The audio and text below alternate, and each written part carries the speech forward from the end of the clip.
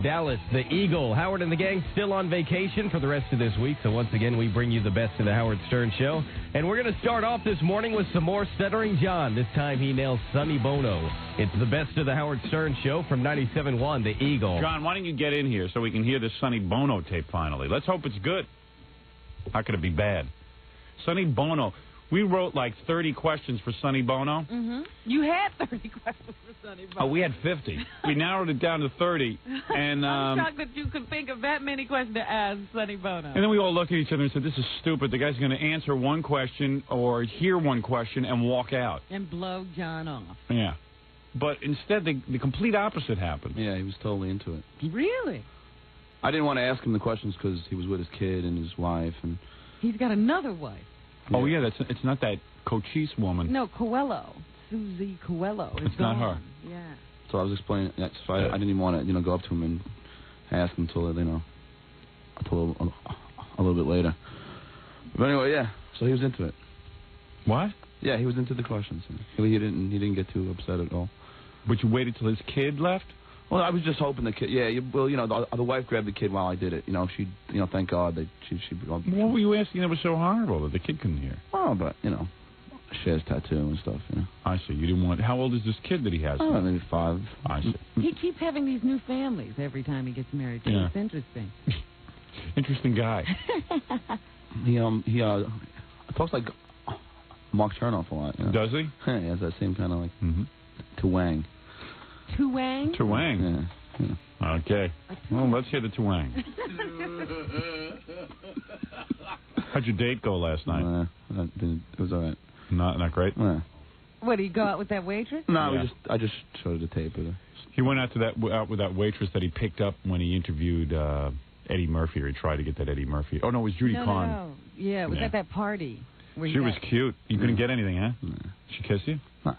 And it was just all her friends, and I just came by and... All her friends were there? Yeah. So she was really not even interested. No. She was doing it to get on the radio or something. No, not even just because she wanted to see the tape of her on the show. She didn't see it. Ah.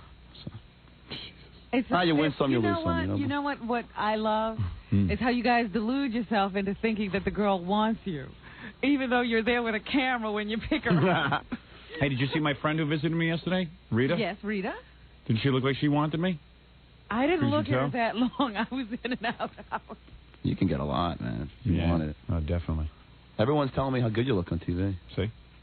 They're telling you. A lot of girls telling me that you look really cute. What girl? Like girls who I see. I heard Howard on the radio, but I never knew he was like that good looking. Really? And when I did the Other More gig, a lot of people came up to me and said that. Nice looking girls? Yeah. Really? Yeah. I don't know. When I watch it, I don't think I look too good. I think you look pretty good. My hair looks out of control. No, I gotta watch what I say. All right, let's see what you did with Sonny Bono. Stop coming on to me. Let's see what you get. How are you? Good. I'm great. How are you? Great. Good. So you're selling cookies? Among other things, yes. How long you been in this business? About 3 days. We've actually been working on it for almost a year and a half, but this is our 3rd day of just announcing the line. He seems very. I know Cher always was saying he was dominating, and I feel like this guy's very fragile. Well, it makes you wonder, what must he be like when the door is closed? Does he turn into another guy? Yeah. I don't think Cher is telling the truth on this. Yeah, you definitely got it right. He really does seem... it's like you almost just don't want to bother him. Yeah, exactly. But why do all those women leave him? Maybe because he's such a wimp. Sure. Maybe he's too... even just listening to his voice right now, it's almost like... I can't imagine him beating up on anybody. I just don't want to even, bother this guy. Exactly, yeah. Interesting. I mean, it certainly is different. I've been in the food business for a long time with my restaurant. Oh, yeah? Yes, but... I mean, maybe it's because I know, he lost out on the Cher income, you know what I mean? Yeah. Like he had this cool thing going. That money machine. Yeah. All he had to do was stand next to her. She would wear it practically nothing, go on TV or whatever, and it would be successful. And he'd get half. Yeah. And he'd also get to do her, which isn't the worst thing in the world. And all he probably had to do was be a little bit more nice to her and something, but he blew it like all guys do. He could have listened. Yeah. That's all he had to do. He just listen to Cher. Sweetheart, what do you want to do? Rants and raves. I really want to act. Well, go ahead, sweetheart. Bring home that check to Daddy. He did. He even tried to get her in a movie. They did a movie together. Yeah, but he had to be in it with her. See, there's no problem. 8 or 9 years now. Okay, can I ask you, who's a better mayor, you or Marion Barry? Me or Marion Barry? Well, I don't know if I could compare myself with Marion Barry. I think I'm a very good mayor in my town. I think you add up how good a mayor is after he leaves office and see how his scorecard is. How did he get to be mayor of Palm Beach? Aren't they? I mean, Palm Springs, rather. Aren't they? Isn't Palm Springs very conservative? It's a rich group of old people. Somewhat, it just seems out of character that Sonny Bono. He must have been for some issue that they were all behind. Yeah, and I can't remember what it is. It had something to do with taxes or something like that. Because typically they would hate Sonny Bono. I thought maybe it was one of those buffoon things, like the mayor really doesn't have anything to do. Let's get that little guy and let him do it. It's like letting Barney Fife take over if Sheriff Taylor was to leave. I think mine will be pretty good after the end of 4. Okay, let me ask you, are you taller than Gary Coleman? Yes. Yes. Yes. About an inch. As a mayor, if your city had tourists being stabbed and shot, could you relax courtside at the U.S. Open? No. So you don't approve of Dinkins, then? Well, I guess he really likes tennis a lot. Will you ever get to see Cher's tattoo? I've seen it. I haven't seen the new one. I've seen the old one. I don't think I'll ever get to see the new one, unless it's on television. He's dealing pretty well with it. It was really cool. See, I thought he would have smacked you over the head with a microphone by now. I know, that's what I thought. From reading about him and hearing what Cher has to say, how she badmouths him. But also the Judy Tenuta thing. Yeah. That's what made me think he'd be pretty feisty and willing to eject you at a moment. Yeah. Oh, yeah. He walked out on her because she was dressed like shit. I could have made the questions a lot more intense if I'd known he was going to answer them. Yeah. Oh, they're starting to ask. Yeah. Oh. Someone's Who's getting nervous. that? This guy hanging over the interview. He's listening in now. The girl, the publicist that we set it up with, was totally freaking out. Oh, yeah? Oh, good. I like to hear... You got to listen in the background what goes on. Is this Sonny's guy? Yeah. Okay. I had to convince her afterwards that he was fine. How'd you do that? Yeah, I got Sonny. I hope you got that on tape. I took Sonny, I took Sonny. I said, Sonny, how was it? He goes, it was good. Oh, okay. Unless it's on television.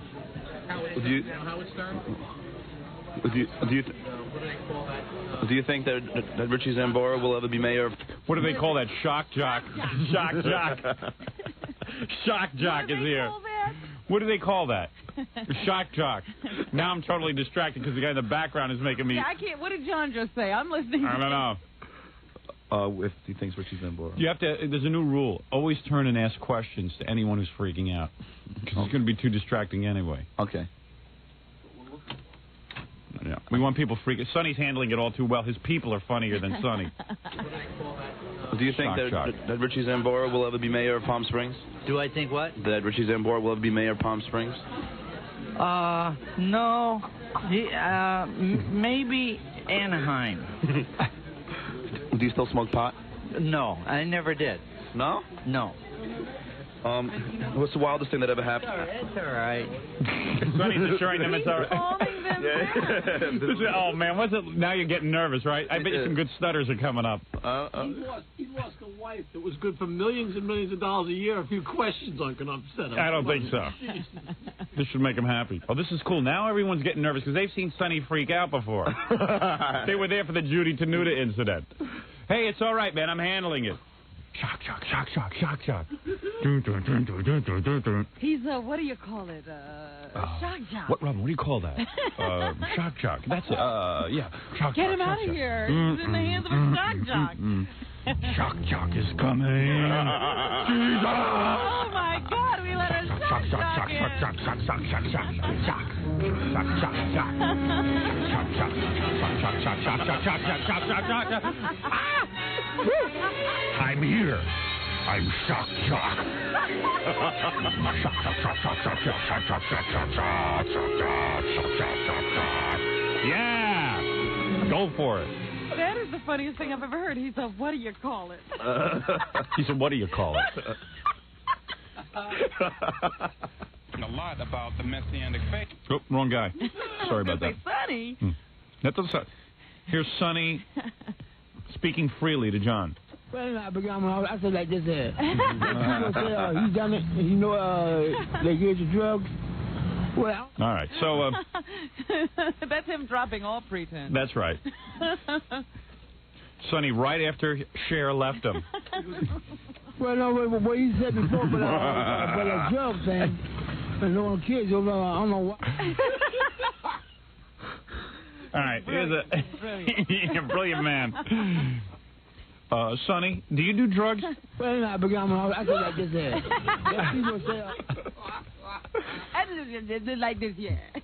You really broke it up about Cher? Well, no, what you said before, but Okay. Huh? What's the wildest thing that ever happened sexually backstage? The wildest thing that ever happened sexually backstage? And he's going, when's the last time I was backstage anywhere? Backstage where? What, at my restaurant? Gosh, I don't know. The band would never let me watch. Did you ever hear or witness your parents making love? No. Italians aren't allowed to. Did you phone in a pledge to Jerry's Kids? A show for Jerry's Kids. We did a oh, gee. benefit show at my That makes you want to get a wheelchair. restaurant for Jerry's Kids. Have you seen Ghost? No. If you had no choice, would you rather have someone pick your nose or suck your earwax out with a straw? Oh, definitely the straw. Who's funnier, Sam Kinison or Andrew Dice Clay? I think they come real close. It would be a dead heat. And maybe you'd crack a smile if you're lucky. Ooh, that's against He the new. doesn't like that. It's a very strong statement against the new age, the new wave of shock comedians. If you're lucky, you'll crack a smile. I've cracked more smiles at those two guys than I have at his monologues with Cher. No offense. He seems like a decent guy. At least he's answering everything.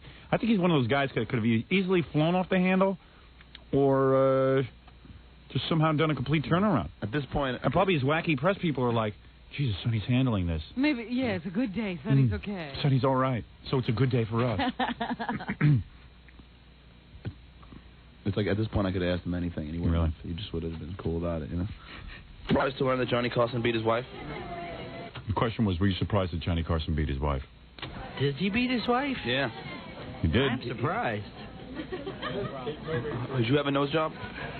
No. I got a big enough nose as it is. How do you respond to the charges that you're evil? Who charged me as evil? Entenmann's cookies. Oh. Well, they have every right to say that. All right, this is a serious question. If you could use a voodoo doll to hurt anyone, would you do it, and to whom? No, I wouldn't. I wouldn't hurt anyone. I don't. A broken believe in man. that. If people get in trouble, they'll hurt themselves. Do you think that our retarded people should be allowed to get married and have kids? Of course. Of course. A liberal. He did. Oh, yeah. These are some good questions, man. You're like the new Mike Wallace. Relentless in your attack, your vicious approach. You know what's kind of funny? Like, we write all your questions, right? Yeah. And people go, hey, John's pretty good at that stuff. It's like Mike Wallace, he doesn't write his own questions. Somebody writes them for him, and then they go, hey, what a great interviewer, like Barbara Walters. Like, she has them all written out on a card. All she does is sit down and just read the questions, basically. What's interesting is, there's some banker out in Nevada, and Mike Wallace winds up chasing him down a hall. Yeah. Now, how does he find that? There's a producer and a whole research team who are looking all over the country, scouring the country, trying to find out these things, and then Mike Wallace gets all the glory. Yeah, and Mike Wallace doesn't even know why he's chasing the guy down the hall. They just say, go chase that guy. Basically, Mike Wallace is stuttering John. Yeah. If he doesn't stutter. He chases guys down halls that, basically don't want to be spoken to. Your interviews are brilliant until you contribute. Oh, you didn't like it? Oh, you didn't like my Entenmann's line? That was good. Take credit for it. Do you think that David Dinkins should be allowed to go to the U.S. Open? Oh, I already said. Would you ever give a homosexual mouth-to-mouth a resuscitation if you suspected that he were ill? Yes. If you had, all right. Thanks a lot, Sonny. That's Thank cool. you. John, he beat Yeah, he was You good. had He was very thanks a good. lot. Thanks a lot. What happened? That's all I had, you know. Oh. There was 30 questions, believe it or not. He just goes if you had and then looks down to see if there's Yeah. another question. Because there was some crossed out and some, you know. Well, you should have gone for the crossed out ones. Yeah, but I you know, I don't want to get you mad, man. Well, I didn't realize the guy would be that cooperative. The crossed out ones, forget about. Those are the ones that you punch in the mouth for. What were some of the crossed out ones? Do you remember? Mm-hmm. Big haze to you, huh? Life is a big haze to me. Very good. I listen to you in the morning, and he beat you. All right, thank you. Yeah, Thanks, man. yeah. Who is that guy? Who listens to you in the morning? That guy who was over me the whole time going called you a shock jock. That's the guy. Like, He beat you, man. He beat you. Like suddenly I'm in a fight here. Oh, Sonny beat you. Yeah, like Sonny beat me. Yeah. Sonny beat you. Yeah. He's just happy he didn't lose his job. Sonny beat you. What, because Sonny acted normal? I thought it was pretty good. Sonny, I just want to say you were so brilliant during that. You know, I've heard this shock jock before, and best way to combat shock jockism in our field is to just answer the questions directly and be done with it. Remain calm. Remain calm during it. Show no emotion. I learned a lot during that, actually. I learned that he had seen Cher's original tattoo, and he hasn't seen the new one, nor did he ever think he would. I learned that he's pretty liberal, in that he would give a homosexual, even if he suspected that he was ill, he would give him mouth-to-mouth. It's easy to say that. And then he told Yeah. I don't see have a him doing homosexual that. faint in front of him. See Right. what happens. You should have passed that, John. And then, and you learned that he told Gary Coleman. no, and I learned some other stuff. I learned, too, that he can be decent and, like, sort of, like, have a sense of humor about life. Doesn't like Andrew Dice Clay or Sam Kinison. Yeah, is against the new shock comedians. Doesn't find them funny. We learned some things there. All of it not important. That's stuff that you'll take away with you and somehow, you know. I don't think you can base your life No. on these answers. I don't think you found out any new truths, but I think you found out something today. You learned. There's no philosophy to follow here. Now, if you want to learn something you can take with you the rest of the day, stay tuned because we're going to do the news. We'll be back right after these words. You're listening to The Howard Stern Show on 97.1 The Eagle. 6:20 at the Eagle. This is Brad Baxter checking traffic. A couple of problems in Dallas. An accident, Lemon at Turtle Creek. One big one, an 18-wheeler ran off the Highway Carpenter Freeway Service Road at Mockingbird. The 18-wheeler was traveling eastbound, took out 30 feet of guardrail, went down the embankment, through the McDonald's parking lot, and ran into the medical clinic next door. So look out for that one. We do have a lot of construction today, east and westbound I-30 Old Turnpike at Beltline Road. Various lanes closed from 9 to 3:30. On 75 Central, southbound 75 from Lovers to McComas, the left lane is closed from 9 to 3:30. Also, various lanes north and southbound between Royal and Walnut Hill will be closed from 9 to 3. In Irving, eastbound 114 between Walnut Hill and O'Connor, the left lane is closed from 9 to 3:30. Eagle weather, the clouds are going to go away this morning, but it's going to be pretty windy. Today's high only 56. Tonight, clear with a low of 34. Right now, 38 in Dallas. It's 36 in Fort Worth. I'm Brad Baxter on 97.1 The Eagle. Metro Traffic is brought to you by the Family Channel's epic miniseries Holocaust. If Schindler's List opened your eyes, Holocaust will touch your heart. See the epic miniseries Holocaust starring Meryl Streep and James Woods, coming Sunday, April 10th to the Family Channel. It's the Eagle's second Harley giveaway, and you could ride this fat boy home. To win the bike, you need a key. To win a key, listen for these songs. Motley Crue, Kickstart My Heart. Rush, Tom Sawyer.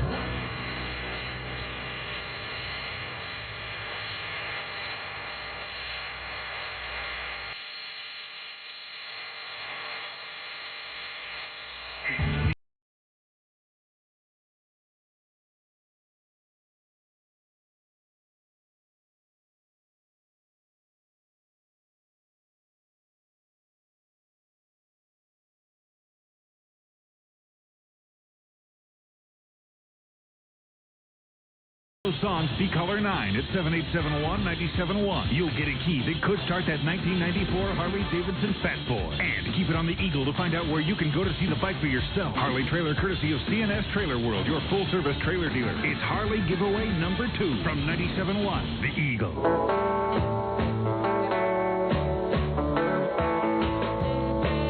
Hey, TriStar Pictures. I saw this movie. It's cool. It's Stephen Baldwin's new movie. It's good. Which one is this? It's the one that's just coming out. What's it called? Threesome. It's about a guy. It's cool. It's about this guy. Everyone will like this premise. Two guys are roommates in college. Mm-hmm. A girl is sharing the suite, like she's in the other room. Yeah. It was an accident because she has a boy's name. Oh, okay. And, you see, I hesitate to tell you so much about the story because something really caught me by surprise in it. Well, then don't tell us the surprise. Yeah, but that's what makes the movie so interesting. What's the name? It's called Threesome. That doesn't give it away. Okay. No, I wouldn't give it away because that's what's cool about it. About halfway into the movie, you realize what the hell's going on. But it's cool. It's like a college movie. Are they all movie. dating each other and not knowing it? I don't want to tell you because it'll ruin it for you, and you really should see it. All right. It's Stephen Baldwin, some dude, I don't know the dude's name, and then the girl is that really hot, what's her name? Finn. Sherilyn Finn? Lara Flynn Boyle? Oh, Lara Flynn Boyle. Let's see if they got her name down here. Yeah, Lara Flynn Boyle. Threesome opens everywhere on April 8th. It's from TriStar Pictures and rated R. So you know it's good. Thank God. That's how you tell them. Well, thank God for R Pictures. Everyone's into this PG. All of a sudden, we all have to be children. I don't notice these scenes that you talk about. No, you'll notice it in this one. All right. Anyway, it's called Threesome. 97.1 Eagle. Better duck, because it's coming at you. Yeah, it's the Super Shop Super Saver deal on BF Goodrich TA tires. Like the popular BF Goodrich 50 Series TA for as little as $69.99. The 50 Series TAs are yours for as little as $69.99 each. But don't stop there. Super Shops offers high performance and custom equipment. More than 250 product lines. More than 10,000 items in stock every day in every store. Look at the roster. Holly, B&M, Boyd's Wheels, Centerline, Krager Wheels, Edelbrock, Gerson, Hayes, Moroso, Mallory, Hurst, Hooker, and more. And all at Super Shop's low prices. Like those Super Shops TA prices. Yeah, the 50 Series TA for as little as $69.99 at Super Shop stores everywhere. In River Oaks, Richardson, Fort Worth, Irving, Hurst, Arlington, and 2 locations in Dallas. Super Shops offers the greatest in-stock selection of custom wheels you'll find anywhere. Krager, Boyd, Centerline, Ultra, Superior, McLean, Prime, and more at the Super Shop stores. Hey, Stella, where you going all dolled up? I'm going to see the most gorgeous man at the West End Marketplace Cinema 10. Aha, I knew you were fooling around on me. No, Stanley, I'm seeing a movie star. Oh, so he's gorgeous and famous. Suppose he's rich, too. Stanley, I'm going to the movie. Yeah. The West End Marketplace Cinema 10 is on the 4th floor of the West End Marketplace, and they have got 10 first-run films to choose from. Yeah, sure, it starts with a movie, and then it's dinner in the West End Historic District, and next thing I know, you're off to Hollywood to become his leading lady. That's it. Goodbye, Stanley. Hey, no, don't leave me. Stella! Stella! The movies you desire to see are at the West End Marketplace Cinema 10, located at 603 Munger at Market Street. Call the movie line at 969-0091. See Hollywood's biggest stars tonight at the West End Marketplace Cinema 10, 969-0091. Movie patrons get 2.5 hours of free parking at the Marketplace Parking Center. It's 6:25 at 97.1 The Eagle. You're listening to The Howard Stern Show on 97.1 The Eagle. Good morning. It's Maria Melito bringing you the best of Stern. Well, let's get right into it. Jackie the Joke Man is upset at the way he's being treated. Wonder why? Let's listen on the best of Stern. You should see what Jackie pulled over the vacation. What? You know, Jackie's the head writer on the TV show, but, you know, very rarely. Does he do anything? Well, no, he does a lot, but he doesn't. Exercise his power? Well, he doesn't. It's not like he calls in and checks in on what's going on he doesn't ask, hey, what are we doing this week? He's not that kind of head writer. No. When he's with me, we're doing stuff. What is that? What are you talking about? I mean, you never call in and say what made it into the show, what didn't make it into the show. You don't worry about what's edited. We have never been invited to an editing session. No, well, what am I going to have, 50 guys making decisions? So, an editing session.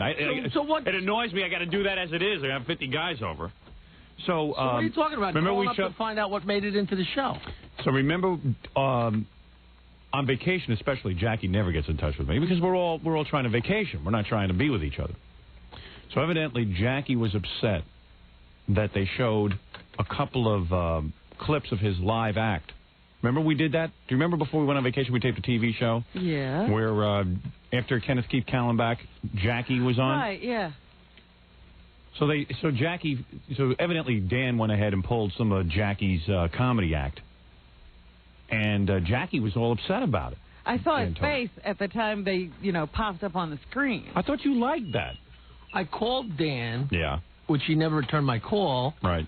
Because he specifically went through and picked out, you know, he told me he handpicked the jokes that didn't get any laughs. You ought to take those jokes out of your act. Yeah, maybe that's what you should. You know, if you don't want, you know, it's kind of funny. See, you know, Dan had this conversation with me. He said, you know, I'm going to play some Jackie stuff. Right. And he is immediately going to claim that I went through and picked out stuff that didn't work. Right. But he told me how much work it was to go. Excuse me. No, why? Eat me, excuse you. But, he said, yeah.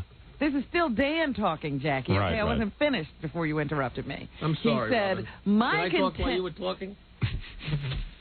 Makes it really tough when somebody talks. All right, go ahead, yeah. My contention is that Jackie is a professional comedian. Right. There should be no jokes where he doesn't get laughs. No, but Jackie busts balls on Dan all the time. I just do what we wrote this week. But and he Well, this was his is play. in that sketch. oh yeah, absolutely. He's in that sketch. But you're not even on. You know what? It was really funny. I was editing and I took out all the Jackie stuff because it just. I wanted to look at Kenneth Keith Kallenbach. Right. It sort of like took away from It the didn't thing. really add anything You're right. to it. But Jackie was in a panic that stuff was going to be shown. No, you know So, what? but Dan did. But Dan did a smart thing. He didn't tell me that you were objecting to the material until after I edited it out. But see, okay. Because he was afraid that I would edit out because you're my friend. But do you see what I'm? All right, never mind. Right. I mean, I was using it as leverage. I mean, what's his whole argument about not being on the show? He said he has a career and he doesn't want to be seen as a buffoon. And my argument with him was, why would you take my worst jokes and put them on the air to make me look bad if you're, you know, I have a career too doing that. Right. So it's leverage to make him be on the show. Well, if that was your intention, that's interesting. Oh. I don't know. You think that was it? Hey, what's this thing, Jackie? You're going to be protested by Polish people? What was this? Someone sent me an article? What's going on with that? Do you know that? It's unbelievable. That's funny. It's a riot. That's true? I've been doing the same act for 13 years, and all of a sudden this guy wrote this article. Some guy sent a letter that this was the third time he had been to Rascals and spent $15 to see me, and he was outraged. Listen to this article. Rascals Comedy Club comic slurs Polish Americans. Oh, dear. Dear Chet, whoever Chet is. That's the publisher of the Polish American World Headline News or whatever it is. Got a readership of 7. Dear Chet, I thought I would take this opportunity to let your readers know that the hate and bigotry will raise its ugly head at the Rascals Comedy Club in West Orange, New Jersey on Wednesday, May 6th. Appearing at Rascals will be a comedian named Jackie the Jokeman Martling, who in his last 3 appearances at Rascals was viciously anti-Polish. Would you tell some Polish jokes? Yeah. This foul-mouthed comedian in the past has never turned down an opportunity to take cheap shots at people of Polish descent. He has gone out of his way to infer the following about Polish people. Pope John Paul is the king of dumb Polacks. Polish mothers are all the whores because they love to get it on. Oh, dear. There's Jackie, nothing you in here doing that even resembles any jokes I do. I couldn't figure out where this guy got this. Polish people happen to be white because they are like sperm. What? What does that mean? I don't even get it. I don't either. Polish people have never invented anything of intellectual value because they can't help how dumb they are. There's nothing wrong with telling Polish jokes because Polish people, due to their stupidity, love to tell these jokes themselves. And these anti-Polish jokes are just the tip of the iceberg. And as if this isn't bad enough, this super bigot then challenges the members of the audience to come up on stage and stump him with an ethnic joke if they want to win a prize. Unfortunately, since the audience has worked up into an anti-Polish frenzy, most of their jokes reflect the anti-Polish sentiment of the super bigot Martling. Poor Jackie. He just like the word bigot. super. Yeah. You know. Super bigot. At least you're super something. Yeah. Super bigot. Right, super bigot. A new superhero. Super I'm bigot. super bigot. Hey, maybe there's a role in there somewhere.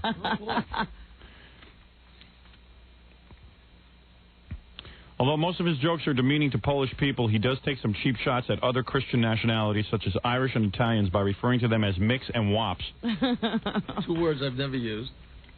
However, if someone tells a joke that remotely demeans black people or Jewish people, the super bigot appears to suddenly have a heart attack. You know that's not true. I know. Say, that's not the Jackie I know. That me neither. For example, when a girl participant in the audience made a mild joke about Jews, the super bigot asked her what her nationality was. When she responded German, he yelled loudly, "Leave it to a German to make insults about Jews." Well, That's the only thing that I think that would make sense. I think I actually did do that. I think I go. But I don't know that that's being sympathetic to Jews. Is it? No, just pointing out.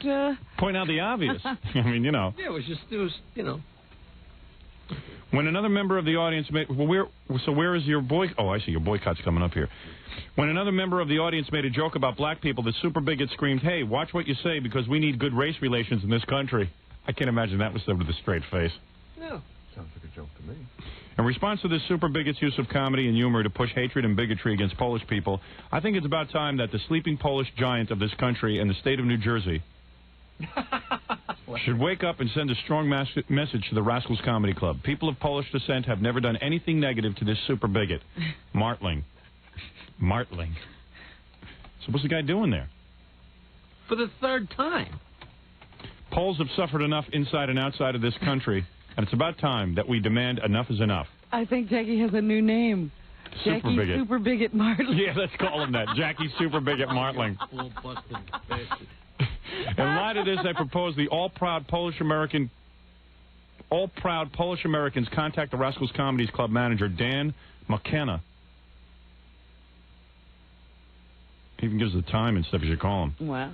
Callers should demand that the Rascals Comedy Club apologize to the Polish people in a major newspaper for the smear campaign the club has launched on the Polish people for the use of comedy and humor.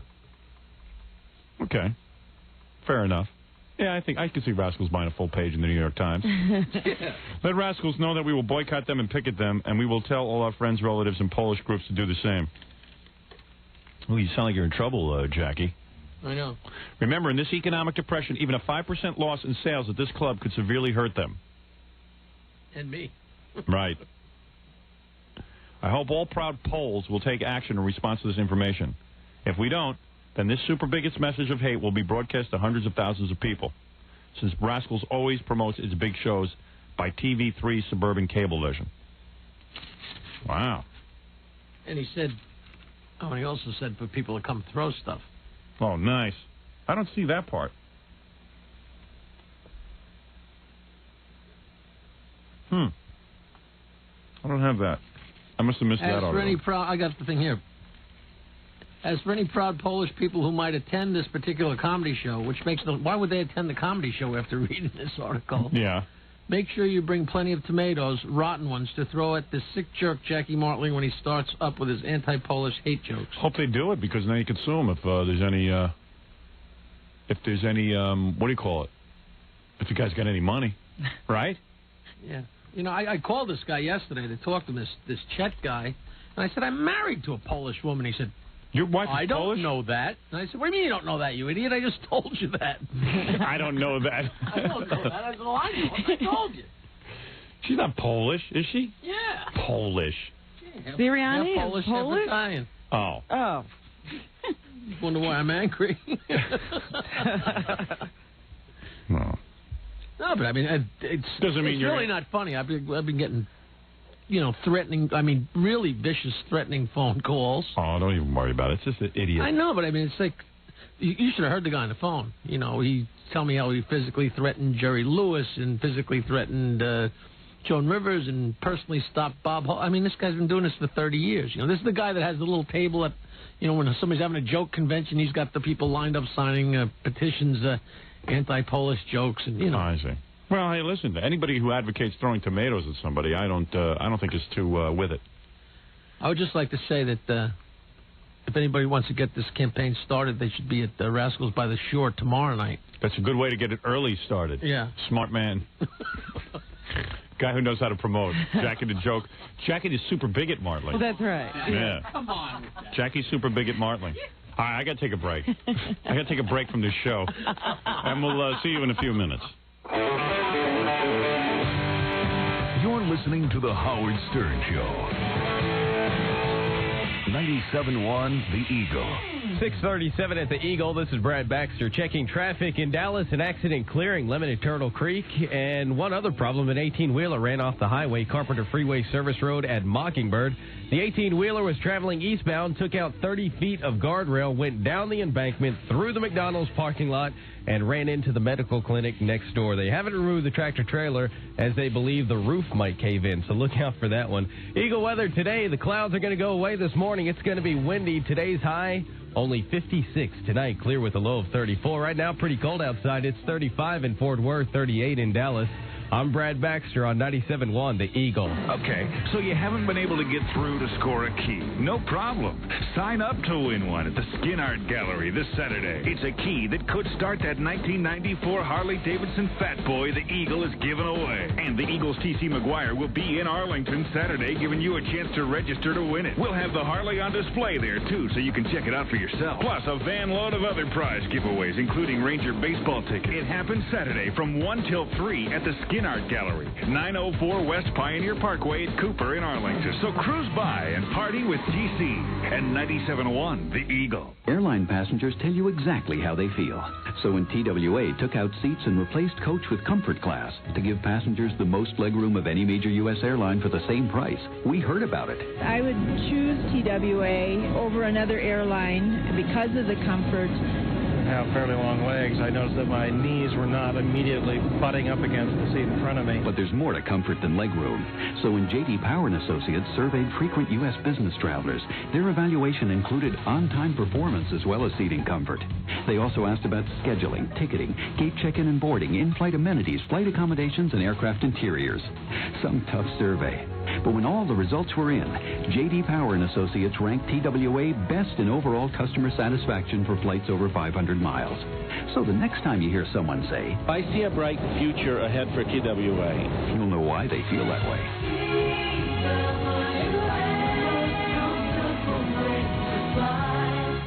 I couldn't believe it when my doctor told me I had genital warts.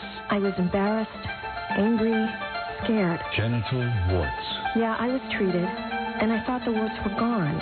Treatment? My doctor gave me a choice, painful acids or surgery. But the warts came back. I found it hard to look forward to the next day. I was willing to do anything. I just wanted to get rid of the warts. Then I heard about the Genital Warts Physician Referral Service. Call 1-800-501-2224. They refer you to a physician who has a choice of effective treatments. One treatment not only gets rid of the warts, it helps fight the infection that causes them to return. No painful acids or surgery. It worked for me. Call the Genital Warts Physician Referral Service for the name of a physician in your area. Call 1-800-501-2224. Some patients may experience flu-like symptoms. Treatment for patients 18 years of age or older. 97.1 Eagle. The finest wines in the world come from the finest grapes, and the best beers in the world are made from noble hops. I'm Jim Cook, the brewer of Samuel Adams Boston Lager. Samuel Adams is one of the few beers in the world to use only noble hops. The word noble is the brewer's term for 3 rare varieties. Each year I hand select the rarest of the 3 noble hops, the Hallertau Mittelfrüh. They're grown in only 300 acres of a small valley in central Bavaria, hardly larger than Fenway Park. They're expensive, 10 times the price of common hops. And I use more of them than most brewers, a pound of noble hops in each barrel. By using these special hops in the brew kettle and the aging tanks, I create the distinctive hop signature of Samuel Adams Lager. Samuel Adams was voted the best beer in America 4 years running. The best hops make the best beer. Samuel Adams Boston Lager. It's 6:41 at 97.1 The Eagle. Now, the author of Private Parts, the #1 book on any list that matters. It's the king of all media, Howard Stern. And we're back with the Best of Stern. We're going to give you a piece of classic Best of Stern, stuff that's never been heard outside of New York. Now, in our old building that housed the K-Rock Studios, Howard and the crew used a lot of the people in the building as part of the Stern Show talent. In this segment, Howard acquired the aid of Ted, the building janitor, to assist him when Robin wasn't in one morning. So we got Ted, the janitor, to be Robin. It's classic Best of Stern. Now let's get Ted in here. He's going to be doing the news for us. I can't wait. Ted is the janitor / elevator dude. He's got like 11 kids. Really? Yeah, he has 11 kids. No. You sit down, Ted. Make yourself at home, my man. And don't get all nervous, okay? Just act like yourself. Let yourself be, man, okay? Let yourself happen. Put on those headphones, Ted. What's with you, man? Now you're clamming up. You always have so much to say. Now all of a sudden you're, like, nervous. Very nervous. Yeah. Surprise I got for you. Hey, see if you can get Susan. See if you can get Susan Bezirkowitz on the phone, Gary. Oh, good, because I want her to critique Ted. You know, Susan Bezirkowitz has a new radio school that she's opening up, and you might want to go to it after today, Ted. Very lovely Ted, of course. You got the news there, don't? Just leave Ted alone there. I'll get a hold of him with that news. You're the guest newscaster, of course. What are you whispering, Ted? Tell us. I'm speaking direct to Jack. This is a very, very great one I got for you. What? And Well, talk out loud. Don't talk to Jackie. We're on the radio. Oh, Ignore no, Jackie. Jackie, I want you to move away from the room. I want you to go to the other side by Fred. I want you to leave Ted alone. 5 minutes Yeah. to get me in trouble. You're in trouble now, Jackie. What were you telling him? You tell me. Now you talk to me. Now you can't see, Jackie. Now, I just told Jack that I had a good surprise for you in this news. Oh, you have a good surprise in the news. Oh, believe me. Okay. Boy, oh boy, this might have been the biggest mistake in the world having Ted up here. Ted's little inane boy. comments. Anyway. Oh, man, I just contacted Martin Luther King up in heaven. He wants to know if he can change his race after listening to Wow. Ted, now remember, you represent your people now? Oh, yeah. That's right. I represent Ted. It's true. Hey, Ted, let me just say I'm thrilled to have you on the show. You know I love you. I know you're wild. You're a great guy. Except when, of course, when I'm freezing my cayunes outside when it takes you. I have when to you watch that roof. You were giving me some jive, weren't you, the other day? I sort of came down pretty heavy on Ted the other day because I was standing out in the cold for 10 minutes. When we come in the morning, Ted is the guy who watches the building. He's sort of like the guy who helped Dan Rather out when he was getting beat up. You know, stay cool. Yeah. So Ted isn't nowhere to be found, and he tells me he's up on the roof watching the roof. What was that all about? Is that really part of your job? That's part of the job. Hey, how about when you clean? What do you have to do? Like you clean the toilets during the night? Toilets during the night, roof during the night. And you also have to watch during the night. And you have to watch guard over the building. And have to watch guard over the building. Remember the other morning you left like one of those toilet scrub brushes in the urinal? That was for you not to use. Accident. Well, when you wash the toilets, seriously, because I've had this argument with you. When you wash the toilets, you take the brush and you wash it around in the water, right? In the toilet water, and then you got to wash the seat with the same brush, right? What else? What else? I am never sitting on one of those toilets again. But it's clean, though. We use theoretically sanitary oh, stuff. Man. I mean, there's so much AIDS and everything going around. I'm never sitting down on those toilets. AIDS? Man. Oh, man. Yeah, man. I don't sit on them myself. Because I walk in one morning, Ted's scrubbing the toilets with the toilet water. What other water? Get the sink water. Fill a bucket up from the sink. I have two separate brushes, one to scrub the inside of the toilet out, and one brush to wash the seats with. Oh, that's time consuming. Right. Yeah, oh, that's right. I forgot. In your spare time, you're working on solving the Iran scan problem. That's right. You got limited time. Limited time. Yeah. Got to keep moving. Keep moving. Yeah. You know, but where you get this idea that we porters, as you see, we're not porters no more. Porter, you're they changed that name. Now we call ourselves sanitary engineers now. Yeah. Oh, yeah. Yeah, well, anyway, you are a real damn good sanitary engineer, even if you do use toilet water to wash it. But you're a hell of a lot better than those dudes who worked at NBC, who barely wash the toilets at all. Well, hey, we got a strict building here. Well, okay. Anyway, you do have a stressful job, and I guess I want to know, do you ever... Well, what aspect of your job creates the most stress or is most conducive to stress?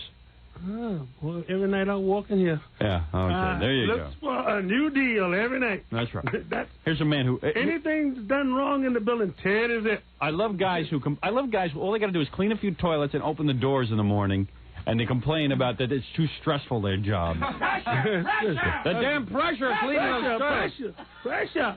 It's pressure from the minute you hit the door. Yeah. Damn pressure. You know, but it's amazing to me, no matter what your job, because I'm always complaining about pressure with ratings and everything, and I And I realize sometimes I blow it out of proportion because, I mean, this is not the most important job in the world. But, Ted, certainly on the high order of things, you're somewhere on the low rung of the ladder. Yeah, I mean, you know, cleaning a toilet is not pressure. I would take a job like yours so I wouldn't have any pressure. But believe me, it's pressure. It is. It's pressure. How is it pressure? You got everybody on your back. You do? Well, you have me on your back. You got everybody in the back. I got the bosses. I got you. I got everybody. And if anything go wrong, I am the nightmare, so I get the blame. Mm-hmm. Well, there nothing you but go. pressure. You can't walk into this job. Years ago, when I was at the other building, it was very nice and easy. No pressure. Right. Come here, it's pressure. Every night it's a different pressure. Yeah. Well. Give me a heart attack. And I done had 5 of them. You had 5 heart attacks? Yeah. Oh, you are kidding. No, I'm serious about this. God, serious. No, I didn't My realize last one was a bad whapper.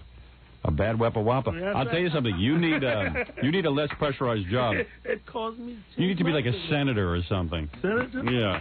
Oh man. Or leader of a Put small me to African run nation. this country, it'll be right. Yeah. What would you do differently? A whole lot of. Well, take it easy, will you? A whole lot of stuff that's going on. Well, then let's get into the news. What news? No, you going to do the news for us? I have news for you right in front of you. What news? Different news. We could do. You could do what Robin does. Oh no. You're I always can't saying do how all much. that. You're always saying how easy Robin's job is and my job is. Now it's your chance to shine. And where's Susan Berserker? But man, I'm what you call a reporter. Susan. Yeah, hi. Ted here is going to be doing the news. I was wondering, you are opening a radio school? That's right. I'm giving workshops. Yeah. Where's this? I want you to at the hear. Theological Center, 110th and Broadway. Oh, now she's plugging it. You asked where. Somebody asked where. Ted, what about your Oscar picks? Who do you pick for? Oscar picks. Not you, Susan. We could care less. Ted, what about? Just listen to Ted and evaluate him, since you're such a radio maven. Who you picking for? Who you choosing for Best Picture of the Year? This is something I would normally do with Robin, but since she's not here, I sort of. I'm a rainbow man. A rainbow man? Yeah. Sylvester Stallone, my man. Oh, Sylvester Stallone? Yes. A rainbow. Rainbow. What do you say that? What is that? Rain in the bow. Rain in the bow. Hell, Susan, you better get to work on him. Rambo, Ted. Rainbow. There you go. That's right. Hey, Susan, maybe you do know how to teach this stuff. He almost said it. Rainbow. What is that, Ted? Rainbow. Rainbow? My friend Lou told me how to say that. Who? Lou. Lou who? Yeah, the engineer. All right, there you go. Lou. Yeah, Lou. All right, Lou should be shocked. But Lou ain't going to be here no more. Now I'm going to have to get another instructor. Lou is going next door to the new building. All right, Ted, you're picking Rambo as the best, but that's not even nominated. Let me tell you the nominations. Children of a Lesser God, Hannah and Her Sisters, The Mission, Platoon, and A Room with a View. By the way, I have a bootleg copy of Platoon at my house. I'm going to watch it this weekend. Spittoon. You picked Spittoon? Who's your favorite actress, really? Who do you pick for your favorite actress? I have no favorites. Come on, Ted. You know, all of a sudden you're clamming up on us. No, I'm not clamming up. This is. Carol Burnett was my favorite girl. Carol Burnett is favorite actress? All right. And what about favorite actor? Jeff Chandler. Jeff who? Jeff Chandler. Jeff Chandler? Who the hell is that? That's one of those crazy actors. What is he in, Jeff Chandler? Wagon Train. Wagon Train? Wagon Train. He's not nominated this year. It's outrageous. Picks for 1956. 1956. Ted, this isn't the 1956. Ted, how many fingers am I holding? 6. Well, Ted, get to your first news story from the paper there. I believe, what is it? Something about Pat Nixon? Yeah, Pat Nixon. What do you got there, Ted? That little, see that? Right there. Ted, you're never going to break into radio if you don't... That's it, right there. What do you have to Out leave? of the hospital? She is? I didn't know she was out of the hospital. Yeah, Pat Nixon is out of the hospital. That's a good story. What did she have? Well, you're supposed to be telling me. Well, she had throat cancer. I Throat believe. cancer? Yeah. Oh, that poor girl. Well, did you see the picture? Did you see the picture of her on the front page? It's not the front page, is it? It's like the third page of the Post. She looks like Nixon's grandmother. Can you imagine the horror of waking up and realize you're sleeping next to Richard Nixon? I mean, think about it. The woman looks like she's been through hell. I know why she's got throat cancer. Why? Because are you going to make a dick joke? No. Ted, you That father. What? He's throwing up the beat. No comments on that father of hers. There you go. He was watergating it. She got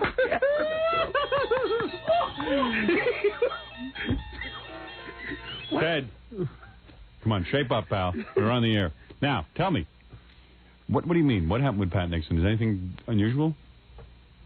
Well, this is some news She kid. probably was smoking a little too much. That's probably what happened with her throat. Oh, really? But through her father, well, you know. Whose father? Pat. Pat Nixon's father? Yeah. What about him? He was not a good guy. He was not? Pat Nixon's father? How do you know Pat Nixon's father? Couldn't be too good. She wound up with throat cancer. Okay. Bad. All right. Well, anyway, what's the next story? Just some news. Go to the next one down. The next one. Come on. Oh, Ted. this nice gun? Gunning? Oh, boy. What? The hell? Oh, boy. What? I don't know about this newscast, Howard. It's just not coming off right. Yeah, I'd like it. I'm not complaining. I'm going to be like one of those that you always say. What? Them white boys always come up here and be illiterate. No, you're not illiterate. You're a lot brighter than most people. But I'm bright. You are bright. But I'm funny, too. You are funny. What do you got? Oh, yes, about the nice gun. Gun is it working. Shot himself. Why did he shoot himself? Who shoot himself? I mean, who shot himself? Who shot himself, Ted? This guy named Nice Gunman. Yesterday with a heart attack. In the heart. What?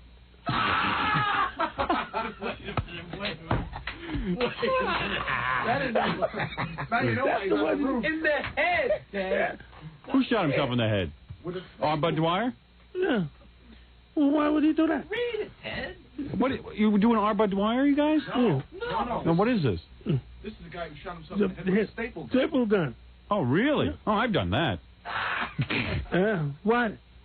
Well, I get better radio reception in the metal plate in my head. It acts as a little antenna. That's what. Oh, yeah, there's a reason for that. And there's this other guy who was hit by a truck. Yeah. For what reason? Shame. What the hell he doing out there in the driveway? I don't know why he was out there. All right. Boy, he's crazy. Well, okay, so far we got a guy who shot himself in the head with a staple gun. The guy got hit by a truck. Mm-hmm. And he winds up in Nassau Veteran. Police says. Mm-hmm. But there's more to it than that. Hey, Ted, don't mar this newscast with the facts. Just the facts of life, man. Fabulous colloquialisms that you have. The facts of life, man. How did a guy get hit with a truck and winds up in the Nassau County Hospital?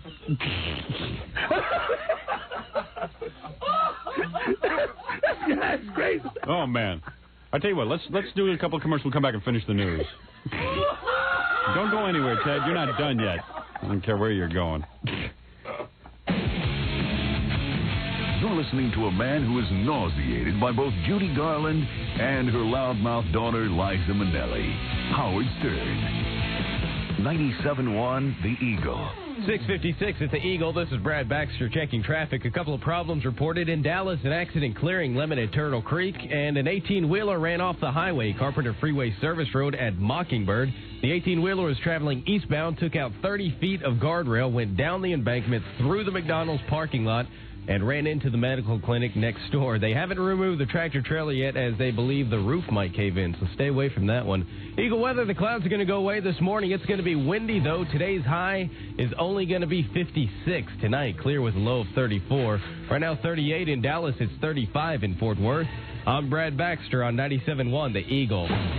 Well, hi there. Bones here from 97.1 The Eagle, inviting you out to come party with me. Friday afternoon, 3 to 7, I'll be live in the flesh at Clicks Billiards, 6012 Abrams Road in Dallas. We're doing a Blue Murder concert warm-up party. John Sykes You remember a band called Whitesnake? Songs like In the Still of the Night, Is This Love, stuff like that. He wrote them. He played guitar on them. He's got his own band now, Blue Murder, and the Eagle is presenting that band at DCL later on Friday evening. We're warming you up for it. John Sykes will be with us between 3 and 7 on Friday afternoon at Clicks Billiards, 6012 Abrams Road in Dallas for the Blue Murder concert warm-up. Is that all you asked? No!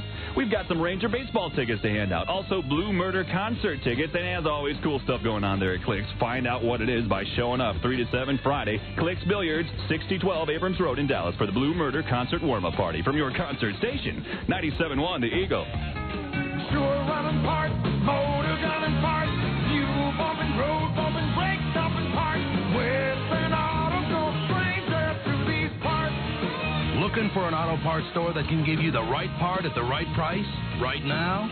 Well, nobody out-hustles Western Auto to give you just that. We've got more than 100,000 parts available, 7 days a week. Parts for virtually every car and light truck on the road today, at prices nobody beats. And if by chance your part's not in stock, Western Auto can get it for you fast. Not tomorrow or next week, today. So why fool around? For serious parts at serious savings, head for Western Auto. We know what you want. Like Fram oil filters. Go easy on your car with Fram oil filters from Western Auto. Available every day at serious savings. Fram, you can pay me now or you can pay me later.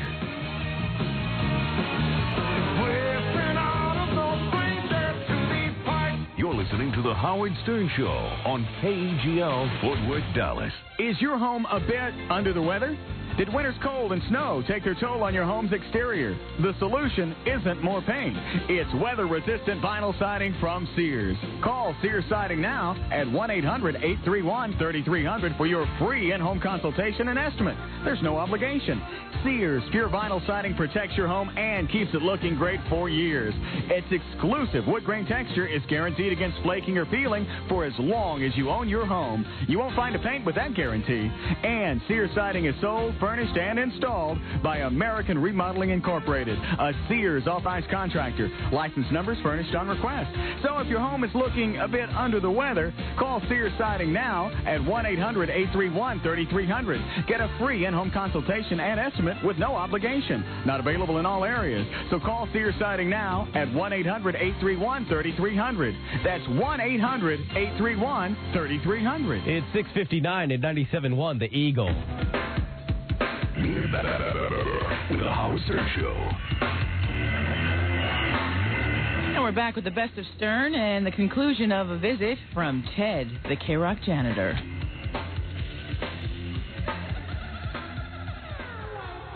Gary, give it to AIDS research. That's what I'm going to do. Just like that? Yeah, I want to give something to charity. I'm thinking like AIDS is like a real important charity. I'm getting like a social conscience lately. I'm going to just start doing stuff for AIDS. Because everybody's dropping dead. I know 5 guys who dropped dead from the damn thing already. And 2 of them sat on the toilet seats that Ted cleaned.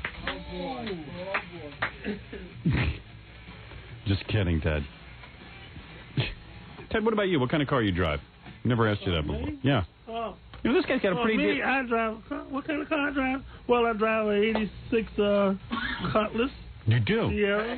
I got to tell you something, man. You know, Ted, for being a janitor, and I don't know what kind of money you're making, nor do I want you to tell me. But for being a janitor, I mean, number one, you're a pretty happy dude. You don't have all that much pressure in your life. And meanwhile, you got 11 kids, and you got... Talk about a stereotype. You got 11 kids. Put a bag on it, will you? Holy mackerel. 11 kids. God bless them all. My life, man. How old's the oldest kid? My oldest one is 31. How old's the youngest? The youngest was 7. Holy cow. Man. You are wild, man. Now take that and put it in your pocket. You put it in your pocket. And staple it, too. I got to tell you something. Imagine the guy has 11 kids. You got your own house, right? You got a 1986 car. And people don't want to be janitors. They say there's no jobs in America. I'm a 2-man car and getting ready to get another one. You are? You mean you're a 2-car man? 2-man car. I know what you're saying. Scares me, but I know what you're saying. That's what makes America so great. No, but seriously. Only in America. It does make America great. Hey, you know, I read in the paper there's no jobs. Here's a janitor, for God's sakes. Got his own house. Yeah. What does your wife work? Wife works. And they got 11 kids. I can't even support 2 kids. That is unbelievable. I want to know how you do that. I want to know how you do that. Do you have inheritance or something? No inheritance. You did it all on your own. All my own. My God. That is a... God bless... Come on, you guys. All right. Unbelievable. I mean it. Oh, you know, oh, boy, I moved out from around that poor neighborhood you live in, that ghetto. You know? What a stereotype this man is. You know, Kingfish is snickering at you, Ted.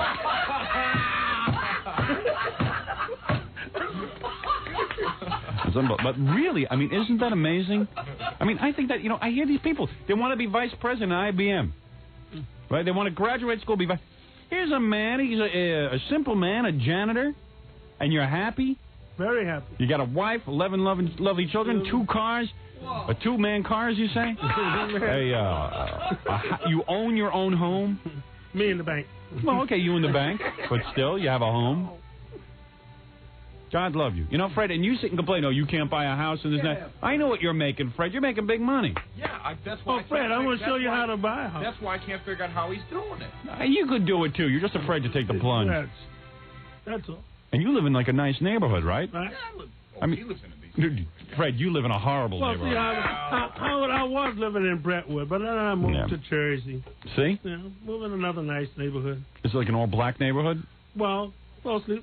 Got some of you white guys this moved. Yeah, but the black neighborhoods, it's a very nice. I see in Roosevelt now they're getting over $100,000 for a house in Roosevelt. Oh, that is a lot of money in Roosevelt. Yeah, over $100,000. So I mean, I'll put it this way. Yeah. I bought this house. My first house was a little house. Yeah. It's comfortable. Right. I paid over $30,000 for that. Yeah. That's 13 years ago, and it was time to move on. Hold on. So now, Ted, hold on a second. I got a phone call here. Yes? It is Jesse Jackson. He's listening. Yes? You're still against slavery, yes? But for Ted, you're willing to relax the rules? Okay. All right, goodbye. Ted, good news.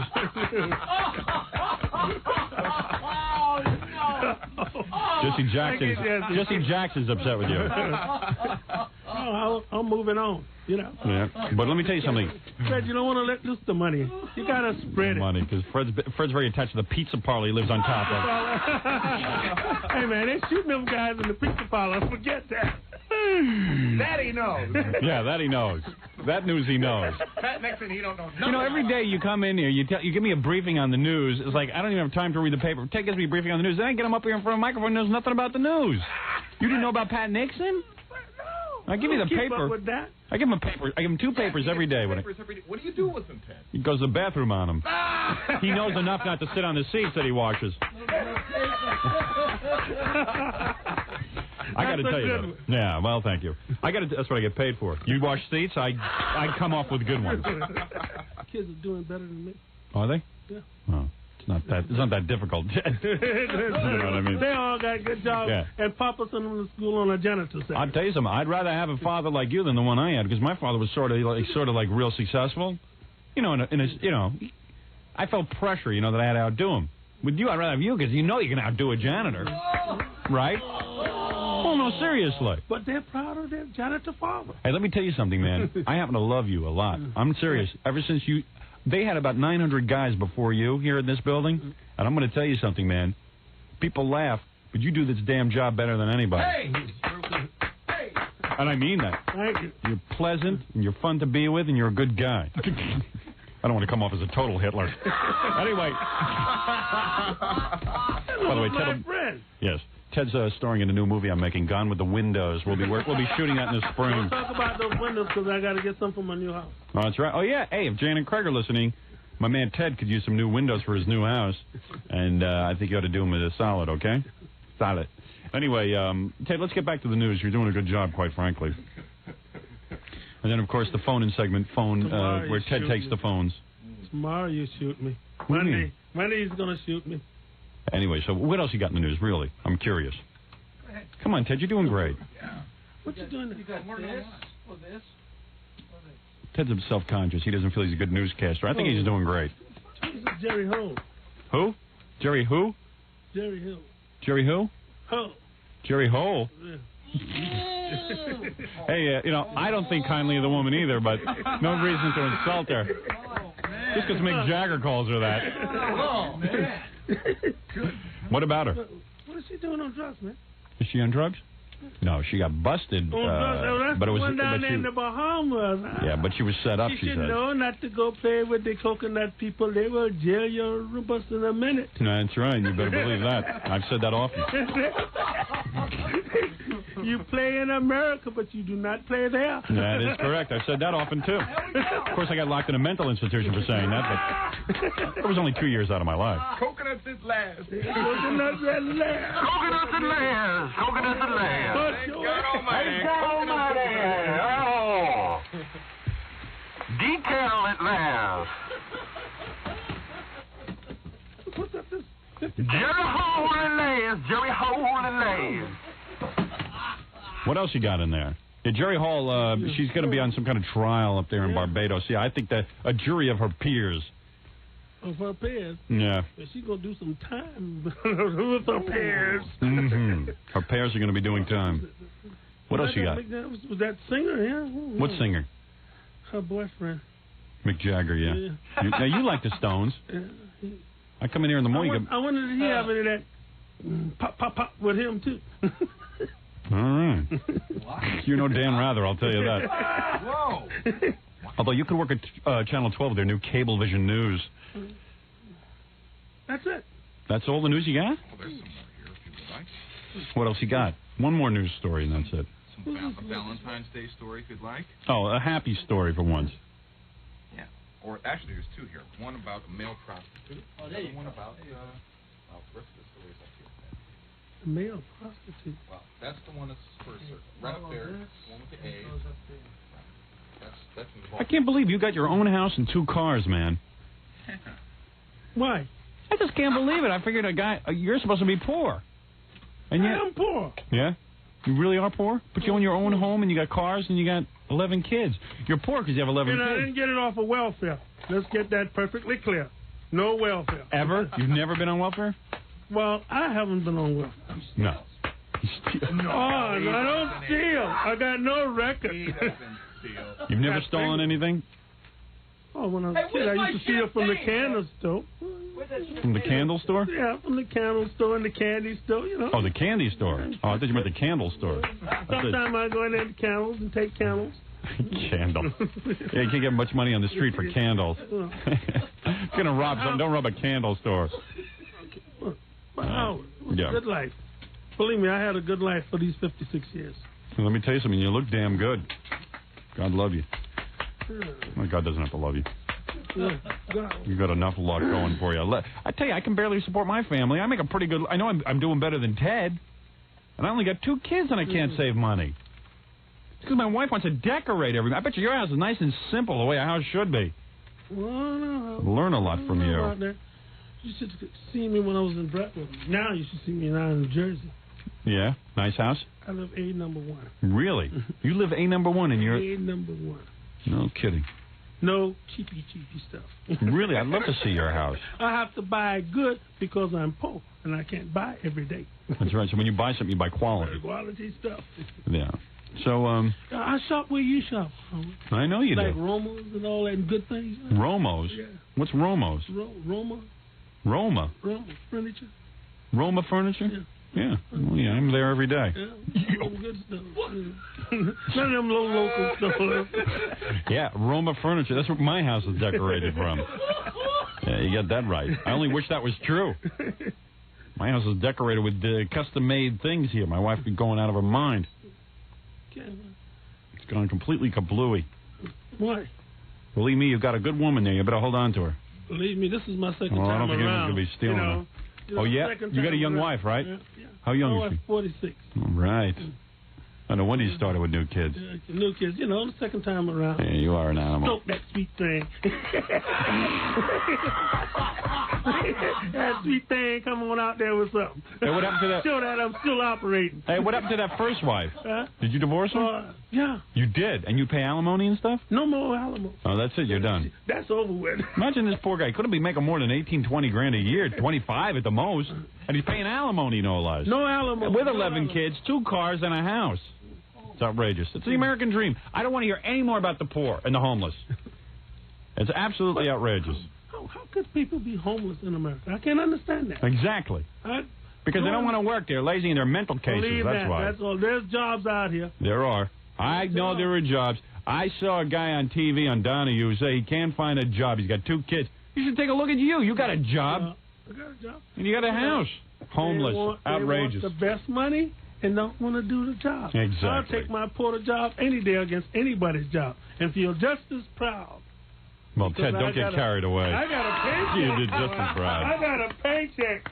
That's right. I got a paycheck home every week. Well, put the bacon on the table. There you go. Yeah. For a man with 5 heart attacks, try to cool out on the bacon. Well, anyway, I want to thank the very lovely Ted for coming in and doing the news. I learned absolutely nothing. But, no, really, I mean, the guy's making it. He's made the American dream. He's got the house and 2 cars and the kids. And he's a janitor, for God's sake. A porter, excuse me, porter. I told you we're not porters anymore. We're sanitary engineers. I know. Big round of applause for Ted. Thank you. You like to watch Roots, he likes to watch women. Okay. I got to tell you something. Robin's going to be very proud the way you filled in. Yeah. No, yes. I hope she hurry up and get well. Yeah, I miss her in the morning. I think she heard this and got sick. And you're listening to Classic Best of Stern. We're going to have another one for you right now. After actor Cary Grant passed away, Howard attempted to contact him in the afterlife. Here's what happened on Classic Best of Stern. Want to dim the lights? All right, we're going to contact... Well, I can't guarantee we'll contact him.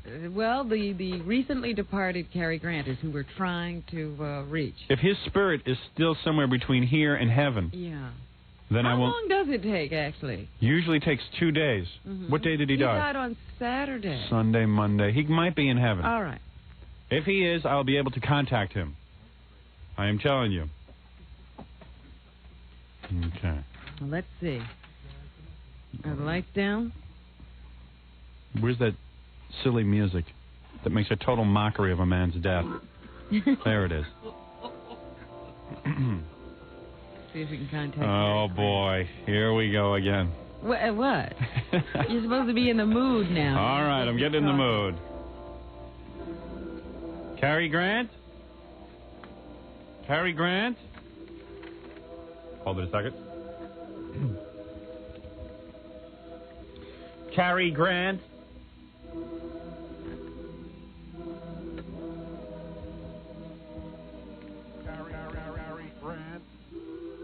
Cary Grant. Cary Grant. That's the way I do it, Robin. Yes, My now voice. it's electronic. Cary Grant. Cary Grant.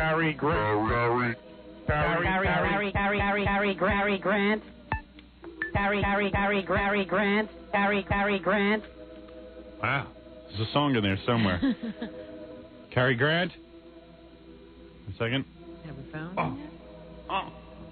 Judy. Harry, is that you? I should say That Mr. is Grant. me, my dear. Mr. Grant. You sound awfully happy. You just died. I love it up here. Yeah? It's great. Why do you say that? Because I sound like Robin Leach. That's why. That is pretty funny. I always wanted to sound like Robin Leach. You liked his accent. I like it very much. Judy. You know, I took LSD. That's right. Back in the 70s. That's right.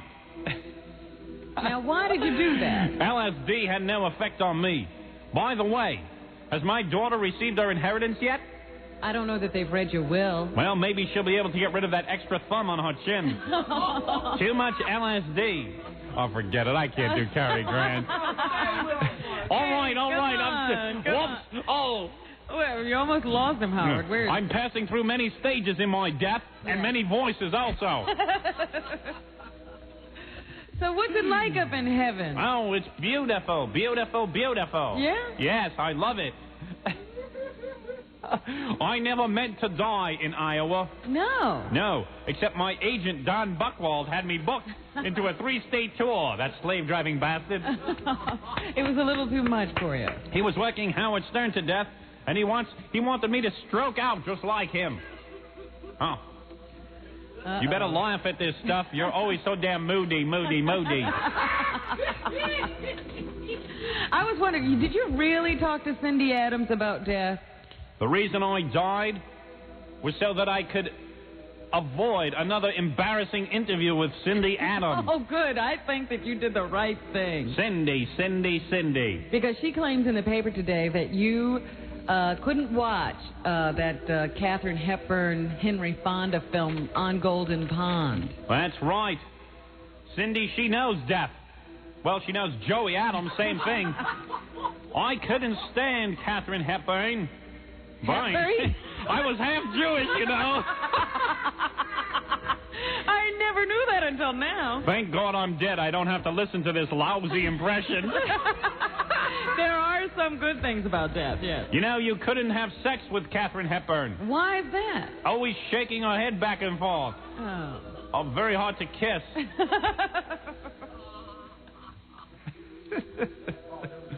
They say I abused my wives terribly. Yes, they did. What was that? Well, perhaps I did.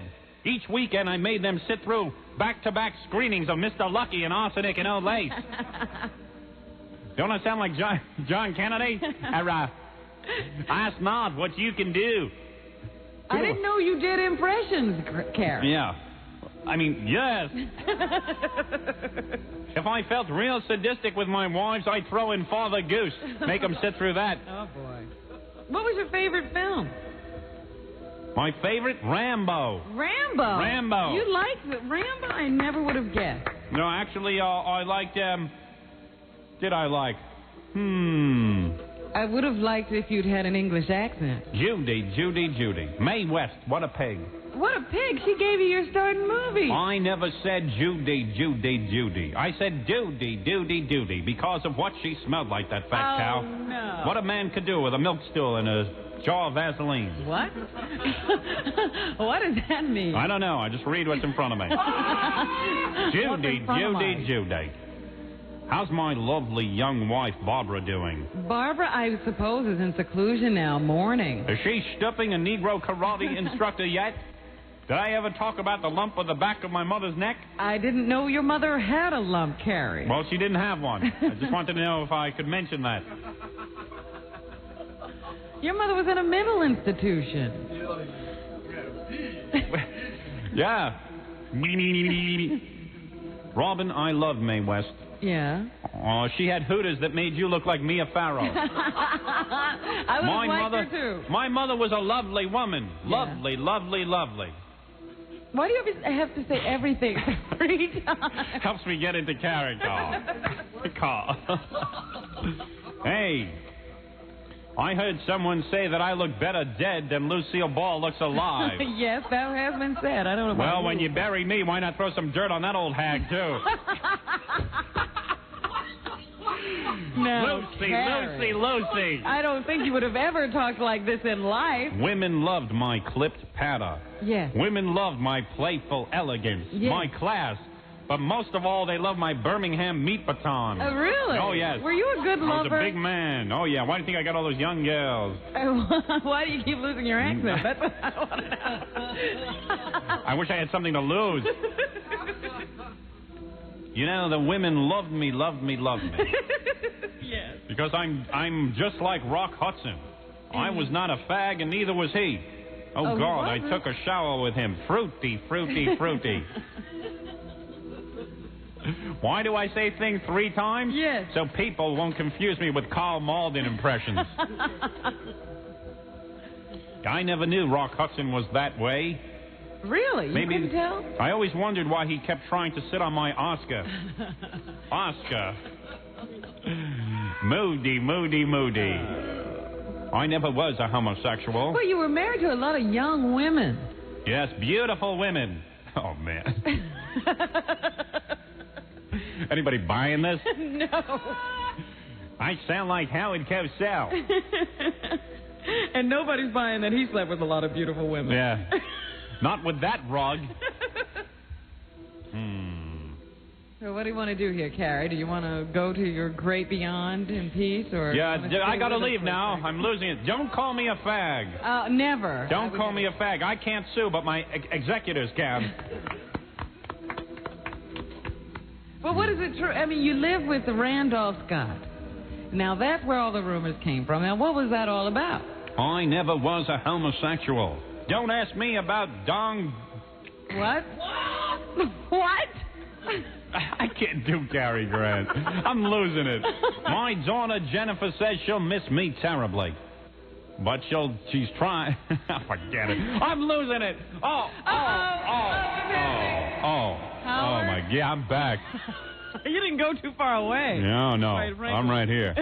I think I was sort of here. He's not quite in heaven yet. No, That's why he couldn't get full control of your body. At times he sounded like me. Yeah. Oh, God. I apologize, people. I really do. Well, you have to try. Joe Piscopo's laughing at me. You have to try. You have to go out there on that limb. That's what you're known for. We'll be right back after these words. You're listening to the man who always believed Lee Harvey Oswald acted alone. Howard Stern. 97.1 The Eagle. 7:23 at the Eagle. This is Brad Baxter checking traffic. In Dallas, an accident reported young at Ackerd. A big problem, an 18-wheeler ran off the highway, Carpenter Freeway Service Road at Mockingbird. Seems the driver took one hell of a ride. The 18-wheeler was traveling eastbound, took out 30 feet of guardrail, went down the embankment, through the McDonald's parking lot, and ran into the medical clinic next door. They haven't yet removed the tractor trailer as they believe the roof might cave in. And a good thing for the driver because the sign over the medical clinic reads, "We treat auto and work injuries." They're going to have a hell of a time with that one. Also in Hearst, a stalled car northbound, Northeast Loop 820 before 121. That has the right lane blocked, and it's backing up traffic to Randall Mill. Eagle weather, decreasing clouds today and windy this morning. Today's high 56. Tonight, clear with a low of 34. By tomorrow, we should see highs back in the 70s. I wish the weather would make up its mind. Right now, it's 34 in Fort Worth, 36 in Dallas. I'm Brad Baxter on 97.1 The Eagle. Take it to the hoop and take home a trophy. You know what to do with a round ball. So grab a couple friends and sign up for the Eagles Take It to the Hoop. It's a benefit event for the Texas Scottish Rite Hospital for Children. Take It to the Hoop, a 3-on-3 basketball tournament April 16th and 17th at Wet n Wild in Arlington, sponsored by 97.1. Hoops, food, fun, and prizes. And you're helping out the kids at Scottish Rite. The number of teams is limited, so get your application now at any Metroplex Foot Action. Competition is open to men and women, adults and kids over 10. Deadline for entry is April 13th. For more info, call Metro 817-467-9088. That's 817-467-9088. Take it to the hoop from 97.1 The Eagle. Friday night.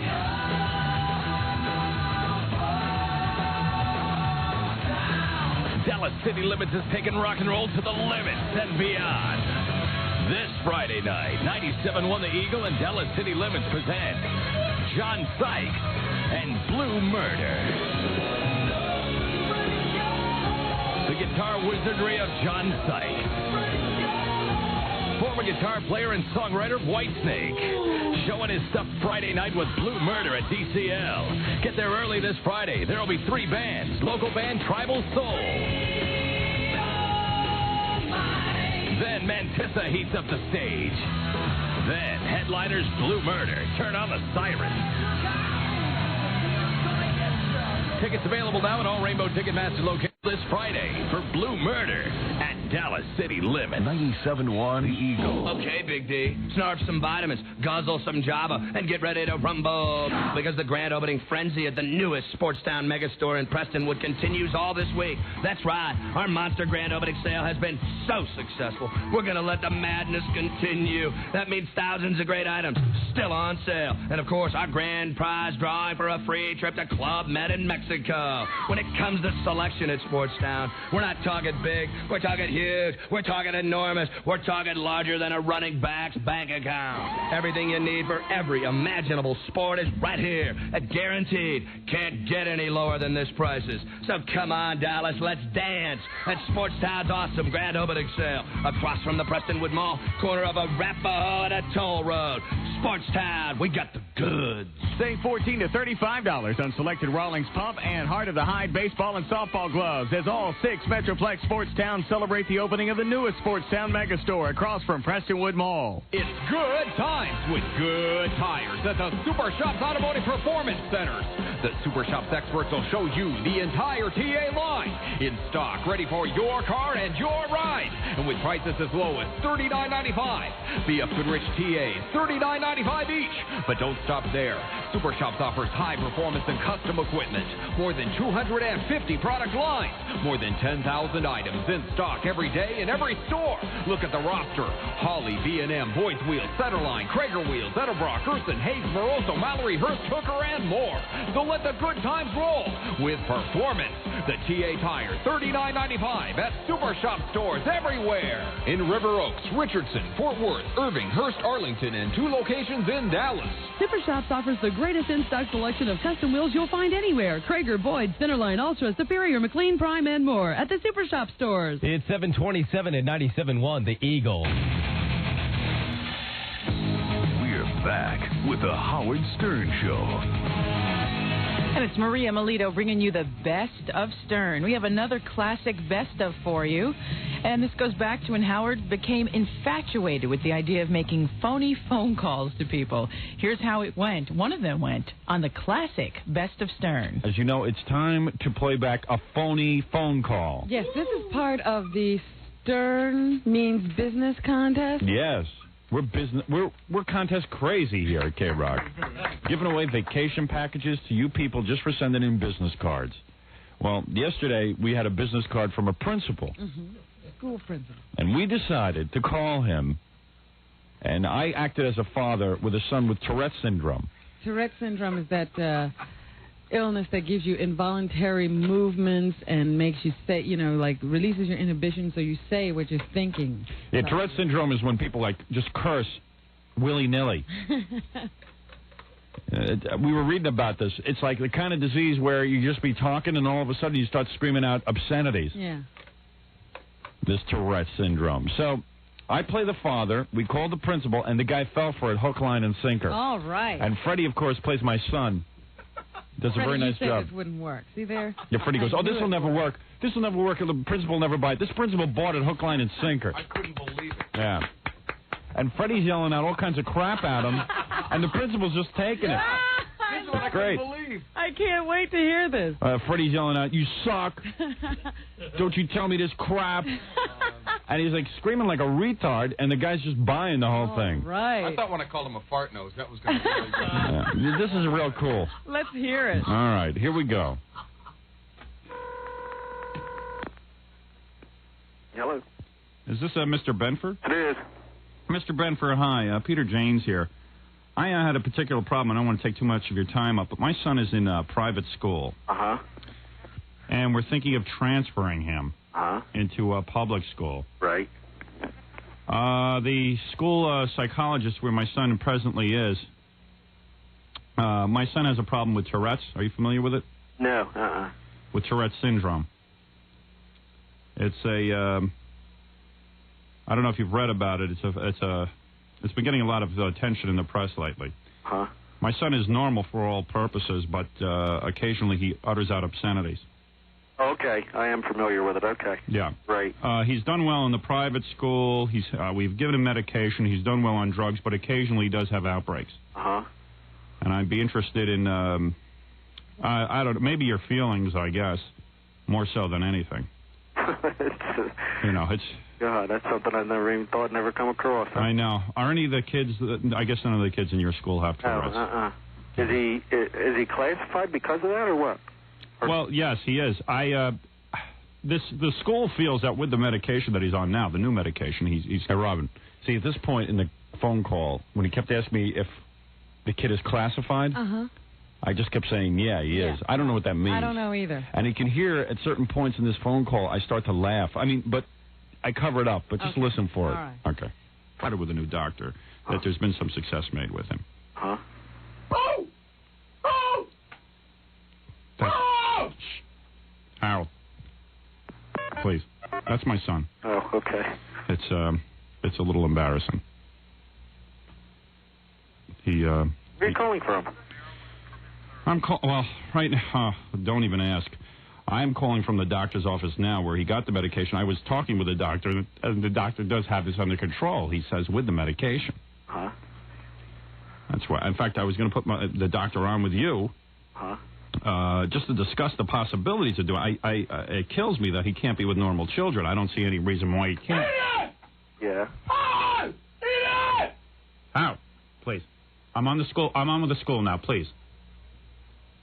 Now, he is classified or what? I tell you, this has been some kind of day for me. I tell you, I feel like a jerk. Well, go ahead. I'm listening to you. Yeah. Anyway. Well, I'm sorry. You want to call me when you got a chance to talk or what? Yeah, it's just, let me get my son out of the room for a minute. Please hold on. How? No, Wally! Wait. I have the principal on. Hang on! I have the principal on now. Eat it! Please, don't say eat it. Eat it! Please. Mr. Benfer? Yes. Do you think you could speak with my son? Pardon? Just tell him that there is some kind of hope for him, that he could eventually get into a normal school if he does behave himself. As a public school, we'd have to deal with what the problems that come in. Hopefully, we would be able to deal with it. Could I ask you one favor, and please, if you could just talk to him a second, and then just give me your assessment of. Okay. Okay, thank you. His name is Harold. Come here. This is Mr. Benfer. And then you'll go in and see the doctor so I can talk to Mr. Benfer privately, all right? Okay. Mr. Benfer? Hi, how you doing? Listen, do you have, shop courses? We have an industrial arts. What grade are you in? I'm in suck an egg. I mean, wait a second. Please. Seventh. Don't say that. I'm in 7th grade. 7th? Yeah. Yeah, we have shop for 7th grade. And, I was really, into, the electrical. Do you have, an electrical? Eat a bone! Not at shop. Not at our level, no. When do you think? Do you think that is it you have to wait until you're the grade in order to do this? You have to wait. What we have is a Votech school where they have industrial training. Oh, you have a Votech. You fart nose! Don't tell me about a Votech school! Wait. Thank you. All right, Harold. Go in with the doctor. Go in with the doctor. Go ahead. Dad! Hello, Mr. Benford. Yeah. Why don't you give me your name? Oh, boy, I tell you. Do you see what kind of problem I have? And some days he's perfectly normal. A phone number. Some days he's perfectly normal, Mr. Yeah, Benford. That's my point. Why don't you give me your name and a phone number, and then I'll talk to the... Do you think I could come in and speak with you about this? Well, let me talk to the director of special ed. No, I don't want him interrupting these little bastards in your school.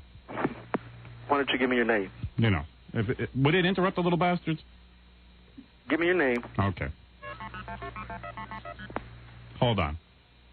My name is Peter Janes, Gens. What's the last name? Peter.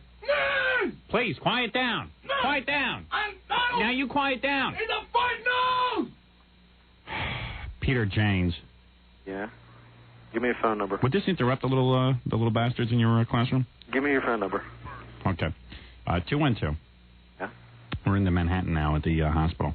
Huh? Better yet, I'll tell you something. I'll be glad when this is all over. I'm going to take a long vacation. When's the last time you had a vacation? Years ago. Yeah. Give me your phone number. Hey, would you like to go on a vacation? Yeah. You ever listen to that Howard Stern show? Sure do. You want a vacation? You sent us your business card? Yeah. This is Howard! Principal Benfers! Is Robin there? You're a bobbing head! It's us. You won. You won a trip for two. I don't believe you. To Shore Park Beach Hotel on Cutlass Bay in Ocho Rios, Jamaica. Yeah. I swear to God. And the gentleman of my choice? The gentleman of your choice. No, I'm kidding. Hey, you won. Really? Hey, you were a real nice guy about this. I would have hung up a long time ago. Want to send me your son or not? Hey. Hey, you didn't even laugh at us. Are you kidding? What were you doing on the other end of the line? Huh? What were you doing on the other end of the line? Were you freaking out? I can't hear you. We had you going pretty good, didn't we? Nothing shocks me anymore. Really? I mean, you didn't seem to, even care. If you send him, I'll make him an administrator. Really? Well, anyway, aren't you interested in where you're going? I can't hear you. You got all kinds of interference. I do? Wait a second. Now, can you hear me? Hello? Okay, I can hear you. Oh, okay. Did I win a week where Bedford-Stuyvesant? All right. No. You won a trip for two. Somehow I don't think he believes me. A trip for two to Ocho Rios, Jamaica. Oh, okay. Airfare courtesy of Air Jamaica. Very nice. A luxurious room overlooking palm-fringed bay. Huh? And tennis. And night courts. Huh? Freshwater pool to sail, scuba, warm Caribbean.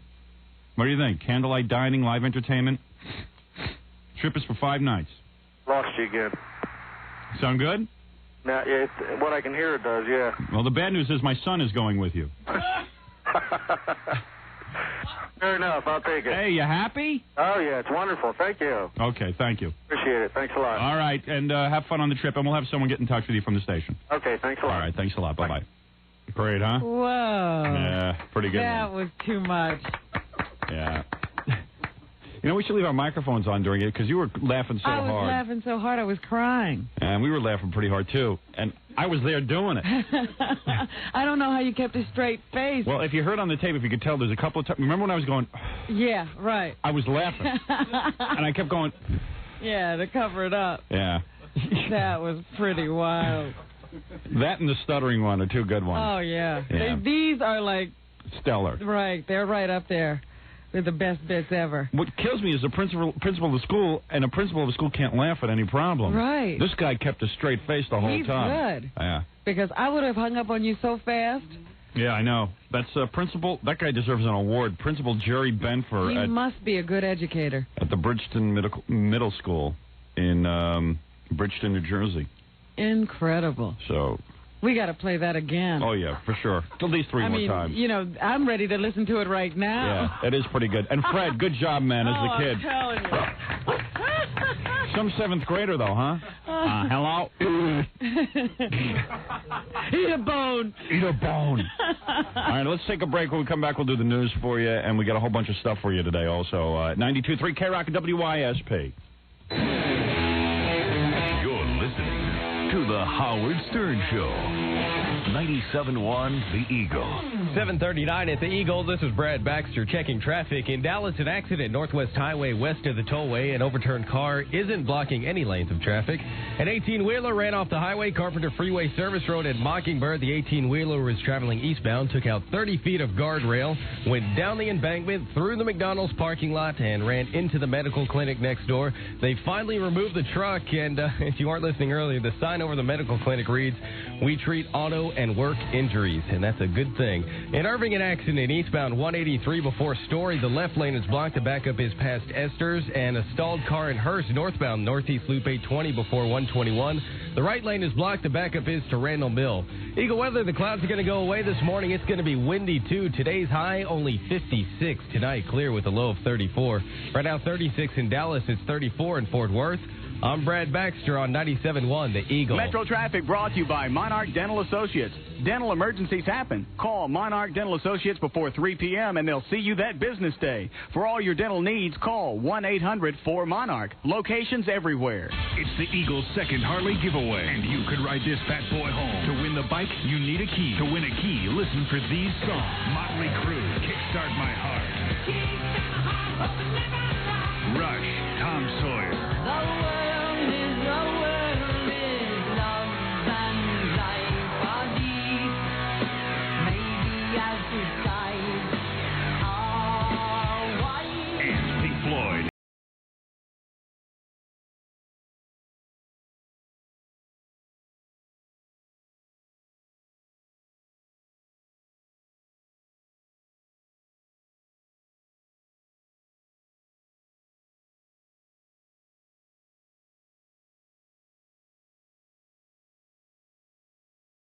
The key that could start that 1994 Harley-Davidson Fat Boy. And keep it on the Eagle to find out where you can go to see the bike for yourself. Harley trailer courtesy of CNS Trailer World, your full-service trailer dealer. It's Harley giveaway number 2 from 97.1, The Eagle. You know you want to do it. Go out, have fun, get to it. Where the lights are low and celebrities go. Stage is set, are you ready yet? They gotta get back to the men's club. Nowhere else but the men's club. Gotta get back to the men's club. For business or pleasure, the Wednesday Fabulous Feast at the Men's Club is incomparable. A world-class spread of over 70 sumptuous items from our superb menu. Every Wednesday from 11 a.m. to 2 p.m. Make Hump Day the best day of the week with our Wednesday Fabulous Feast from 11 to 2 at Northwest Highway in Stemmons. If you like it hot, you know what we've got in the class by itself. The top shelf with lunchtime deals and late night meals. Wednesday Fabulous Feast. Gotta get back to the men's club. Gotta get back to the men's club. 97.1 Eagle. 60 months total payments 11,940 first 200 security 1149 to a contract final payment 7320 plus fees APR 515 all but license registration taxes and primary lender's approval based on MSRP. Your price may vary 12 cents per mile over 75,000. Get a Galant loaded for $199 a month, and you'll want to celebrate at your nearby Metroplex Mitsubishi dealer. Celebrate the 1994 Mitsubishi Galant ES. $199 a month, only $750 down. Celebrate a brand new Galant ES, loaded with air, automatic, FM/AM stereo cassette, power windows and door locks, cruise control and more. $199 a month. Yes, $199 a month, only $750 down. And best of all, every credit application will be accepted. Celebrate. Hurry to your nearby Metroplex Mitsubishi dealer for a brand new Galant ES, loaded with air, automatic, FM/AM stereo cassette and more. $199 a month, $750 down. $199 a month. Hey, come on in. Wow, what a great apartment. It sure didn't take you long to find a place. It was easy. I just picked up a For Rent magazine in my grocery store. For Rent magazine? Yeah, it's the guide to apartment living. It contains information on hundreds of apartment communities all over the Metroplex. And the neatest thing about For Rent is I virtually found my apartment without leaving the house. How? They have a great system called Current. It's a toll-free number that allows communities to provide information even if their office is closed. It gave me lots of detailed information about the property, and it's accessible 7 days a week, 24 hours a day. The information line can also direct connect you to a leasing consultant during regular business hours. And if you have access to a fax machine, you can even get more information over the fax, like floor plans and move-in requirements. It really let me narrow down my choices. That's great.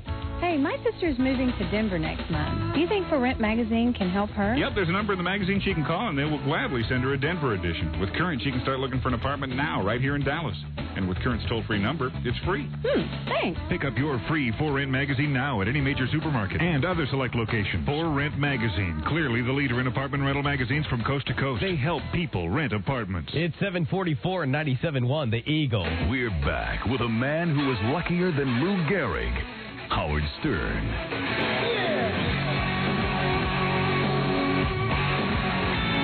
And we're back with the best of Stern. Comedian Dice Clay stopped by to give his opinion on talk show host Arsenio Hall. Andrew Dice Clay on the best of Stern. Well, guess who's just popped in? Who? Unannounced. That would be Gilbert Godfrey. Nope. No? A much better comedian. Better comedian than Gilbert? One of the world's greatest. Who is one of the world's greatest? Not Steve Allen. Not Steve Allen. How come I can't hear you all of a sudden? Who is it? Look who it is. Look who just dropped in unannounced. Jackie. Oh. Jackie, what's going on? Who is that, Robin? Oh, it's the Dice Man. That's right, the Dice Man. I didn't know you were in town. He's always in town. No, I just came off tour like 6 hours ago. Is that right? He just dropped right in. That's why I didn't guess the Dice Man. Yep, there he is, Andrew Dice Clay. I was trying to think of who was here. And who is this with you, Dice? You know Club Soda Kenny. Is that Club Soda Kenny? Why do you look so different? We also call him Orders. Club Soda Kenny, how come Hot Tub Johnny West isn't with you? I'm very surprised. Well, I'll tell you the truth. Long story. No, not really. Have you broken up with him? No, he got a bug caught in his ear. A bug? He had to spend the night in the hospital getting a bug removed from his ear. Wow. It can only happen to playing basketball. It's always something with Johnny. You guys were playing... Where's an ashtray? You guys were playing... Where's an ashtray? There's one right back here. No, I wasn't playing. Can we call him to see how he's doing later? Well, I don't know is he out in the hospital? He's a little mad at Gary also. He's mad at Gary? Is he really? Oh, it's a whole big thing with Gary. Started like the party at Planet Hollywood after Radio City. Wait a second. You're telling me, Club Soda, you're telling me that Gary Delabate is in some kind of thing with Hot Tub Johnny West? It's a big feud. Not as far as I know. Well, Johnny, you know, what happened? He doesn't want to upset you, Johnny. That's why he tells me these things. What happened? I mean, Johnny doesn't want to upset Dice. Right, exactly. Well, what do I care if he has a fight with anybody? Well, you know how Johnny is. Wherever we go, he starts trouble. That's Johnny. He's a drunk. I'll say he is. Oh, Captain Heineken? What you ever at a party and you're looking for Johnny, just look at this, for this big head of hair with a Heineken bottle sticking out of its mouth. It's like a drunk it. Well, maybe Gary can tell us about what happened between you and Johnny. What happened? What was the big fight about? What was the fight?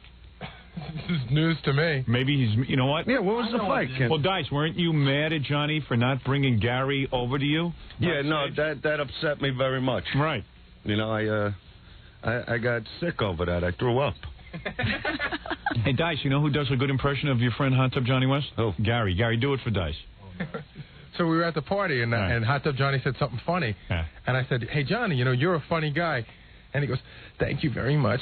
You know, coming from you, that means a lot because you guys know lots of funny people, so that means a lot to me. Thank you. That's not bad, right? That's pretty good. That is pretty funny.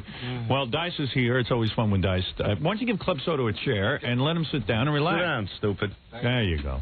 So did you know Dice was coming in? You see how he did that? No, this is unannounced. Did you see how he did that? What did he do? The way he just sat down when I said it? Yeah, Club Soda Kenny's like a dog. You know why? Why? Because his nickname besides Club Soda Kenny is Orders. I see. I like to give them and get them. Club Soda, you're a big guy. How tall are you? 6'5". You're 6'5", and you're very muscular. I can Thank see that you. your arms are big. You look tough. Do you ever want to beat Dice senseless when he orders you around like that? Or you No, don't sir. care? No, it sir. is my pleasure. To His serve wish Dice. is my command. You have people who You don't serve know where I found this guy. Where'd you find him? I found him. Where did you find him? In the street. I don't know where you found him. Where you found him? Where did you found find him in the street. Where did you At find Catch a him? Rising Star years ago. Really? Are you a comedian? No, I was panhandling money. Really? Really? Oh, yeah, this is a real rags to riches story. Hey, you think... what happened? Think you laugh now. It's all right, you know. Well, what happened? No, I was really like destitute. You know, I was really... I was going through a bad thing, you know, and I was in the street and, you know... Because really, to me, it looks like a rags to rags story. You don't look like you're really out of your rags, to be honest with you. Does it look like anything to you, Robin? I think tell him. he could be You don't back on believe the this. street any day. I mean, Club Soda Kenny has like a big lock on his belt attached to his wallet. That's my keys. That's his keys? Oh, I see. It's my There you keys. go. Oh, those are your keys? Yeah, he likes to hold them. Does that make you feel important when you have Dice's keys? No, he told me to hold them. I do what he tells me. Right. Well, there you go. Another guy who does Now, what Dice tells him. what is Club Soda Kenny's actual job in the organization? Yeah, how does it all work out? Is Dice the CEO, and then you got Hot Tub Johnny, who is perhaps like vice president in charge of stuff? Well, we let him manage me for a week. Who, Club Soda? Yeah. Now Hot Tub Johnny is normally your manager. No, road manager. Road manager, and he supplies. And your father's Johnny usually your supplies manager. all the beer on the road. Yeah. Your father will usually manage you, right? Yeah. Right, but Club Soda Kennedy Club Soda Kennedy took over for your father? Just for a week. Then we fired him. I had to make some moves. What do you mean? Well, you know, I was trying to push this new movie, the Hasidic Animal House. Yeah? Yeah, I thought that was a good All right. picture for Angel. I don't know what this He had guy's a good doing. move. Club Soda Kenny, you hang around with Dice, and your job is to make sure that Dice is comfortable. Is that right? My official title is personal assistant to Mr. D. And do you guys get together and have meetings and that kind of thing? Whatever he tells me to do, whenever he tells me, I'm there. Is Johnny really in the hospital? He had a bug in his ear. It was no big deal. Is that really true? You seen a fly ever? You ever No, hear but that? he's not in the hospital. It wasn't a bug. What's going on? No, Are he you had mad at Johnny? It was a No, not at all. Not Really? at all. Because this is very unusual that Johnny's not here. He went to the Ranger game last night. He got hit with a puck. No. I'm telling you what happened. He did? He had a bug A in fly his... went in his ear. And that what? And he had to go get it out. Right. You know. Yeah. So when the number one, I don't know how fly got in his ear. It must have been there for days, because with all his hair, You know. Are you trying to cover for him? Is he in detox? No, he's probably drunk right now somewhere. He's probably throwing up right now. Has Club Soda Kenny ever made love to Hot Tub Johnny? Oh. No, right? Not as far as I know. No. You never told me to. Now, Dice, what brings you here today? Nothing really. Just to stop by and say no agenda? You usually have an agenda when you come. Well, the new album's out. Your new album is out? Yeah, I got a new album out called 42 Long. 42 Long is out, and that's on Rick Rubin's stupid label, right? Yeah. Right. Well, that's who Dice always records with. Do you always record with Def Jam? No, it's not Def Jam. Def American. Def American. Def American. Def Jam is the black thing. Oh, that's right. I was going to say Def American. You always record with Def American. Yeah. That's your label. Yeah, I think Def American. Yeah, that's it. That's it, and Rick that's Rubin. out now. Now we can go by that. 42 Long and 42 Long is what? It refers to penis size? Is that a penis? No, it's a chink thing. A chink. What do you mean chink thing? It's a bit on Chinkatons. Chinkatons. You know, Chinese people. Really? Yeah. What is the reference? It's something that happened to me when I was shopping during Christmas. Yeah. And I went into this clothing thing over there. Yeah. I had to buy a suit. Right. You know, and this Chinese guy comes over to help me. And he goes, hello, Hello. Can I help you? And I go, yeah, I need a suit, Right. 42 long. Right. And he's standing there like, 40? I'm going, no, 42 long. 40? I'm going, no, that's too short. 42 long. Right. So I go, I go, what's your name? He goes, I think Chu. True. I'm like, God bless you. It just goes on and on. So it's based on the meeting with this Chinese guy. Yeah, with the Chinese guy. All right. And it's a terrific album. Right. I'll say it is. That's what I was told to say. Right. Anything else we got to plug? Westbury. I'll be at Westbury this summer. Right. We looking sold forward 3 to shows. seeing Dice in a smaller venue. Oh, Greek Theater. In the theater in the round. Greek Theater. They're in L.A. now, starting show. Greek Theater. The Greek Theater. What else, Theater. assistant? No, but I come here. What did I come here for? Well, I wanted to see you. Right. And I got a few things on my mind. Right. Because, did you, hey, I meant to ask you something. We were reading the other day, before you go into your agenda here. Should I bring up this thing we were reading about Arsenio Hall? Yeah. All right. I forgot all about that. Let me You're going to get me started, huh? Do me a favor. Let me take a break. You don't like him, do you, Quivers? No. All right. Are you gonna? Let me ask you about this in a minute, all right? Let me take a break. Okay. All right. All right. I thought you were going to ask me about get me nuts. fax somebody sent us about Dice.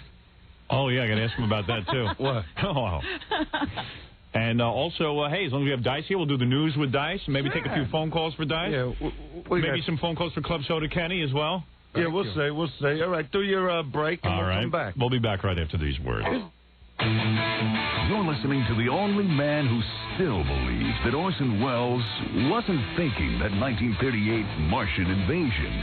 Howard Stern. 97.1 The Eagle. 7:54 at The Eagle. This is Brad Baxter checking traffic. In Dallas, an accident reported Forney at Buckner. An 18-wheeler that ran off the highway earlier today, Carpenter Freeway Service Road at Mockingbird. The 18-wheeler, of course, took one heck of a ride traveling eastbound, taking out 30 feet of guardrail. It headed down the embankment and ran into a medical clinic next to a McDonald's. Well, they've removed the trailer, and now they're working on getting the cab out of the building. There's an onlooker slowdown on the service road. In Irving, an accident eastbound 183 before Story. The left lane is blocked. That's backing traffic up to 360. And in Hurst, a stalled car northbound Northeast Loop 820 before 121. The right lane is blocked. Traffic backed up to Randall Mill. Eagle weather, the clouds are going to go away this morning. In fact, it looks like most of them already have. It's going to be windy today, though. Today's high only 56. Clear tonight with a low of 34. By tomorrow, we should be back in the 70s. Right now, 34 in Fort Worth. It's 36 in Dallas. I'm Brad Baxter on 97.1 The Eagle. Okay, so you haven't been able to get through to score a key. No problem. Sign up to win one at the Skin Art Gallery this Saturday. It's a key that could start that 1994 Harley-Davidson Fat Boy the Eagle is giving away. And the Eagles' T.C. McGuire will be in Arlington Saturday, giving you a chance to register to win it. We'll have the Harley on display there, too, so you can check it out for yourself. Plus, a van load of other prize giveaways, including Ranger baseball tickets. It happens Saturday from 1 till 3 at the Skin and Art Gallery, 904 West Pioneer Parkway at Cooper in Arlington. So cruise by and party with DC and 97.1 The Eagle.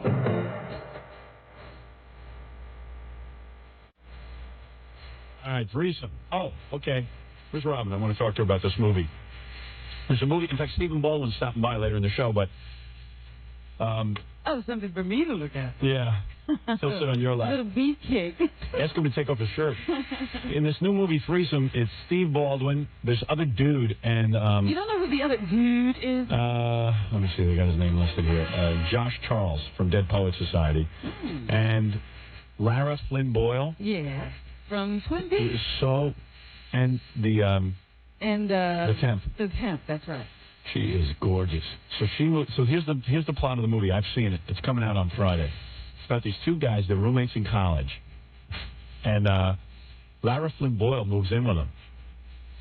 And they're... Well, I guess should I tell this part of it? No, I want to... If there's a plot twist that's got a kind of wacky thing to it, I want to know what it is from watching a movie. I got to tell you this. Oh. There's this really cool thing that happens in the movie. Then I'm going to tell you about the crying game. Oh, I forget it then. Is it coming on video yet? If it's not on video, I haven't seen it. I forget. Anyway, all right. I won't tell you the secret of the threesome. It's not so much a secret, but it makes it more interesting. You're talking about the part that you already told? That she gets put in the room because of a name thing? No. Oh. That's no secret. Then don't tell the other part. It's just a very questionable threesome. I think it's a pretty cool movie, and it opens... When does it open? April 8th, whenever that is. That's a week from now. Yeah, it's from TriStar Pictures, rated R, so you know it's going to be good. You're listening to The Howard Stern Show on KGL Fort Worth, Dallas. No matter what kind of car or light truck you want to fix, Western Auto's got your parts 7 days a week. And I mean serious parts. From the smallest filters up to entire engines, even high-performance parts. And only Western Auto carries all the national brands you trust most. Ray-Bestis, Monroe, AC Delco, Move, Ram, Champion, and others. Fact is, Western Auto has more than 100,000 parts. Parts for virtually every car on the road today. Real parts that keep your car running good, not just looking good. And Western Auto's everyday low prices can save you money on every one of them. Guaranteed. Because should you ever find a lower advertised price on any product we carry, we'll beat it by 5%. So why fool around and pay more? For serious parts at serious savings, head for Western Auto. We know what you want.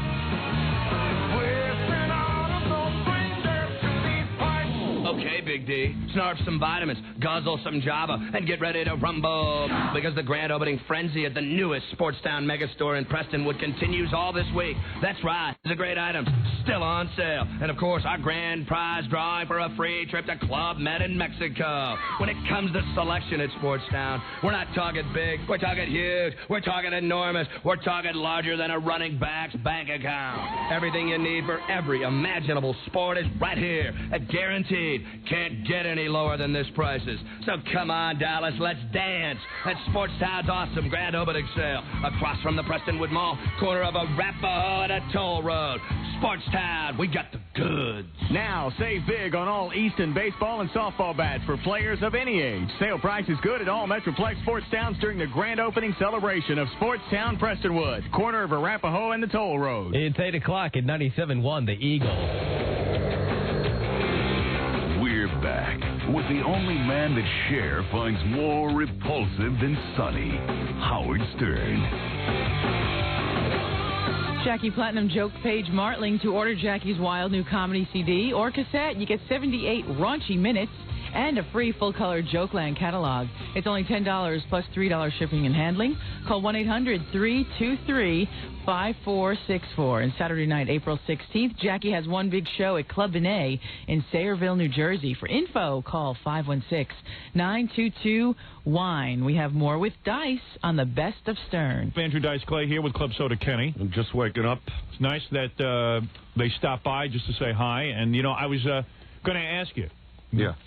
Let's face it, you and Sam Kinison were rivals. I mean, in the sense, I know you never felt a rivalry with him, and you always kind of felt the whole thing was ridiculous. Yeah, but Sam was really angry with you.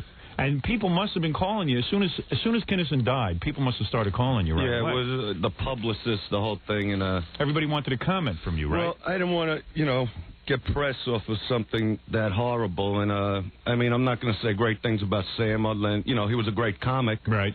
And but we weren't friends. But I felt terrible that that he's gone now, and we're all going to miss him, right? Because it had to be kind of weird. Because you know what? It's really funny when Sam died. I thought of Dice.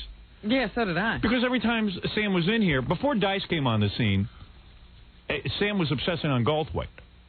That was the big thing with him. Goldthwait. Every minute with Goldthwait. And then he wanted to destroy me.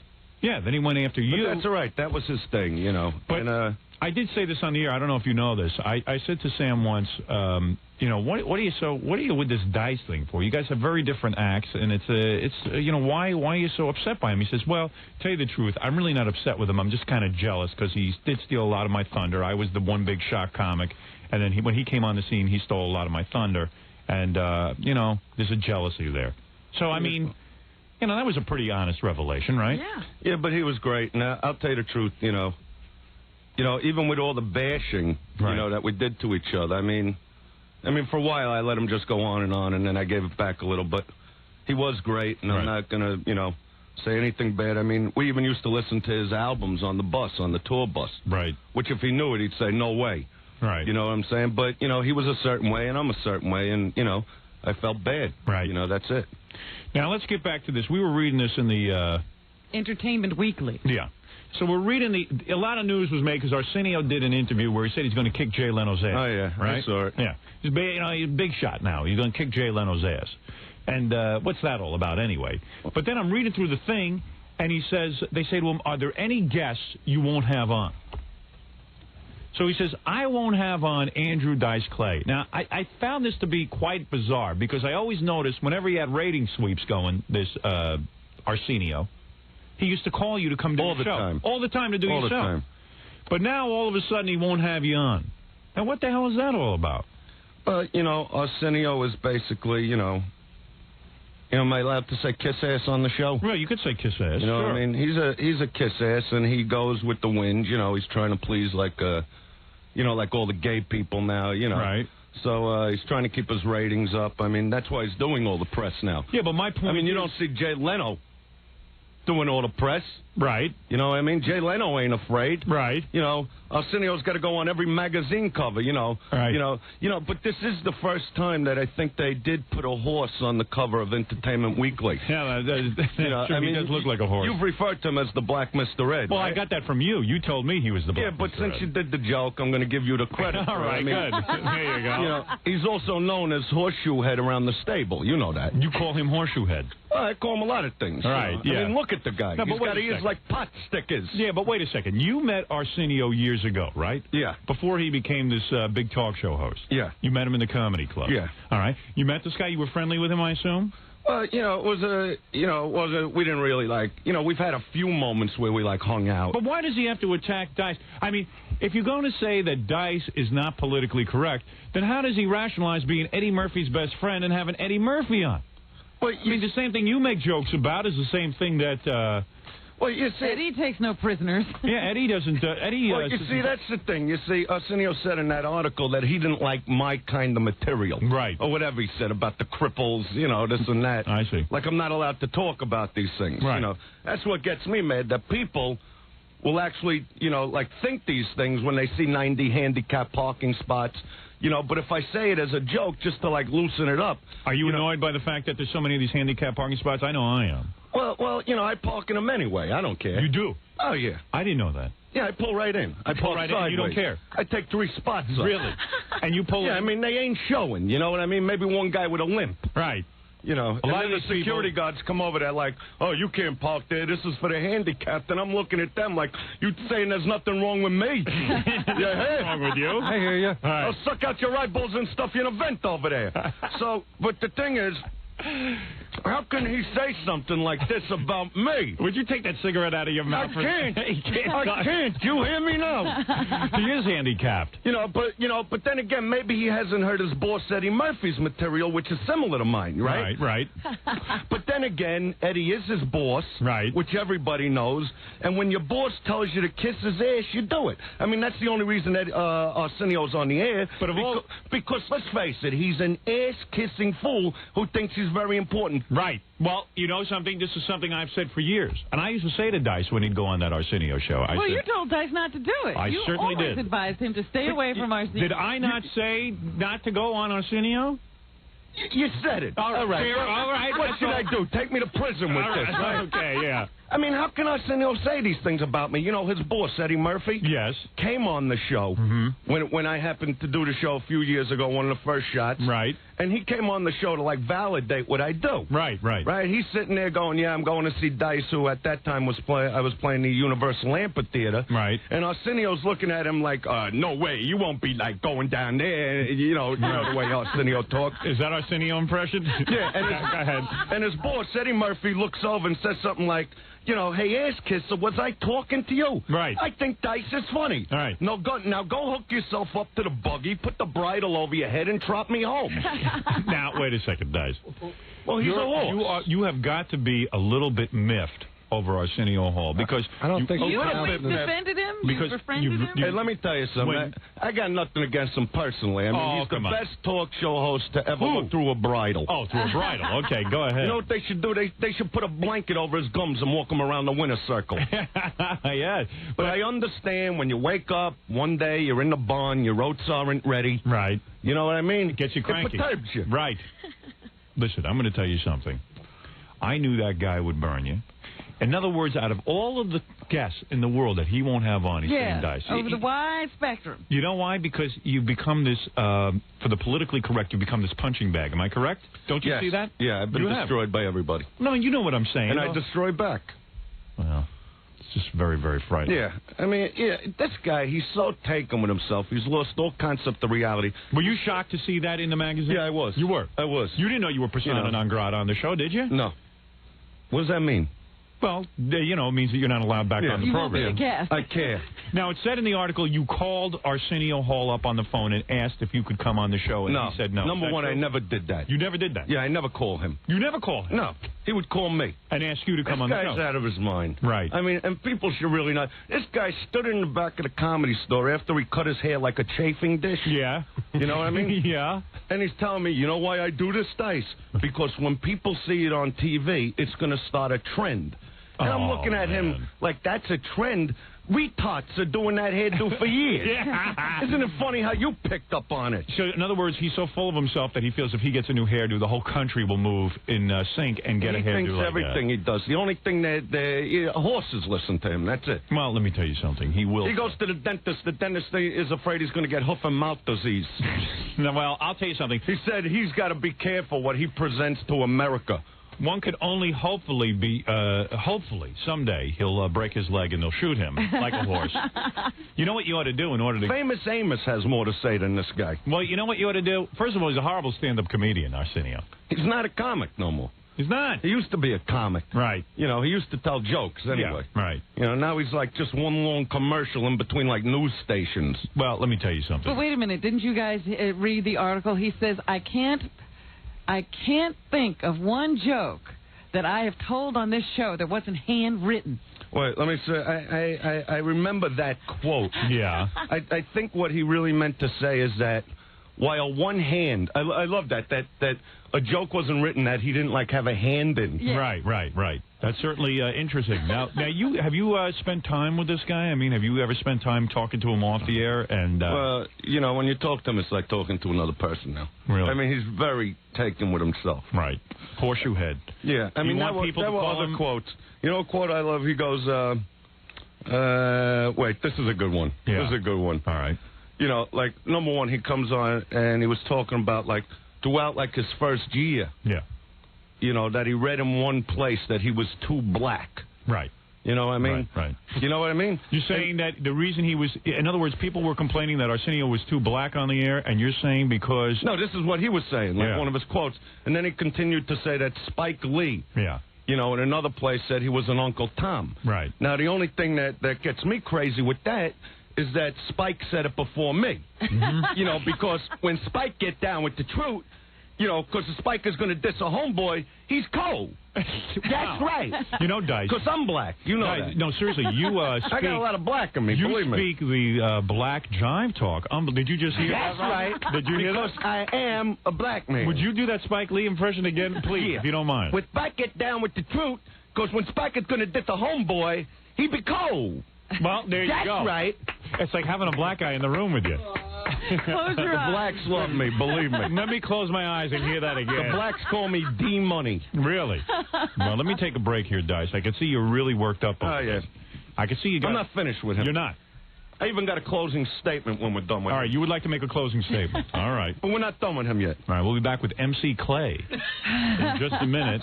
And, of course, Club Soda Kenny. Does this make you... Is Arsenio your enemy, too, Club Soda? I don't think you're pronouncing his name right. What is his name? Arsenio. Arsenio. Arsenio? Yeah. Arsenio. I love the beginning of a show. You know, the beginning of a show when that announcer comes on. Right. And he comes on, he's like, through the streets of Hollywood and the hills of the Hollywood Hills, it's the Oreo Hall Show. Oh, my goodness. Starring Mr. Big Stuff himself, and here he comes. It's Oreo. And what does he do? Ruff. I mean, where does this guy have the unmitigated gall to come against a guy like Jay Leno? Now, let me tell you something about Jay Leno. Jay's a comic.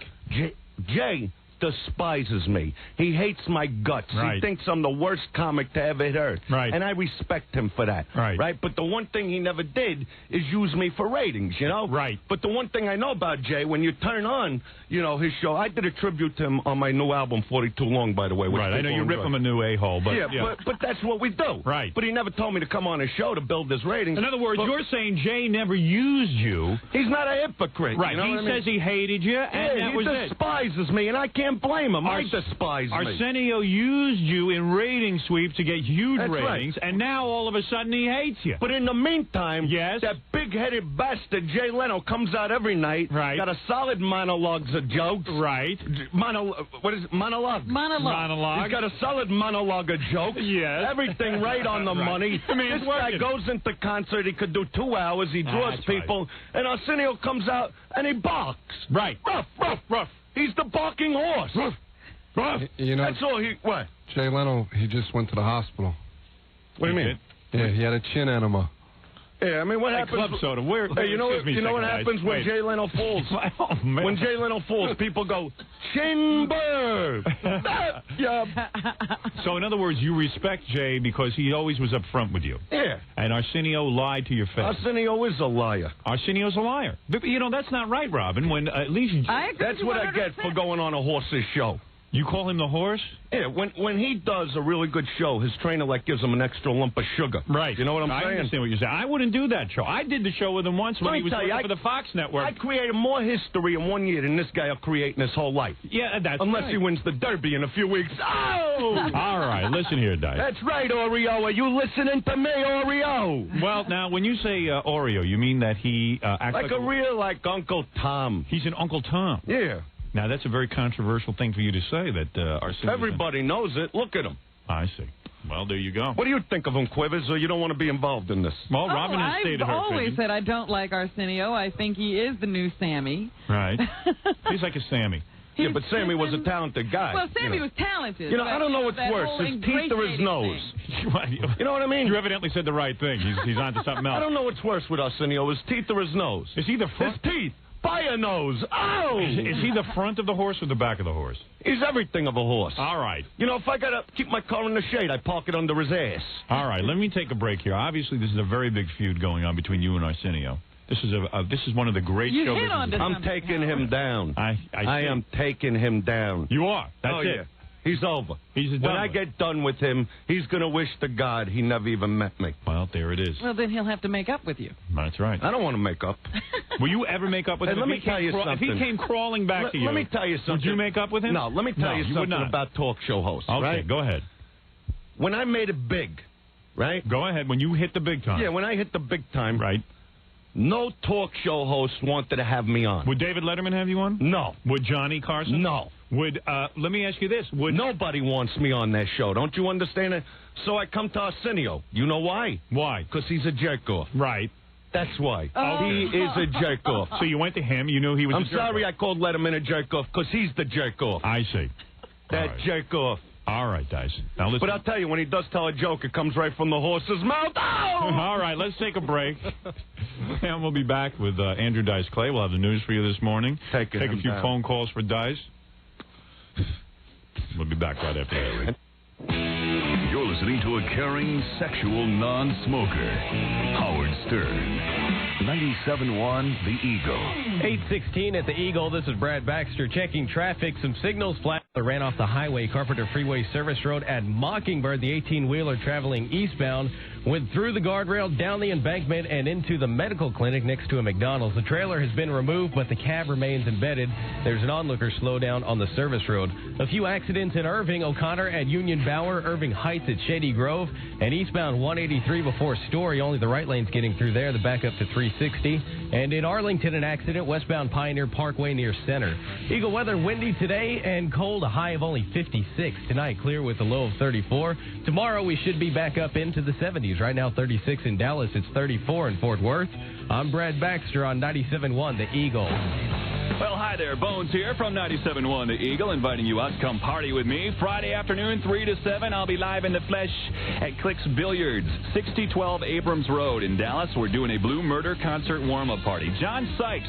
You remember a band called Whitesnake? Songs like In the Still of the Night, Is This Love, stuff like that. He wrote them. He played guitar on them. He's got his own band now, Blue Murder, and the Eagle is presenting that band at DCL later on Friday evening. We're warming you up for it. John Sykes will be with us between 3 and 7 on Friday afternoon at Clicks Billiards, 6012 Abrams Road in Dallas for the Blue Murder concert warm-up. Is that all you asked? No! We've got some Ranger baseball tickets to hand out. Also, Blue Murder concert tickets, and as always, cool stuff going on there at Clicks. Find out what it is by showing up 3 to 7 Friday. Clicks Billiards, 6012 Abrams Road in Dallas for the Blue Murder concert warm-up party from your concert station, 97.1 The Eagle.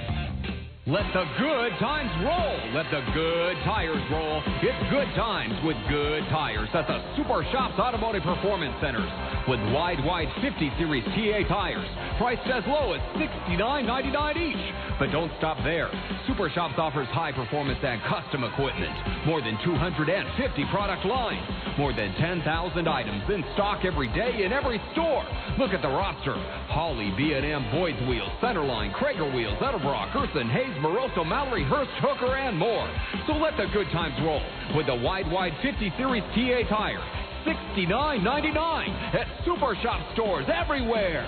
In River Oaks, Richardson, Fort Worth, Irving, Hurst, Arlington, and 2 locations in Dallas. Super Shops offers the greatest in-stock selection of custom wheels you'll find anywhere. Krager, Boyd, Centerline, Ultra, Superior, McLean, Prime, and more at the Super Shop stores. 97.1 Eagle. 60 months total payments, 11,940 first, 200 security, 1149 to a contract, final payment 73.20 plus fees, APR 515, all but license, registration, taxes, and primary lender's approval based on MSRP. Your price may vary 12 cents per mile over 75,000. Get a Galant loaded for $199 a month, and you'll want to celebrate at your nearby Metroplex Mitsubishi dealer. Celebrate the 1994 Mitsubishi Galant ES. $199 a month, only $750 down. Celebrate a brand new Galant ES, loaded with air, automatic, FM/AM stereo cassette, power windows and door locks, cruise control, and more. $199 a month. Yes. $199 a month, only $750 down. And best of all, every credit application will be accepted. Celebrate. Hurry to your nearby Metroplex Mitsubishi dealer for a brand new Galant ES, loaded with air, automatic, FM/AM stereo cassette, and more. $199 a month, $750 down. $199 a month. I couldn't believe it when my doctor told me I had genital warts. I was embarrassed, angry, scared. Genital warts. Yeah, I was treated, and I thought the warts were gone. Treatment? My doctor gave me a choice, painful acids or surgery. But the warts came back. I found it hard to look forward to the next day. I was willing to do anything. I just wanted to get rid of the warts. Then I heard about the Genital Warts Physician Referral Service. Call 1-800-501-2224. They refer you to to a physician who has a choice of effective treatments. One treatment not only gets rid of the warts, it helps fight the infection that causes them to return. No painful acids or surgery. It worked for me. Call the Genital Warts Physician Referral Service for the name of a physician in your area. Call 1-800-501-2224. Some patients may experience flu-like symptoms. Treatment for patients 18 years of age or older. It's 8:21 at 97.1, The Eagle. Now, the author of Private Parts, the #1 book on any list that matters. It's the king of all media, Howard Stern. Now let's get back to the interview with the Dice Man on the Best of Stern. Now, Dice, you got to be destroying your voice. I mean, you're a man who uses his voice for a living. With those cigarettes. Yeah, I know. I need more coffee. Can I get it? It's got to be great to have a guy who just gets everything you need. And that cigarette says, ever tire your voice? No. It doesn't. No. Because it's really like it's like a chimney in here. Yeah, he chain smokes. He's chain smoking. Well, I get crazy. You know what I mean? You're all worked up. Yeah. Well, we're here. You know, he wants to audition for Hee Haw. Who's that? Arsenio. Arsenio? To be the horse.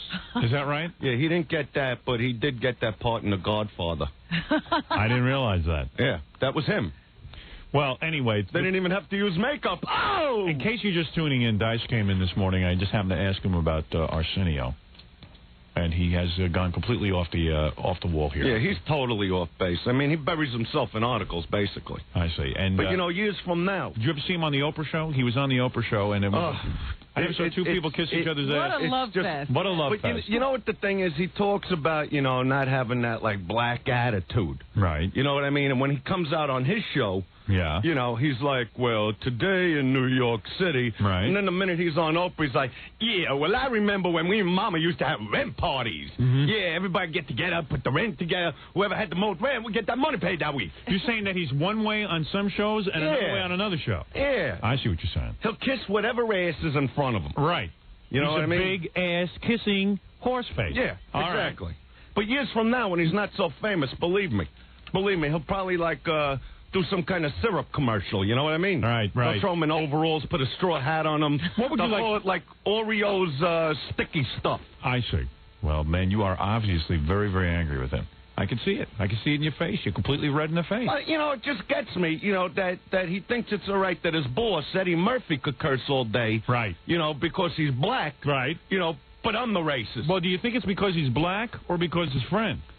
Well, he's his black friend. I see. You know, I mean, I'm not putting Eddie down. I dig Eddie. I know you like Eddie's a talented guy. He does movies, he does concerts, he sings.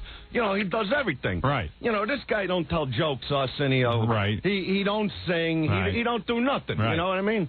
You feel it's a racial thing? Yeah, definitely. You feel if you were black, you would have been treated better? Definitely. When I watched him on the MTV Awards. Yes. Right? Any white performer that he had come out, he would be like, yeah, well, here's Joe Blow. Right. But the minute like a black performer, like at the end when Prince came on, he goes, yeah, now this what we be waiting for. Right. This what the night be all about. I see. This is what it is. Right. Well, that's why he's being replaced, I'm sure. Is he being replaced? Yes. Oh, yeah, he says he'll never kiss Dick Clark's ass again. But you're kidding me. I'm very surprised. You're saying that. What is it, Scott? I'm sorry, Howard. You got to bring Dice's mic down. You're overmodulating. We're having problems. So Get out of here. Get out of here, you imbecile. You're an idiot. Who is Get this out of guy? here, you nut. I'll Go. make a new doorway with him. All right. Who is that guy? That's Scott the engineer. I never met him before. Now Like you've you met brought him. me all the way down now. Now I can't even hear myself. Let me see. I know. Yeah, but then you're breaking You're up. blacking me out. Well, they can't hear you. Did They're I say blacking something you now? out. How's that? Very clear. No, can you hear me now? I hear you. All right, I hear what you. about when I yell? Can you hear that? Is that good, engineer? How is that, Scott? Scott, is that good? You know what it is? I feel the fierceness in your voice, the quality. Well, you know me. Yeah. You know, I'm a nice guy. Right, you are. There's nothing wrong with you. Well, You I'll got tell you me something. crazy. Let me ask you a question because you brought this up. Arsenio's head is very huge, right? Do you think Eddie's ass is sore because Arsenio's head is bigger than most people? What is it, Scott? Is that okay? That's fine. Oh, that's fine? All right, now get out of here. Don't ever interrupt my show. Our transmitter. It was what? He was scaring our transmitter. All right, did I ask for more coffee, Kenny? They're running down to get it. They better be running. If you tell me they're running, they better be running. You know I don't lie. See, Robin, Club Soda Kenny's got a tough job. I'm telling you, Boy, I don't Dice know if I'd want that job. Dice is a rough man. No, we have a lot of fun on the road, really. Yeah. He's the most caring, sensitive, and giving man you'd ever want to meet. That's really the truth. In the words of Hot Tub Johnny. All right, so let's get back to this. So anyway, I was telling you that Arsenio's been replaced on the MTV Awards. He will not be hosting it this year. Now, is that because he quit or because they just replaced him. Really? Now, I'm sure he wanted to do it. I heard he was disappointed. Who will be the new host? I think it's Dana Carvey. No. Well, that I understand. Oh, you do, huh? Yeah. Well, Dana's a talented guy. Really? Yeah, I mean, Dana does impressions. Dana's funny. Right. Dana does hit movies. You feel at least he's got some talent. I love Dana Carvey. You do? Oh, yeah. I see. I'm Well, not all kidding right. about that. Right? You sound sincere. I'm serious. I know you're serious. I can see that. And You see- Jackie's the new Polish king, right? What is that thing with the Polish thing? Come on, Jackie. Lay it out. What? He read the article in here. Yeah, but I didn't hear it. I just heard like you're the king of the Poles. There's a Polish newsletter that printed a front page letter that said I was a super bigot. Yeah, so what's wrong with that? Selling out my shows. Exactly. There you go. Dice doesn't worry about that That's kind the of one, that's the one bunch of people that never came after me. thing. Who's that? The Poles? Those dumb Polacks. Those dumb Polacks? They never. No, they're not really dumb, are they? Give me one Polish joke. All right, Jackie, tell us your worst Polish joke. Come on. Go ahead. Come on. Talk. Don't be intimidated. Come on, babe. Go ahead. Who are you doing, a Belzer impression now? Yeah. I'm a big fan of his. Oh. Big fan. You like Belzer now? I always like One Bull. One Ball, you call it? Is that your name for him, One Ball? One Bull Belzer. One Ball Belzer. Yeah, look at all the press I gave him on the show that time. That's right. I did like an hour on him. That's right. Hey, he's doing good now. I remember when you called in and you yelled at Belzer. Oh, remember that Yeah, phone but, call? you know, what am I going to stroke the guy? He needs help. Hey, Fred, you got that tape? Maybe we should refresh people's memories, Robin. That was great. Yeah. Hey, Fred, you got that? Fred's gone. Fred's Come on. not here again. Fred's not here again. We're into destroying Arsenio. Leave Belzer alone. All right, now, where were you? Go ahead, do your Polish joke, Jackie. Yeah, go ahead. All right, come on. Now, Jackie's having some trouble with the Polish community. And let me hear your This worst. should help. This is your worst Polish joke. Come on. Well, not the worst. This is a good one. A Polish girl is drunk and she's driving down the street swerving, so a cop pulls her over, says license and registration, so she hands him her license and registration. He says, "You're Polish, huh?" And he starts pulling down his zipper. She says, "Oh, no, not another breathalyzer test." And then what happened? Shut up, man. I laugh at every stupid thing you say. 45 friggin' horsehead jokes is what you can come up with, and you can't laugh at my joke? Well, you know, I was just trying to figure it out. Well, there's another I show should have business been war. Polish. No, I figured if I fight with Dice, I get some press. All right, do one more. Do one more. Do a Come good on. one, Jackie. You got better I thought ones it was than that. funny. I was dying I think it was your inside. delivery, Jackie. No, my insides were turning. I was going crazy. Go ahead. Come on. Do a good one, You know, Jackie. I'm that type. I don't like laugh out. Jackie, do a good Polish joke. Come on. The Poles are after All right, you. come on, one more. Fool me once, fool me twice. See, now that I get. I'm not laughing at another thing you say. Come on, I'm just goofing. You know, me and Jackie always had a good relationship. We have. Uh-oh. Oh, no, we still do. Come on. Uh-oh, Dice has opened up his coffee. I hope the Club Soda Kenny's cake. Put the sweet and low in, you idiot. Do the alphabet. Come on. Come on, do What the does that alphabet. mean? Do the alphabet. Well, you know I gotta sing it. All right, do it. All right. A, B, Z. C. What? Stupid C. Oh, yeah, I'm a little nervous. You know, I hear on the radio the whole thing about... I'm still Come learning. over there. I folded your towels the way you like them. I see Robert Wagner. All right. Are we going to get to the news now? What do you mean the news? And Robin's going to read the news, and we're going to comment on it. Really? What about the closing statement? You want to make a closing statement? You want to make about that now or later? Right. You want to do Yeah, that now? because I want Arsenio to have a good day. Listen, I didn't know you were coming by, so why don't you make a closing statement about Arsenio? Then Robin and I and you will do the news, and then maybe we'll take some phone calls before we get out of here. All right. All right, go ahead. My coffee ready? Yes, sir. Can we have some,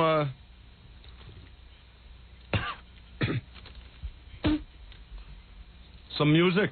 I got to All right. do this right. Fred, you got some music for Dice for his Fred closing statement? Come on, Freddie. Freddie loves me. Comes to every show. All right. Freddie, you got a problem with me, right? Freddie, lower this music for a second. Yeah, because, you know... Fred, do you have a problem with Dice? Not one problem at all. No, because... Wait a minute. No, Johnny says... No, well... Yeah, Johnny says, you know... Johnny's a liar. That's why... Wait a minute, I remember... because you don't talk much when I'm up here, and, you know, I think you're a pretty nice guy. I like you, too. I remember we Really? asked Freddie if he was going to Dice's show. Don't you remember that? Yeah, and what did he say? He said Dice doesn't do it for me. No, he doesn't do it for me. I think he's talented. He just doesn't do it for me, that's all. I don't understand that. Explain yourself.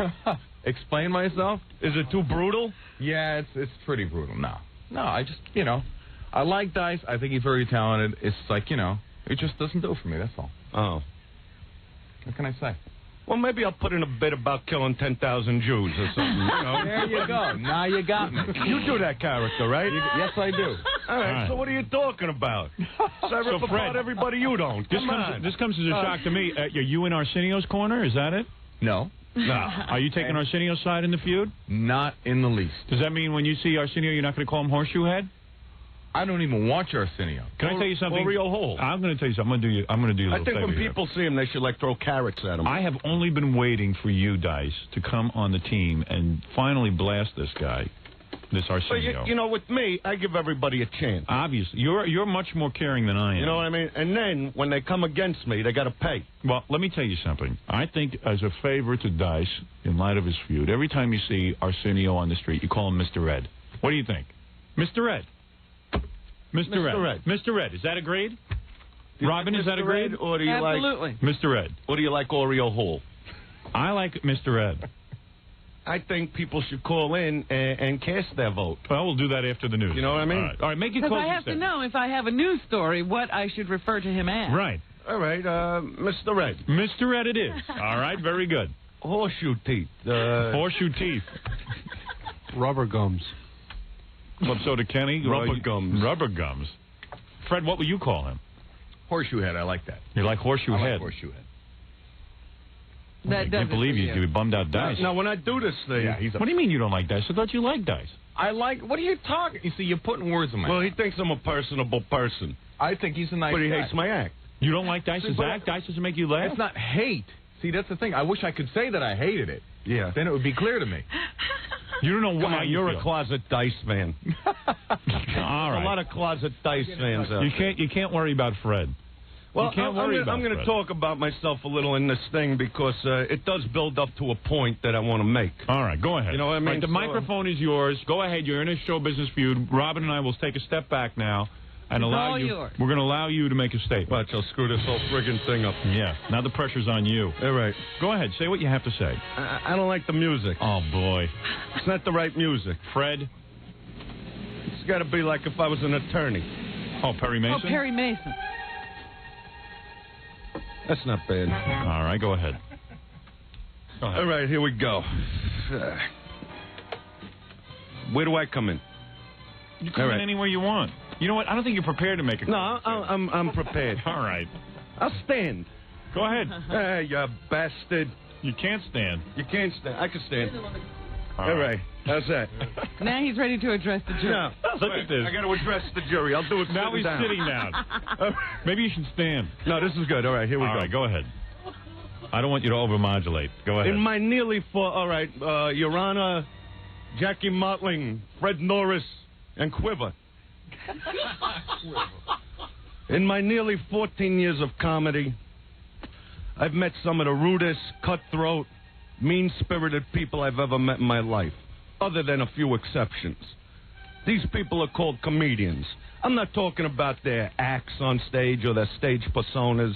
I'm talking about the individuals themselves, the dislike, the jealousy, and the hatred they have for each other. What the hell You am I? see- What am I in Temple? Listen to this. Go ahead. This is a sermon. You see the atmosphere. He's doing a sermon. Yeah. All right, I'm you're done. building. I'm sorry. Yeah, this is, you know, does the judge interrupt me? Yeah. Come on, go ahead. You see, the atmosphere does not yet exist that one comic, whether up and coming or famous, can feel good for another comic. Most comics do not like competition. Nobody tries to help each other. It's true. See, I'm a fun... Another interruption? I'm sorry. Go ahead. Yes. I'm going to throw the book at you. Yeah, That was right. like an amen, you know? Yeah, that was right. all right. I'm saying, I'm a funny guy like that. Right. When I see somebody with talent, when I see a newcomer with potential, I try to help. Guys like Marty Noodles Levinstein, who played places like Nassau Coliseum and the Upcoming Theater. Right. Guys like Michael Wheels Parisi, who when I met was playing in front of 100 people at Pips Comedy Club and has since felt the glory of Radio City Music Hall. And then there's Fast Eddie Griffin, who, by the way, I got to mention since Arsenio called me a racist, happens to be a black man. You helped a black man. Well, I discovered Eddie at the Comedy Store 3 years ago, and he was doing comedy only 9 months. But when I saw his raw talent and energy, the next morning he left on a 25-city arena tour, ending with Madison Square Garden, and has now gone on to star in his own HBO special. All right, so what you're saying so far... You want to sum up? Stopping me. Oh, all right. Well, I just make sure the audience... I'll sum it up, believe me. All right. Now, I do these things... Yes. I do these things... Yes. Because in my first 10 years in the boxing ring of comedy, nobody gave me spit. You hear? Right. I hear you. Then Rodney Dangerfield, who was not afraid of my material, gave me the shot of a lifetime by putting me on his HBO special. And for that, I will always love and respect that man, who till this day has backed my accomplishments. Within 4 months after Rodney's special, when it aired, I went from 200- and 300-seat comedy clubs to 21,000-seat arenas, selling every one of them out. Yes. My comedy album called Dice, which was my first album, was the first comedy album in over 10 years to go gold. I was nominated for 2 Grammys, won the NOM Award 3 years in a row. The NOM?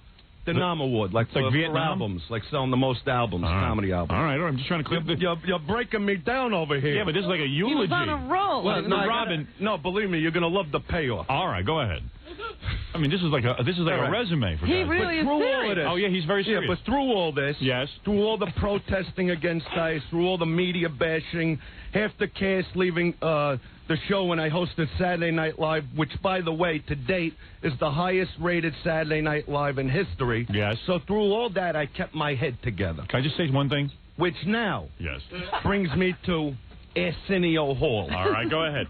You, who has the nerve to call me a racist, when on my last HBO special, what I talked about is how racism is bad and how instead of building barriers, we should break them down. You, Arsenio, who doesn't like material on women, after I saw you personally drag a girlfriend of yours out of the Comedy Store by her hair and slap her around in front of other comics. What? You, Arsenio, who had girls on from the show Oba Oba and for a week straight showed this one chick with a big fat ass. That's right, you, Arsenio, who said it was a mistake to have me on your show. But you did that and made that mistake 6 times, Arsenio. How dumb could you be? But isn't it funny that every time you did it, your ratings went up, and you always did it during Ratings Sweep Week? You, who constantly makes fun of white people, who, by the way, are the only ones watching you because I got a lot of black fans. And I'll tell you something about your people, Arsenio. The black people, they are completely embarrassed by you. You're an alien to them. They look into your eyes, it's like looking into E.T. They just hate you. That's right, you. You ass-kissing, phony, hypocritical, anti-Semitic, racist, male chauvinist trying to bang any actress that comes on your show, big-headed, self-centered, egotistical, big fat ass, packaged Uncle Tom, barking 7 nights a week for all the big executives to laugh at when they go to their cocktail parties. That's right, you, Mr. Oreo Hall, with the polka dot leather jackets, fake prescription glasses, and big rubber gums. Who are you to pass judgment on me, to try to tell me what I should or should not talk about? You don't know me. You never walked in my shoes. See, I'm a funny guy like that, Arsenio. You treat me good, I treat you better. You treat me bad, I treat you worse.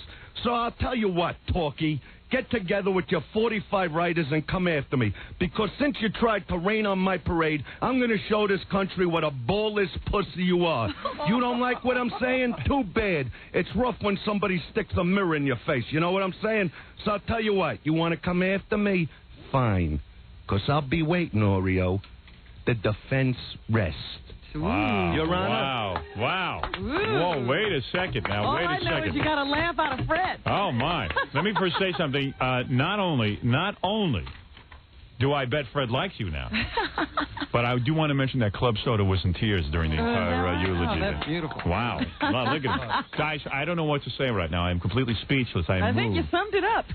First of all, there was I don't know if you caught it, Robin, but there were some accusations made in that. Yes, I caught every one of them. What are you talking about? Did you I write? was there and I saw him. Now, what did you see exactly? Well, this is years ago, before he became the famous Amos of talk shows. Right. Yeah. One night, I saw a few things with him. One night, he was dating this girl who, by the way, was one of these white bleached blonde chicks. Go ahead. And he got mad at her. He was having some kind of argument, and all of a sudden he grabbed her by her bleached blonde hair and yanked her out of the comedy store and started slapping her around until some comics got in between. Really? Yeah, you this saw is that. a guy that tries to come on TV and say, hey, I'm Mr. America, I'm Mr. Nice Guy, who I once saw jump into an audience just because a guy heckled him. Like you get heckled. Which I'm sure he got a lot. And beat the crap out of the guy. He beat the crap out of the guy. Mr. Nice Man. Well, that's handling it, isn't it? So you're telling me that he beat up So a white... come on! You're saying he beat up a white woman. Come get me! You're saying he beat up a white woman. He smacked her around. Oh, he smacked around. He didn't beat her to a pulp. Because somebody stopped him. I guess he wanted to get her home first. Right. Wow. This is Well, there were some other accusations in there. Oh, yeah, but I'm saying... I'm dizzy from the accusations. This is a guy that, What was the other accusation, Bob? Nothing about Oba. What about... what was that Oba? Do you remember about a month ago? The hell was that? A month ago. Oba. No, I'll tell you what it is. A month ago. A month ago, he had this... there's this traveling show. I actually saw it in Vegas. It's called Oba. With all these Brazilian dancing chicks. Oh, that's right. Yeah, right. So for like a week or two straight, there was one chick that really knocked him out. Right. And he'd show her every night. Right. But this is a guy that when I come on the show, if I say I like to bang chicks, he's like, he makes that stupid face. Yeah, makes the face. Like, oh, that's wrong, Dice. That's wrong. In the meantime, he keeps showing this chick. Well, according to the Inquirer, he was at all the Magic Johnson parties. Is that true, Robin? Yeah. Well, he was at a lot of them. Yeah, he went to all the whore parties. Right. Till everybody, I don't wish AIDS on anybody. I do. But I wish Arsenio would get AIDS. How do you like that? No, I wish he'd get AIDS. Well, you could say it. I wish it. That's right. I'll say it. But this you haven't got far enough. There's a guy that goes on to all the whore parties and tells me I shouldn't talk about women in that way. What am I doing? I'm talking about. Right, that's all. You know what I mean? That's all. You hear? In other words, you're talking about women. He's doing it. That's right. All right. I wish I was doing the things I'm talking about. Trini, I'm coming home. I got to get in there. And I'm sure she's waiting, man. You must have turned her on with this. I mean, Trini, when you talk like this would drive her wild. What a girl. Well, when we come back, let me start the news, because you like to comment on the events, right? Yeah. And this will give you a chance. Don't talk You need about to calm down. All right, look, I don't want to... Well, I'm glad he got that out. Yeah. That was fascinating. I'm glad he got it out on our show. Yeah, well, when Howie does the news, I just hate news people.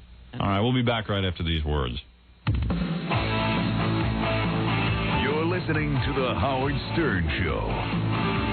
97.1 The Eagle. 8:43 at the Eagle. This is Brad Baxter checking traffic. Some signals flashing in Dallas Grand at I-30 East R.L. Thornton. Also on 97.1 The Eagle. Take it to the hoop and take home a trophy. You know what to do with a round ball. So grab a couple friends and sign up for the Eagles Take It to the Hoop. It's a benefit event for the Texas Scottish Rite Hospital for Children. Take It to the Hoop, a 3-on-3 basketball tournament April 16th and 17th at Wet n Wild in Arlington, sponsored by 97.1. Hoops, food, fun, and prizes. And you're helping out the kids at Scottish Rite. The number of teams is limited, so get your application now at any Metroplex Foot Action. Competition is open to men and women, adults and kids over 10. Deadline for entry is April 13th. For more info, call Metro 817-467-9088. That's 817-467-9088. Take it to the hoop from 97.1 The Eagle. You know you want to do it. Go out, have fun, get to it. Where the lights are low and celebrities go. Stage is set, are you ready yet? The men's club, nowhere else but the men's club. Gotta get back, gotta get to the men's club. There's no better place to bring your business than to the Men's Club After Hours. Unwind with special drink prices, a few appetizers, and make business a real pleasure in the company of our 400 gorgeous entertainers. Shooting the breeze or closing the deal. Your business extension is Northwest Highway and Stemmen. If you like it hot, you know what we've got in the class by sale. 6 to top shelf with lunchtime deals and late night meals. It's Business After Hours.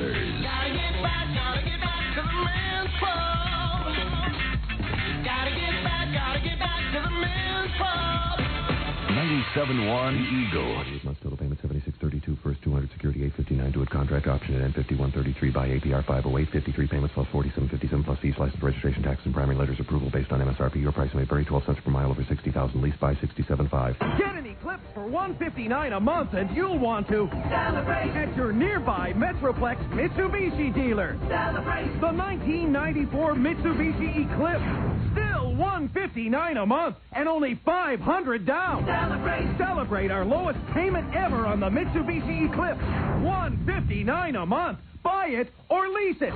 Yes, $159 a month and only $500 down. With the money you save, you'll celebrate all the way to the bank. And best of all, every credit application will be accepted. Hurry to your nearby Metroplex Mitsubishi dealer for a brand new 1994 Mitsubishi Eclipse. Buy it or lease it. $159 a month, only $500 down. It's 8:47 and 97.1, the Eagle. We're back with the Howard Stern Show. And we're back with the best of Stern and more with comedian Dice Clay. You're good with this, Dice. You know, a lot of people think Dice goes up, tells jokes, and that's the extent of his mind. But, but he's not up on the issue. He really is up on the issues and has excellent political commentary, and I always look forward to doing the news with Dice. That's right, babe. And Club Soda Kenny. I'm doing Bell's a segment now. Yeah. He loves to do the news. news. He loves to do the news. No, he's politically correct. Yeah, get into his realm. All right, well, you know, the big debate over the weekend in California was whether or not to put to death this Richard Alton Harris, or Robert Alton Harris, the guy who back in the 1970s, he came upon these two kids in a Jack-in-the-Box, kidnapped them, took their sandwiches, shot them to death. When one of them started to cry, he said, "Shut up and take it like a man," before he killed him. Two 16-year-old kids. And then he sat down and ate their sandwiches. He ate their sandwiches? Yes. And now he's in jail, and he's sitting on death row. He's been there for a while, and he's getting down to the last little bit of appeals. And he had a clemency hearing last week, and the governor denied clemency. And you thought that was the end, so he was supposed to be fried tomorrow. He's got to be fried. And then all of a sudden this judge comes out of nowhere and says, well, wait a minute, we have to determine whether it's not cruel and unusual to put somebody in a gas chamber. Well, that's in the books, that line. Cruel and unusual punishment. Right. That's what it should be. It should be cruel and unusual. You're not giving the guy a lollipop and saying, don't do it again. Right. You're roasting the guy. Make him miserable. In fact, they don't make him miserable enough. Let me tell you something. If I was the parent of a 16-year-old who had been killed for his sandwich by some mutant who they claim has now fetal alcohol syndrome, who cares if he had fetal alcohol? Cut off his and feed it to him. That's what they should do. Take it easy now. Now, that's what you say they should do. I say. Now, listen to what I say. They should cut off his feet. First, they let him grow his toenails real long. They cut off his feet. They beat him over the head with his feet. And then they shove his feet in his mouth and suffocate him. I think the in his mouth is well, more... please, I can't say that. Oh, boy. Well, you're asking an opinion. What am I going to do, a foot joke? And no wonder his mother was drinking, because she was carrying a murderer. That's a lot to carry around. That's right. Right, Club Soda Kenny? I'll say. Yeah. How come Arsenio don't talk about those guys, murderers? No, let's try to destroy comedians' lives. Right. Well, anyway, the appeals court in California has now taken away that temporary reprieve. Wait a second. Give me a break. Stop it. If I believe something, don't say it. No. You always say that. Please, Dice, you're killing All right, me. forget about it. I'm going to be nice. You're killing me. Anyway, good boy. The execution could be on again for tomorrow because not the Supreme Court, but some appeals court in California has now said that they wiped out that reprieve that the judge gave him over the weekend. So right now, it looks like the execution is still on. All right, good. Good, then execute me. Good, great plan. Why do you do the news? I told you Dice was good with the news, huh, Robin? No, I mean, why do you do it? You know what gets me crazy with news? What? What gets you crazy? You pick up a paper. Right. You know, because I started reading lately. Right. You pick up a paper, you go through it. Right. Line by line. Right. You come up with an opinion. Yeah. Now you come on. Yes. And now you go through it. Right. Right? Now you go home, you turn on the TV. Yeah. And they got, like, news stations doing it. Right. It's like, what are they backing up? What you and the paper said? Too much news. Yeah, it's too much news already. I see what you're saying. And everybody wants, like, their own newscaster. Well, the nice... Like every ethnic group. Like, you got Connie Chink out there. Right. She don't even act Chinese. It's unbelievable. Right, she acts like I don't know what she acts like. They act white. They act white. Everyone acts if you're white. going to do the Chink news, be a Chink. Come on TV like, today, Reich Ricin was corrected a rake. You know what I mean? You should get a real Chinese woman Yeah, on there. and for Arsenio, I love this joke. The black newscasters, to me. Yeah. See, I like black newscasters, but the thing is, they act whiter than the white guys. That's right. I mean, they come on TV like, well, today downtown New York. I mean, you know, come out like a brother, like, yeah. Well, today one. Well, another. No, guys. Today one. Guys. What are you doing? Guys, get out of here, man. Guys, I'm barely in delay. Give me a break. I gotta turn off your microphone. Yeah, just keep his mic down. His mic's off now. Go, take a rest. No. Take a rest. Take a rest. I'll be good. Take a rest. I promise. No. We can't trust you. Because it's a new bit. No. A new bit. It was a good bit, but, man, it's not suitable for radio. You want me to do the Puerto Rican? That's for the club.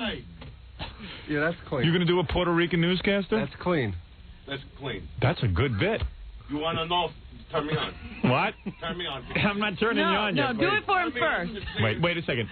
Do it for me during the commercial. If I curse, you'll never have me on the show again. Well, I want to have you on the show again. Give me like a punishment. All right. Are you going to curse? You want to know the news? I don't have your mic on yet. Oh, the weather. I got to work on the bit. All right. Well, can I just say, since Dice doesn't want to know the news, yeah, that no, I want to know because I read it. Charles Manson comes up for parole hearing number 8.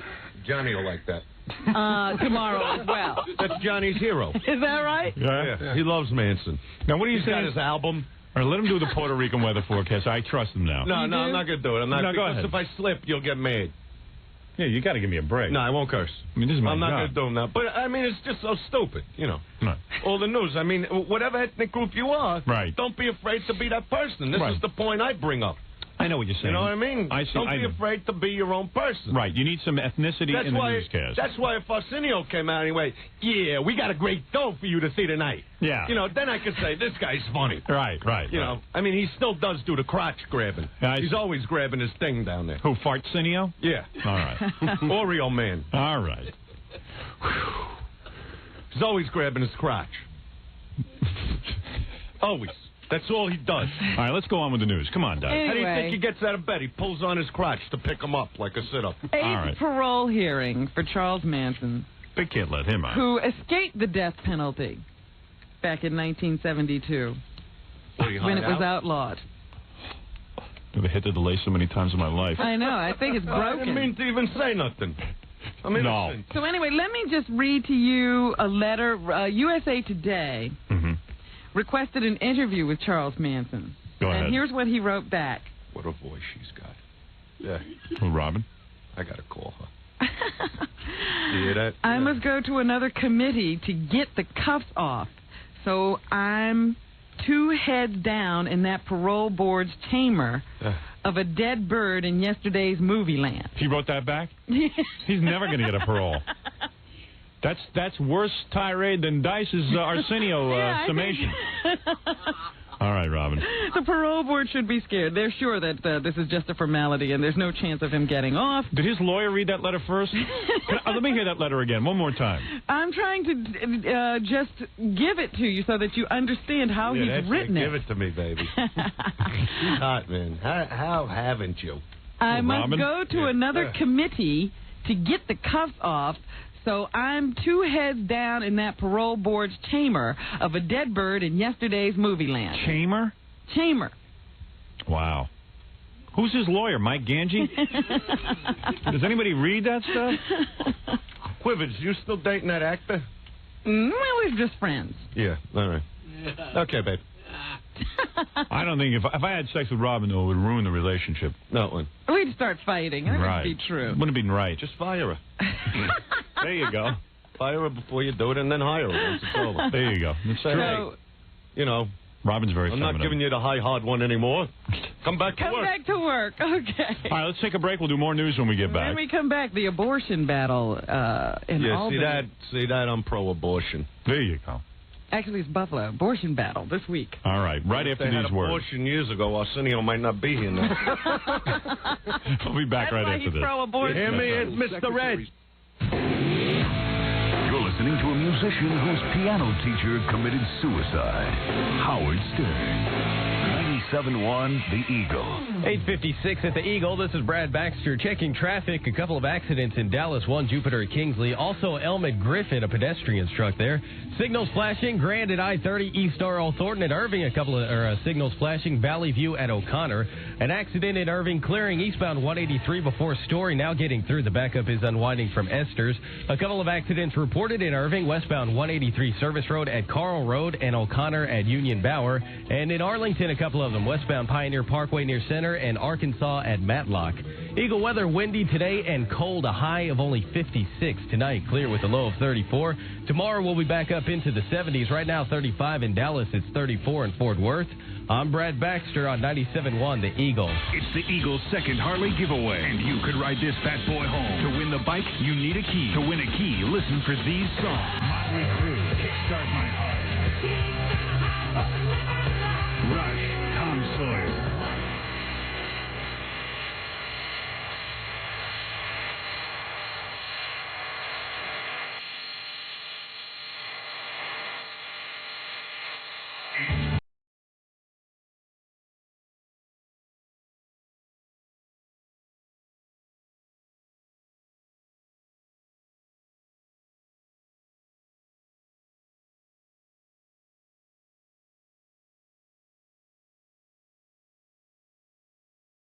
Those songs, B-Color 9 at 787-197-1. You'll get a key that could start that 1994 Harley-Davidson Fat Boy. And keep it on the Eagle to find out where you can go to see the bike for yourself. Harley trailer courtesy of CNS Trailer World, your full-service trailer dealer. It's Harley giveaway number 2 from 97.1 The Eagle.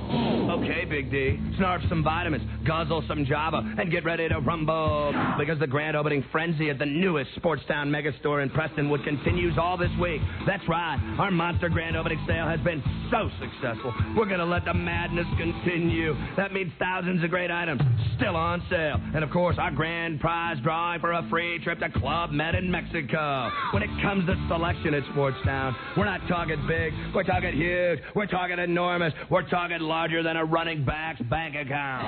Everything you need for every imaginable sport is right here at Guaranteed. Can't get any lower than this prices. So come on, Dallas, let's dance at Sportstown's awesome grand opening sale across from the Prestonwood Mall, corner of Arapahoe and a toll road. Sportstown, we got the good. Now save 20% on all golf sets from Ping, TaylorMade, Wilson, Spalding, and Tommy Armour. Sale price is good at all Metroplex Sportstowns during the grand opening celebration of the newest Sportstown across from Prestonwood Mall. You're listening to The Howard Stern Show on KGL, Fort Worth, Dallas. Hard touching parts, smooth riding parts, big locking and locking parts. Western Auto goes stranger to these parts. If you fix your own car, you're saving serious cash. But you can save even more when you get your parts at Western Auto. Hey, nobody sells parts for less than Western Auto. With our national purchasing power, we guarantee our everyday low prices on any part you need. We're so sure about our prices that if you should spot a lower advertised price on any product we carry, Western Auto not only matches it, we beat it by 5%, guarantee. So why fool around? For serious parts at serious savings, it's Western Auto. We know what you want. Like Castrol Motor Oil for maximum protection against viscosity and thermal breakdown. Save on Castrol at Western Auto, where this week official NBA team caps are free with a 12-quart Castrol purchase.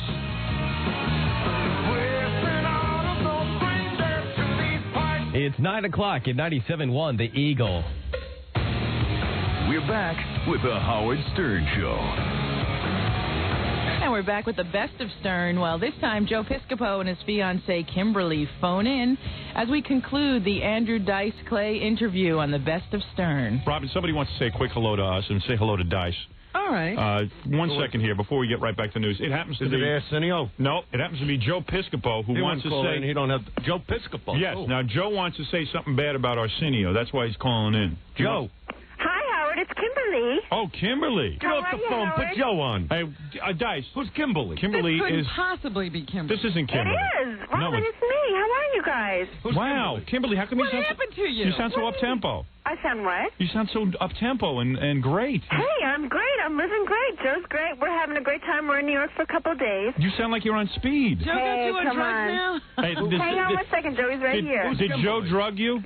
Howard, hi. Hey, Joe Piscopo, everyone. How you doing, my old friend? How's it going, guys? Very good, Joe. Hi, Robin. Good morning. I know that you know Dice is here, and Hey, you. Dice, how you doing, man? All right. You know, Joe, you don't know this. What's up? But you were the first guy ever to bring me on stage. No, get out of here, man. No, really. Before I did Pips, which was my official, like, you know, coming into comedy. Yeah, the George Schultz place. Great place. A few nights before that, I went to the Improv in New York. Right. And I was like the last act they put on, and you were the MC. I can't believe it. Hey, Joe, take it easy. He's not that excited. so Believe excited it. about anything. Believe it, man. I got no reason to lie to you, Joe. I just feel so old with that. All right, you know? listen, let me say something. Yes, sir. Dice has come out against Arsenio, and I know you want to do the same. Oh, is that now that I missed the show, fellas? You gonna get me in trouble now? I thought that you wanted to join Dice in boycotting Arsenio. No, I like Arsenio. Oh, my. No, matter of fact, I like Arsenio a lot. I like Glenn. I like everybody. Howard, you know didn't that. hear. You didn't Come hear. on, you don't have to like show anybody. business I don't like. You don't have to like anyone. Come You're on, at a point in your career you don't need anyone. Joe, if you want to play big places, you got to hate. That's right. Hey, why does your girlfriend talk now? What happened? Did you get married? Listen, first of all... Do you have her drugged? Robin wants to know. Did you drug That Kimberly? didn't sound like the Kimberly I know. Wait, you know what I want you to do, Joe? Kimberly, do the Nutty Professor for me. Actually, let's do Dueling Professors, All right, Andrew. you ready? All right. Actually, Andrew, I'm very excited that I at once brought you on stage at the improvisation. Well, actually, not to seem facetious or didactic, I really appreciated the moment. It does seem... Yes. It does seem to be an honor and a privilege, actually. Yes, thank you. Hey, Andrew, one of the greatest characters ever developed on screen, please. What was that? The Nutty Professor. Nutty Professor. Hey, listen, never mind Nutty Professor. Joe's got a girlfriend. You ever see Joe's girlfriend? I want to know if Joe could do me. Can you do Dice? No, man. You want to play big places, Joe? Who's your best impression? Who's your best impression? Oh, geez, I don't know. Go ahead, do it. Show off I know a little. Sinatra's a real big one, but you need music for that. Frank and stuff. The Jerry thing is always a fun thing. You do Letterman pretty The good. Letterman thing. But, Howard, you know, it's Family Day, so I'm in Jersey. I come on Regis and Kathy Lee. I wanted to come and we wanted to make a call and say hi to you. You're in Los Angeles, man. You're like hot as ever in L.A. I think it's a riot. Did you slip your hand up Kathy Lee's dress? No, she's not in today. It's Joy, Regis's wife. Please. Oh, did you slip But your it's a hand nice up Joy's question, dress? Huh? Did you slip your hand up Regis's wife's dress? No, I slipped my hand on Regis, actually. Tell him I think they're both jerk-offs. Yeah, that goes ditto for me. You know, that's another show. Yeah. I like wanted to go on that show a while ago. Right. And they thought I'd curse because I cursed on MTV. Yeah. Those Connecticut idiots. Two idiots. Two imbeciles. And what's she pushing a baby on the public? Right. What's that all about? Yeah. Did you ever hear of, like, kidnappings Like and stuff? she's the only one. Private. What, is she Like she's the only one with Yeah. a toddler, you know? Look at my kid like he's such a friggin' beauty. Yeah, right. Take off her makeup and she looks like a boy. Guys, please, I'm going to have to be the referee here, fellas. Come on, Joe. I wouldn't bang her with your... All right, No, but- easy. Oh, I didn't say it. I didn't say it. Hey, let me ask you something. Joe, your beautiful girlfriend is so young and so attractive. Have you ever seen her, Dice? Yeah, I did. The see babysitter. it. That's the one that leaves with you on the motorcycle and the thing? Yeah. I freeze frame it just as her leg is going over the bike. This is great. I go to bed, Howard. I got not only Howard, I got Dice on this. Hey, Joe, so what did you do? So how come you haven't married her yet? They're waiting for an annulment, remember? Keep waiting. It only took Princess Caroline 12 years. To get an annulment. It's taking Joe Piscopo. Wait, Joe, you divorced your ex. Is he divorced? Yes, he is. Dice, don't believe a word he's saying. No, this was like Don't believe a word he's saying. No, you divorced, right? You divorced your ex-wife. Was this the babysitter? This is the babysitter, yeah. What can I tell you? Does she have a twin? Because you're looking for a babysitter. No, because Hey, Joe... Dice, Dice, you're married with a kid, aren't you? Yeah, what's the difference? Can't a guy have fun? Guys, you feel that it's okay for married guys to go out and have a little extra on the side, right? Well, what do you think, Joe? What do you think, Joe? No, no. Well, Trini tells me as long as it's from the waist up. Right. Hey, Joe, seriously, what are you going to do? Are you going to keep... You know, Joe's a wise ass. This girl that he's with, gorgeous. She wants to get married, and believe me, why Joe doesn't get married, he's never going to do better than this. Yeah, that's true. Yeah, you should get married already, Joe. Hey, we are, guys, and you know what? I mean, you pulled the chick off a great babysitting job. Yeah, really. You got to marry her. You do. But this girl, did Regis pull her out onto the set, too? No, but, I had my nephews here, my sons here, my sister, my mom, and everybody. So it was like I was going to bring them over. Regis has a real masculine job, doesn't he? Yeah, really. Your son, yeah, that is a real feminine job, man. Regis. Being Regis is a feminine guy. No. I'm not saying nothing. Well. No. Hey, Joe, let me ask you one last question. Go ahead. What if Kimberly snaps out of the hypnotic trance that you have her in and realizes what you're up to? Yeah. I know that Kathy Lee don't wear panties. Hey, Howard, listen, Joe, does Kathy Lee wear panties on that? No way. Howard, listen, I know you'll understand this. You ready? Can't be. Thursday and Friday. Listen, Thursday and Friday, I got to go do a couple dates in Pennsylvania, right? So Kimberly is always with me on the shows, Howard. You know that, right? Right. Are you aware? Right? Yeah. Every show, she's in it. Now, she's got a big Nexus commercial, a big print shoot on Thursday. She's not going to be at the show. So next time I talk to you guys, you have to stay tuned and see what happens. And Kimberly and I will be separated for the first time during a show. Well, listen. Oh, so she's using you to get work. Yeah, no. Joe, no. Joe, you're talking to D-Man. Joe, do me a favor. My black fans say D-Money. Joe, do me a favor. That's right. Schedule with Gary an appointment. I need to talk to you. Okay, you got it. I want you to come in on the show, all right? I like this Schedule with Gary. You're not a bad drummer. Yeah, say, hey, Dice, you played in the Poconos on the drums? Yeah. Oh, unbelievable, Hey, man. Joe. What's up? I'm a better drummer than you. You see, I want to have a drum battle one day. You know what, Dice? All right, I'll let Howard talk. I want to have your girlfriend in here with you, and I want to find out why it is that you have to have an annulment from the Catholic Church to get married. You could get married anywhere. I want to know what's going on. Plenty of churches. Howard, listen, Howard, let me go do these dates. I got to go back to LA. When I come in May, maybe we'll do something. Well, I would like to see you sooner than that, but I'll take it in May if I have to. Is that and Dice, listen, a drum solo. Let's go on Howard's television show and do a drum out, man. Oh, Dice can't be on the television show. No, I'm doing the show. You're going to do my show? Yeah, I'm going to tape it. And Howard, wait, let me make an announcement. Wait a minute. He's doing the show Friday? Yeah, Oh, he is. Great. Excellent. You know, what do I got to do? Prove it? I thought I was supposed to make it like I hadn't talked to you before you came in today. Well, now you're saying all right, listen. Let me say something. You'll call the agents. Let me tell you about my television show, okay? Because all of you are a bunch of wise asses. Robin, this is our show. Yes, it is. Here are the ratings from this week's television show. Oh, here's our big challenge from Jerry Seinfeld. Say it with the megaphone? Yeah. Fine, I will. Joe, you listening? Got it. All right, because you used to be on Saturday Night Live. I want to show you how I'm kicking their ass. Oh, really? All right, now. This was with Jerry. My lead-in was a 3.8 with a 7.0 because Jerry Seinfeld says he was going to kick my ass. You ready? Everybody's kicking everybody's ass, and everybody ain't doing nothing. We go from a 3.8. Our lead-in is a 3.8. Yeah. We jump to an 8.7 with a 17. Whoa. We go to a 9.9 with a 20. Wow. Then when I start flapping my flabby ass, right? What I does go that get? a 10.7 with a 23 share. I can't believe it. So I better be pulling my pants down plenty. And overall, we had a 21 share for the night. Yeah. Now, how is that? Right, we gotta play the drums and our skivvies, I guess. Now, Saturday Night Live had a good night too, but the hell with them. Who cares about their rating? That's true. Howard, congratulations. Well, thank you. When are you and I going to do that film piece I wrote for us? What, that film piece you wrote? Come on, that was funny stuff. Anytime you want. I want to know how you pumped your arms up into telephone poles. That's what I want to know. Yeah, how'd you do that? When I met you, you were just a skinny kid. Right. All right. I don't want to hear any of the crap about the drugs. Howard, you know, I'm just asking you. Yeah, then how come you got pimples on your arms? No, never. No, because I'm into the whole workout thing. Yeah. Dice, where are you playing? Well, I just got done here. Just the Radio City. Wait, you going to be in L.A. soon? Yeah. And you'll give somebody your phone number. I'll call you in L.A. Joe can't give you his phone number. It's very private. He's afraid you'll steal his girlfriend. No. Give me Gary when we get off. All right. All right. And Howard, I'll see you soon. I want to do that film piece with you. All right, hold on. Take care, Joey. Okay, Andrew, take care. Bye, Howard. Bye, Robin. Bye, guys. There he is. Whatever did happen to that film piece? I remember. I threw it right in the garbage. I didn't have the heart to tell him. How did he get his arms so big like that? I didn't get his arms big. A 20-year-old blonde gets engaged to a horny 45-year-old comic. That's the story I want to do on the show. All right, We've done that. Rob, let's take how a old break. is Joe? Joe's 45. No. He's got a 20-year-old girlfriend. Yeah. Can't say that word. That should be now it can be told. Stop now. Stop now. Yeah.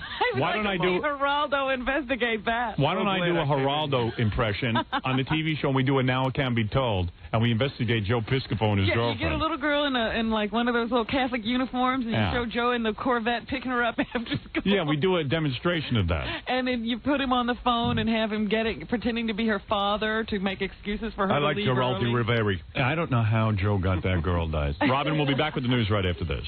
You're listening to the man who always believed Lee Harvey Oswald acted alone. Howard Stern. 97.1 The Eagle. Okay, so you haven't been able to get through to score a key. No problem. Sign up to win one at the Skin Art Gallery this Saturday. It's a key that could start that 1994 Harley-Davidson Fat Boy the Eagle is giving away. And the Eagles' T.C. McGuire will be in Arlington Saturday, giving you a chance to register to win it. We'll have the Harley on display there, too, so you can check it out for yourself. Plus, a van load of other prize giveaways, including Ranger baseball tickets. It happens Saturday from 1 till 3 at the Skin Art Gallery, 904 West Pioneer Parkway at Cooper in Arlington. So cruise by and party with TC and 97.1 The Eagle. Chances are you're in your car right. Legal specialization. 97.1 The Eagle. Airline passengers tell you exactly how they feel. So when TWA took out seats and replaced coach with comfort class to give passengers the most legroom of any major U.S. airline for the same price, we heard about it. I would choose TWA over another airline because of the comfort. I have fairly long legs. I noticed that my knees were not immediately butting up against the seat in front of me. But there's more to comfort than legroom. So when J.D. Power & Associates surveyed frequent U.S. business travelers, their evaluation included on-time performance as well as seating comfort. They also asked about scheduling, ticketing, gate check-in and boarding, in-flight amenities, flight accommodations, and aircraft interiors. Some tough survey. But when all the results were in, J.D. Power & Associates ranked TWA best in overall customer satisfaction for flights over 500 miles. So the next time you hear someone say, I see a bright future ahead for TWA, you'll know why they feel that way.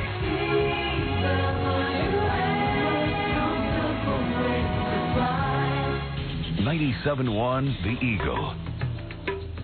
We're back with a man who taught Rodney King how to parallel park. Howard Stern. It's Maria Melito bringing you the best of Stern. Well, it's time for a phone call from Mr. KKK himself, Daniel Carver, on the best of Stern. Quick question for you, Howard. All right, Gary. How busy are you this morning? How busy am I this morning? Well okay. I see it's rhetorical. Okay. Well, because remember how we said we wanted to talk to the KKK guy? Ku Klux Klan guy. Right. Yeah. Well, I got him on the phone now, Yeah. and I could set something up for next week, but he said he's available at this moment also. Really? Wow. You know, and seeing as how I have him right now. Well, Robin, do we want to talk to the Ku Klux Klan guy? Why are you talking to him? Well, you know, it's always fun to hear his views and stuff. Have we heard him enough? Well, you never get to actually hear him live. Let's find out if he got any reaction off our TV show. He made an appearance there. Maybe he wants to eulogize Sam. You don't know. He might have known him. God. Was he a Jew? No. Was he a nigger? No. I liked him. All right. It was all right with me. He was all right. He was a preacher. That's true. That's right. Probably liked him. Although he liked heavy metal music. I don't know. All right. Can't have everything. On our phones now is the Ku Klux Klan guy. You hear him all the time. You can call his name is Daniel, but Geraldo likes to call him Danny. Yeah, what was with Geraldo calling you Danny? But wasn't that Daniel? You there? Yeah, I'm here. What was with Geraldo calling you Danny? I mean, did you give him permission to do that? Well, no, Danny is short for Daniel. You don't have to have permission to do that. No, but he was acting awfully familiar with it. You would have thought Geraldo was in the Ku Klux Klan the way he was. Is he a member? No, he's a nut. He's a nut. Well, we all agree to that. I don't care what side of the fence you're on. I don't know, because Danny makes you sound Jewish. You know what I mean? Danny. I know like a lot of Jewish guys named Danny. Well, I can't help that. Right. I think he was trying to... Danny's just short for Daniel. You know, people named Robert, they call him Bob. So what happened when you were on our TV show? Did you get any reaction from the Hollywood Squares? Well, yeah, I got a lot of comments on the answering machine. I would have got a lot of response if you'd have put my address on there. Every time you play my recordings, even on your radio station, you leave off the address, which is P.O. Box 446, Oakwood, Georgia, 30566. and you can write to me, and I'll send you some information on the Ku Klux Klan. So what's the deal? You, yeah, I don't know why we block out his address. I mean, we shouldn't do that. Oh, I guess we're doing to him what Jerry Brown says everyone was doing to him by not letting him announce his 800 number. Yeah, I guess Daniel's right. I guess we shouldn't block out the address. Okay, you're right. We won't do it. Okay, that's fine. So, yeah, what is that? When you're done with him, I want you to put him on hold because I need to talk to him. You know, I got a defective tape. Oh, you're kidding? Oh, is that why you were calling? Yeah, we sent away for the we sent away for the Ku Klux Klan songs. Yeah. And we sent the $6 and everything, but we got a defective tape. Did you? Yeah, I mean, we can hardly understand it. I'll send you another one. I'll give him the address before he... Yeah, we get bad dubbing equipment over there. Yeah. Well, you know, it happens. Now, what's with this Klan memorial coin? What's going on with that? Well, it's just a 1 ounce of 999 fine silver with a Klansman on the front of it, and it'll be a valuable collector item. Somebody told me something when you were on our TV show. Yeah. There was a guy driving you, right? A white guy. Which was fortunate, Robin, because I think it just worked out by coincidence. Yeah, just by accident. If you had a black guy driving you, would you get in the car? Sure. Oh, you would? Sure. I'm surprised, though. I didn't think you would like that. Why? Well, blacks can drive, I suppose. Okay, but can blacks drive better than white people? No, but there's nothing wrong with a nigger driving, I don't reckon. Oh, I see. Here we go. Fetcher cotton, driver cars, whatever. So they can serve. Right. Well, that's what they're supposed to be doing, serving. Okay. Right. That's what our ancestors brought them over here for.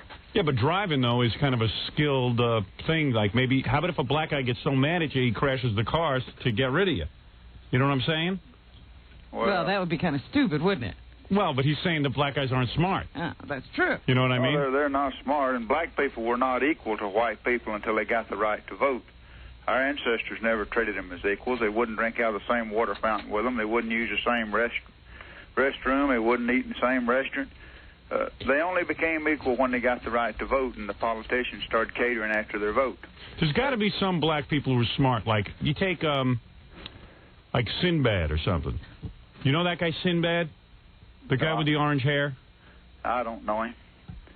What about, like, Robin, name a smart black guy. Anybody with a half a brain knows that there's some black people smarter than some white people. But when you talk on the averages, the white race is smarter than the black race. So, well, would you get rid of all black people and not have the advantage of having the smarter ones? Well, there is no advantage to having black people. Oh, I see. You can't have law and order and have black people, too. It just, I mean, our prisons are full of them. They're building more prisons every day. 80% of all violent crime is committed by niggers, and you see it right there in New York. You'll average over 7 murders a day. It just seems kind of a all of them are black people. Seems kind of a shame you got to get rid of everyone. I mean, although I'm surprised to hear you say some are smart. I mean, you're caving in a bit on your very staunch feeling. No, I said some black people are smarter than some white people. We got some dumb white people. I never got a chance to ask you a question. Now, you said that you got into the Klan after your sister was killed by a black guy? Yeah, my sister was killed by a gang of blacks. There were 3 of them. How did that happen?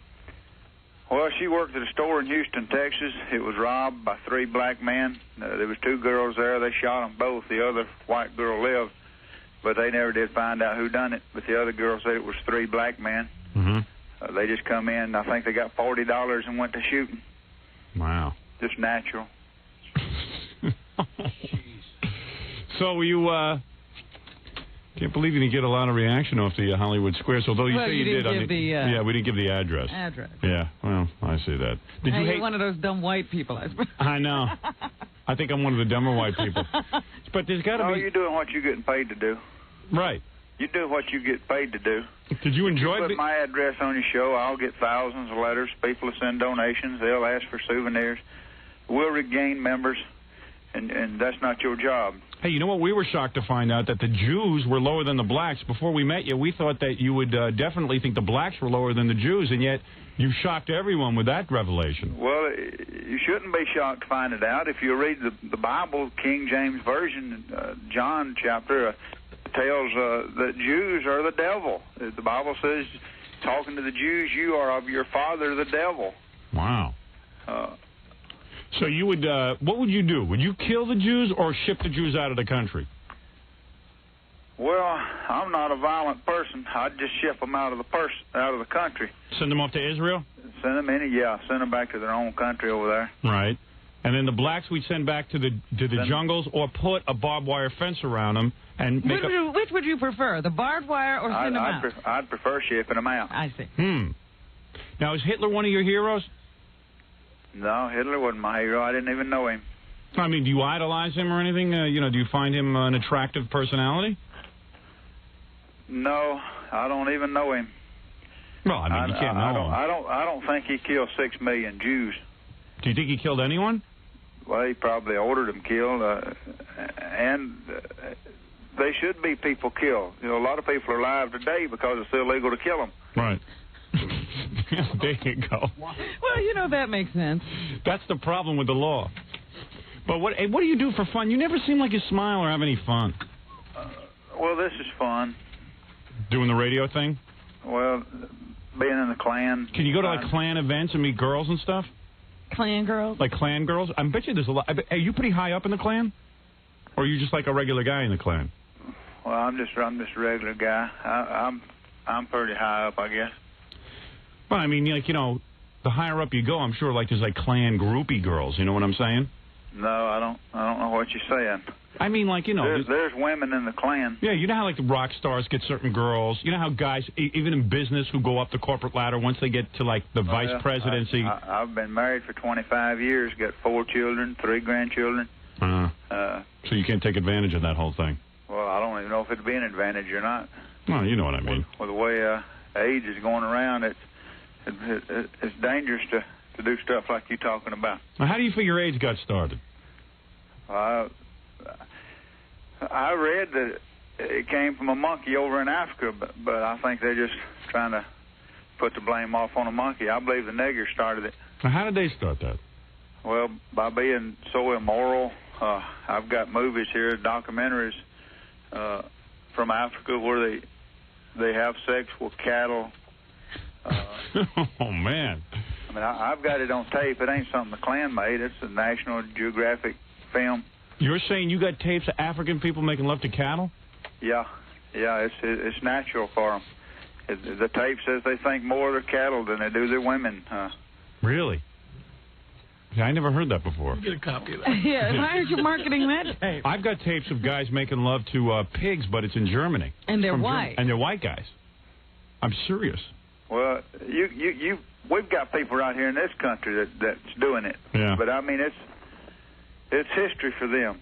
They're doing it today. It's every one of them. I mean, there's somebody here doing it today. We might have a perverted white person here and there scattered around. Right. But all of the niggers in Africa, I mean, they sit around in circles and watch each other do this. Anyway, so this is what I heard.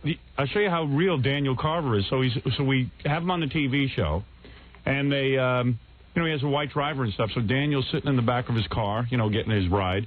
And all of a sudden, a black guy comes on the... It was a black woman. Was it a black woman? Yeah. Black woman comes on the walkie-talkie thing they got. The two-way radio. Yeah, she was the dispatcher. And she was on there, and, she sounded pretty black. She was like, hey, get this... And did you flip out in the car or something, start yelling at the two-way? No, I didn't. You didn't? Someone told me you were, like, really upset. How did she get that job and can't hardly understand her and everything? No, the driver's one making the comment. Oh. I think it was a Mexican or a Hispanic, and he made the comment that he couldn't understand them. Of course, I agreed with him. And we were listening to your message yesterday. Now, we were kind of confused. The blacks you want to put in like a petting zoo, that kind of situation with a barbed wire fence. If they're going to be around humans, that's where they should be. And the gays, you want to... They should be murdered. They should be put to death. Just put to death right out. Right. Yeah, but that would kill half of show business. Yeah, it wouldn't be much entertainment. Yeah, well, Broadway would close down. And well, I don't know. We had entertainment for hundreds of years without niggers being on it. No. We're talking about gays. Now we're on gays. Stop being one track. We're gonna get back to niggers in a minute, okay? And then you call them gays. What they are is faggots. Well, whatever. So you would have them exterminated. Sure. And Jews you'd ship out of the country. Yeah. Wow. America would be left here for white people. I actually did see Daniel kind of, I guess you could call it a smile. We were pre-interviewing some of the girls in the green room.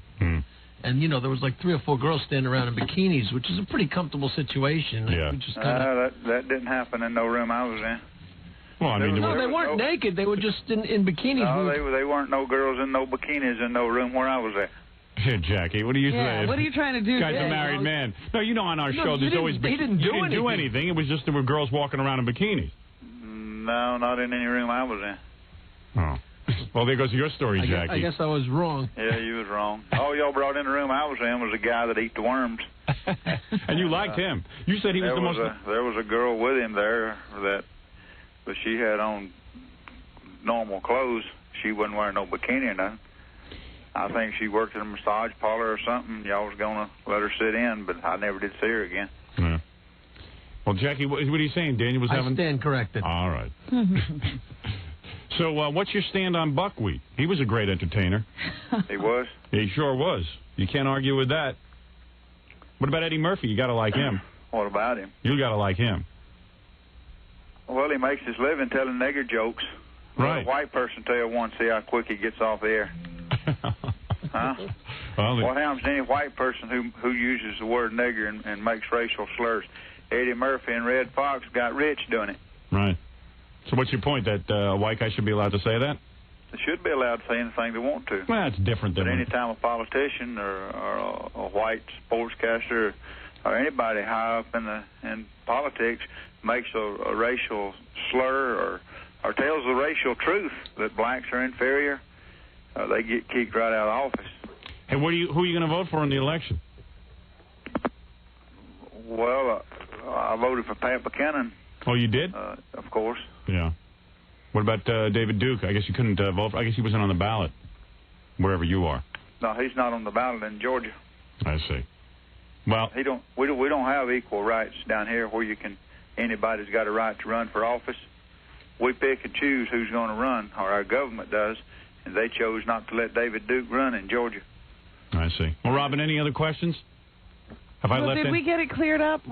Everything? I didn't even know what the problem was that he was talking about the other day on the tape. I know. He has some kind of problem down there with Mexicans or something. Yeah, why are you going to let why are the politicians letting the Mexicans in? Why are politicians letting Mexicans in? Dadgum if I know. Yeah. I guess they need their votes. You know, George Bush is letting them in because they're his grandchildren. George Bush's grandchildren are Mexicans, so he's just looking out for his own. Everybody should do the same. Right. I don't have any niggers in my family. I'm Mexicans. What would happen if, like, your daughter married a black guy? Would you like rip her hair out of her head? Yeah. You would? Yeah. You don't think she has the right to do whatever she wants to do? She don't have a right to commit bestiality. Oh, I see. Because a black guy is like a beast. According to the Holy Bible, he was. Mm-hmm. But the Holy Bible has a lot of stuff in it. Yeah, I've never read the thing, so I don't know me about neither. all this stuff. I'm afraid to read it. Well, I would imagine you have, or are afraid to read it. I don't think most of our politicians have ever read it either. Hey, how many tapes you selling on the KKK thing? The KKK tapes? I stole a few of them. Can you make a decent living being in the KKK? I mean, just selling those tapes? Is that your only living, or? No, I don't. I don't make a living. You don't? No. At all? You don't work? No, I don't draw welfare. What? How do you make money? My wife worked. Really? You're a kept man. Well, I worked at AT&T for 15 years. Oh, so then we get like a pension or something? I was fired when they found out about my KKK affiliations. I see. So why can't you make money can't the KKK help you out a little bit with some money? Well, the KKK, I sell a tape, but then I send out free information and have literature printed, and it takes more than the donations are coming in. I thought you were pretty good at Center Square on the Hollywood Squares. I'll tell you something. I'm thinking of taking that show live on the road. Might have you at Center Square for a couple of months. Well, look, talking about that Hollywood Squares, when it showed on the air, I can't pick it up here where I'm at. Yeah. But y'all sent me a copy of half of it. Huh. And, if y'all could Send the other half? I'd like to have the last half of it. All right, you'll get it. Oh, see, our tapes are defective, too. Yeah, really. He sent us a defective It wasn't defective. I think y'all just showed it in 2 parts. 2 parts, yeah. And I got the first part. All right, we'll send it. I did make some bad tapes on those songs, and I'll send you, if you give me your address, I'll send you a good one. All right, hold on. I'm making now real good. I'll put Gary on the line with you. Oh, okay. All right. Daniel Carver, everyone of the Ku Klux Klan in Center Square on the Howiewood Squares. Thank you. Uh-huh. All right. Can't mess with Daniel, man, I'll tell you that. That's the real deal. He imagines that you would be afraid to read the Bible. You see how quick Jackie shut his mouth when he goes... Well, he denies every story. Jackie was like... But Jackie gets every story wrong. Jackie, he's a little bit like you in the sense that, like, as soon as I start saying you were in a room with bikini girls, you're like, no, that didn't happen with me. His wife must be like your wife. But you know the room I'm talking about. I don't think there's ever been a week there hasn't been girls in bikinis in that room. Yeah, right. Well, we were a lot of bikini girls on the set, needless to say. There always are. Even if we don't have them in the show, it's just to keep me happy. Just to keep me amused. I was watching a replay of our breast tribute. Oh, yeah? Yeah, it's a pretty good show. Oh, good. It's a real nice show. It really, really does a nice service to breasts. Gee, what a great television show. Ku Klux Klan guy, breasts. Breasts are held up in high esteem. You know, and it's really funny. I always hear from people say, hey, how could you have a guy like that on and stuff? People love to hear Ku Klux Klan guys on Why the air. does Geraldo have him on every week? And Donahue. People love to hear that stuff. What can I tell you? They love it. They love it. And anyone who says they don't love it, who isn't riveted by that, is a hypocrite. They love it. People love to hate. Can I tell you? Well, we cleared up a lot of things, didn't we? Yeah. Yeah. Now we know exactly where everyone's going when Daniel comes to power. Aren't you curious what his wife does? I bet you he doesn't tell anybody because he doesn't want her to lose her job. Yeah, I mean that's hard to see him as a grandfather. He doesn't look that old to me. No, he's pretty. You know, he's in pretty good shape. He got married when he was like 14. Yeah, but here's a guy who doesn't have to work. No wonder he looks good. He probably has time to cream himself and everything. You know what I mean? He's getting facials. Probably has a pound of cream on his face. He's a college frat boy. You know? Yeah, I know. He looked pretty young. Looks like he could be your father, Jackie. Dead gum? He kind of looked like Jackie. Yeah, he did. Yeah, a little bit. If he grew his hair out. Yeah, a little bit. A ponytail. He actually said dad gum. I know. Dad gum if I know. Yeah, well, if you came from Georgia, you'd say dad gum too. You couldn't create him. Yeah. All right, we'll be back right after these words. You're listening to The Howard Stern Show. 97.1 The Eagle. Well, hi there. Bones here from 97.1 The Eagle, inviting you out to come party with me. Friday afternoon, 3 to 7, I'll be live in the flesh at Clicks Billiards, 6012 Abrams Road in Dallas. We're doing a Blue Murder concert warm-up party. John Sykes. You remember a band called Whitesnake? Songs like In the Still of the Night, Is This Love, stuff like that. He wrote them. He played guitar on them. He's got his own band now, Blue Murder, and the Eagle is presenting that band at DCL later on Friday evening. We're warming you up for it. John Sykes will be with us between 3 and 7 on Friday afternoon at Clicks Billiards, 6012 Abrams Road in Dallas for the Blue Murder concert warm-up. Is that all you asked? No! We've got some Ranger baseball tickets to hand out. Also, Blue Murder concert tickets, and as always, cool stuff going on there at Clicks. Find out what it is by showing up 3 to 7 Friday. Clicks Billiards, 6012 Abrams Road in Dallas for the Blue Murder concert warm-up party from your concert station, 97.1 The Eagle. I'm Jim Cook. I brew Samuel Adams Boston Lager, and I want to talk to you about dating. Not the going out with the opposite sex kind of dating. I mean the date I put on every bottle of my Samuel Adams to guarantee its freshness. You'll find it there on the left side of the label. And it's a date you can read, not some inscrutable manufacturer's code. That's important because I don't use any preservatives or the adjuncts other brewers use to artificially extend shelf life.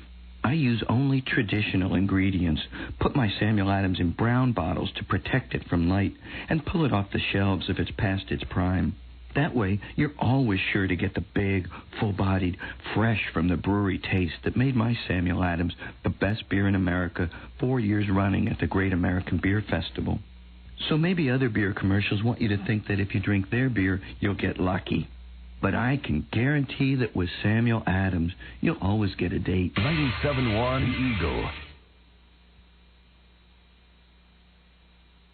It's the Men's Club, the ultimate in entertainment, first-class dining, and world-class fun, featuring 400 gorgeous entertainers. The Men's Club, a place that pampers you like no other. Oh, what a meal. I haven't eaten like this since the last time we went over. The Men's Club. You see it featured in Playboy. You hear about its international celebrities. Now, you can be a part of the Men's Club experience. You can even start working on your tan. At the Men's Club, we'll serve your lunch poolside and show you the time of your life. The time is 5 to 7 every Friday evening at our crawfish boil. Free mud bugs and fixins, live music, drink specials, and beautiful entertainers out by the pool. It's a tail pinching party to remember. The Men's Club, bullish on business, perfect for pleasure. You know you deserve the best. Northwest Highway at Simmons Freeway. 97.1 The Eagle. We're back with the Howard Stern Show. And we're back with the best of Stern. In this segment, Howard gives the listener the opportunity to act with him. Ooh, here's what happened on the best of Stern. All right, let me meet this actress. She called us up last week. She was bitching and moaning how she wants to be on the TV show. She wants to be some kind of actress. I told her to come down and let me look her over. I'll know in 2 seconds whether she's an actress, Robin. I'm a good judge of talent. All right. Weren't you thinking of doing a soap opera on the TV show? Yes. Might have to use her. Howard? Let me take a look. Hello, Howard. Yes? This is Denis. Like Demi with an N. Denis? Denis. Yeah. Denis. Let me look you over. Don't sit down yet. Put down that stupid pocketbook. Looks like a I suitcase. got lots of stuff in there, yeah. All right, wait, back up. Got a good body. Thank you. Nice breasts. What do you got, a B cup? About, yeah. Thank you. Could wear a little more makeup. You don't have to be so natural. Slut yourself up a little bit and grow your nails long. That's my advice to you. Go ahead, sit down. Paper than nails. Oh, you look pretty good, though. Thank you. I'll tell you that. Yeah. Slut yourself up. Yeah. Hi, Robin. How are you? Some advice. Slut yourself up so people will notice you more. I see. You know what I mean? You're a very beautiful woman. You just have to... Slut yourself up. Yeah, and you don't have to dress so... the shirt's a little matronly with the polka dots. Matronly? You know, my mother said that, too. I bought this. I said, well, Howard liked this. And she goes, no, it's polka dots. I hate polka dots. Everybody hates polka dots. Yeah. It's not, you're very... How old are you? 25. You're 25 years old. Yeah. I mean, you're a beautiful girl. What? Look at that shirt, Robin. I can't see her. Ma, you were right. See? I knew it. But, I mean... It's very, it's not youthful. Your grandmother could just as easily be wearing that. This? Yeah. Wow. I mean, you got it tied up and everything. Your grandmother wouldn't do that. But you know what I'm saying? Right. I mean, your skirt's nice and tight. Yeah. You can't even be wearing panties under that, or else you see panty line. You can? Oh. I am. I mean, no, you can't see panty lines, but yeah. Wow. Now that you're in my presence, do you feel some sort of... Sexually aroused. Do you? You do, don't you? Look at you. Oh, I'm just in awe. I can't believe I'm... Really? Yeah. Yeah, see, you should be. It's just neat seeing how everything is in here. I pictured it a little bit different. You got a perfect nose. Was that a nose job? No. That's your My real nose? Hey, good for you. Got it from my mom. I got to applaud that, believe me. You know me, I'm always impressed by that, Robin. He always looks at the nose. I sure do. Who It cares was weird. When I went out there, when I came in, there was no receptionist or anything. So I'm walking back and forth between the doors. I'm trying to open them. I was like, there's no doorbell. So finally I tapped on and somebody came up. Yeah, that is a little weird. We've never really successfully worked that out here, have There we? should be a bell. Or set like a sign, knock on this door. Or I know. I don't know what goes on with that. It's very, very weird. Because we're here so early in the morning, we always have guests and stuff, and nobody ever knows what to do. Yeah, they're always wandering out there. And you think Gary would have worked out a system for that. You know what I mean? You think Gary would have been concerned about that after all of these years here? I mean, we've been here how long? Like 7 years? Yes. Is it 6 years that we've been here? A little over 6. We're going into our 7th. 7th year, and you think Gary would have been nervous about that and worked something out? So you want to be an actress, huh? Yes. Oh. What is it, Gary? Well, no, I just thought you wanted me to address my... Do you want to address it? Go ahead. I forgot to tell her, but I usually tell people to tap on the door, and it's never been a problem. I see. And she got in, and it wasn't. Okay, very good. 7 years, and he has yet to greet one guest properly. It's never been. I often find people out there banging and wandering. It's never been a problem. And that, you know where it's black and it says K-Rock? Yeah. I thought it was a window. Right. You know, you can see out of it. I'm like, they're all looking at me, laughing right now, seeing me walk back and forth, trying to find which way to come in. Yeah, that's good. They're laughing at you. It's great. It's a great setup.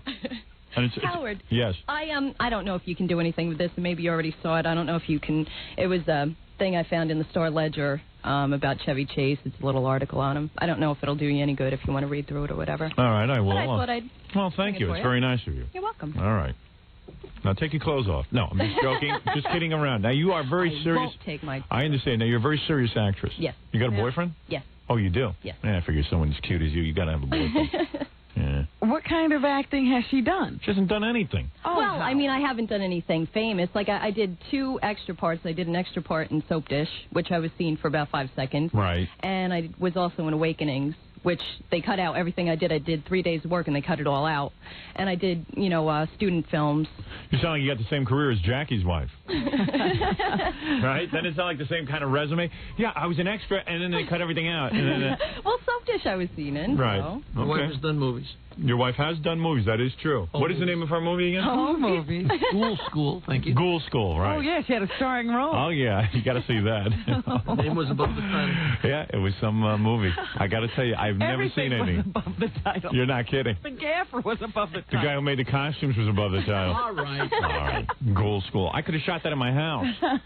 No, but anyway, she was in a movie. You're right. So she's actually ahead of you in her career. Yeah. You know, if you want to be an actress, though, you got to go do something. Aren't you in a play or anything? I do a lot of plays in Jersey, and also, well, I don't have pictures now because they came out really bad because I got them done by a friend, which was a big mistake because you shouldn't do that, but I didn't know, so I got them done.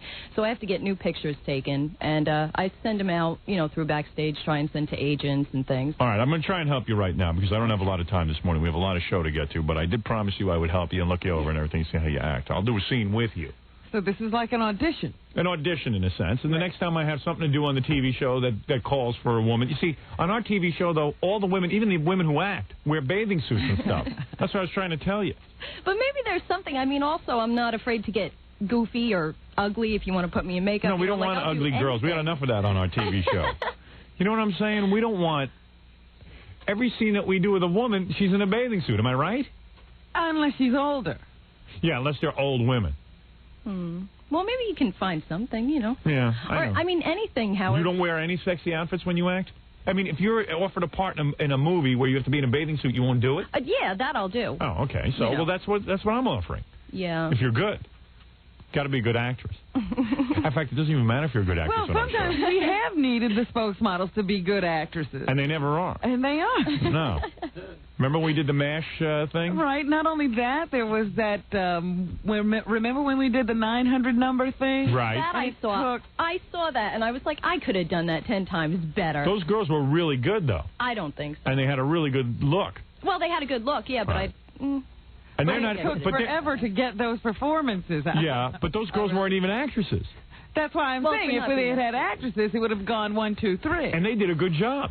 But I'm just saying, you know what? We were there taping till 8 o'clock that night. Believe me, we would have been there taping at 8 o'clock that night anyway. No, we wouldn't have. It took so much longer to get that done. Yeah, every week till 8 o'clock. I know, it makes no difference. Yeah, but that week we would have finished early if it hadn't been for that. You think so, huh? Well, you're optimistic. So what's your first name?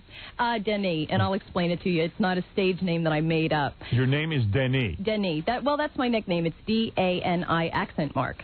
Denis. Denis. Like Demi Moore. Right. But I'll explain it because it's not like I'm trying to... Well, explain it. What is that? Okay, 2 minutes, not even. When I was about 4 and my cousin Graham was about 3, they were going to call me by my name, Diana Lease, my first name and my middle name. Right. And he couldn't say, and he said, where's Denis? Where's Denis? And they went, oh, how cute, Denis. How are we going to spell it? All right. That's how it came about. I see. Real quick story. And So you're not an actress. I hated that story, didn't you, Robin? Yeah. Isn't that a terrible story? It's a made-up name. Who even cares? Well, I thought you were going to be like, you know. So, let's say you're Denis and leave it at that. Yeah. Denis.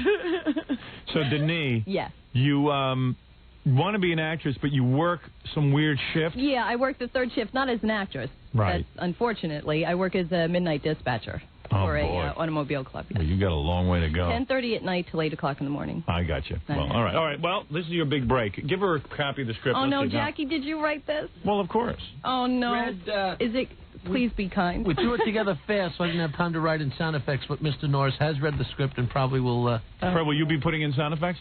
Now, don't read the script yet. Hold on a second. Let me give you the setup. Let me give you the motivation, all right? You are... You ever see the movie Working Girl? Yes. Okay. Here's the... or 9 to 5. You ever see that kind of thing? Okay. You're the secretary. Okay. All right? And you work for this guy who you idolize. I'm your boss. And you do a lot of typing and stuff like that. But every day you see me, you're like, oh, why can't I just... You love me. Oh, boy. All right? Okay. You're like wild for me, all right? And I'm like a guy who's very upstanding and everything. Right. And I can't... Even though I'm single, I have not noticed you. Okay. So today you come to work, and you're wearing your sexiest outfit to try to get my attention. Not the thing you're wearing now, all right? Yeah. You're married. No, I'm not. Oh, yeah, that's right. I am married, aren't I? You're married. I can't believe you guys wrote me in as married. Why even in the acting roles I get I'm married? All right. So, I can't believe you overlooked that. But I'm real horny because my wife is like in a wheelchair. She can't even move the lower half of her body. Oh boy. Is that in the script? I'm giving her a motivation. Oh, you. All right? Now, all right? So you walk into the office. This script takes place. No. Okay. The script takes place, and I'm complaining about my wife because I haven't had sex in like a year. All right? All right. Okay. All right. And we're in the office together and... Are you complaining to her? Yeah, to my secretary. Okay, you ready? Boy. Okay. Here I go. Okay. Oh, my God.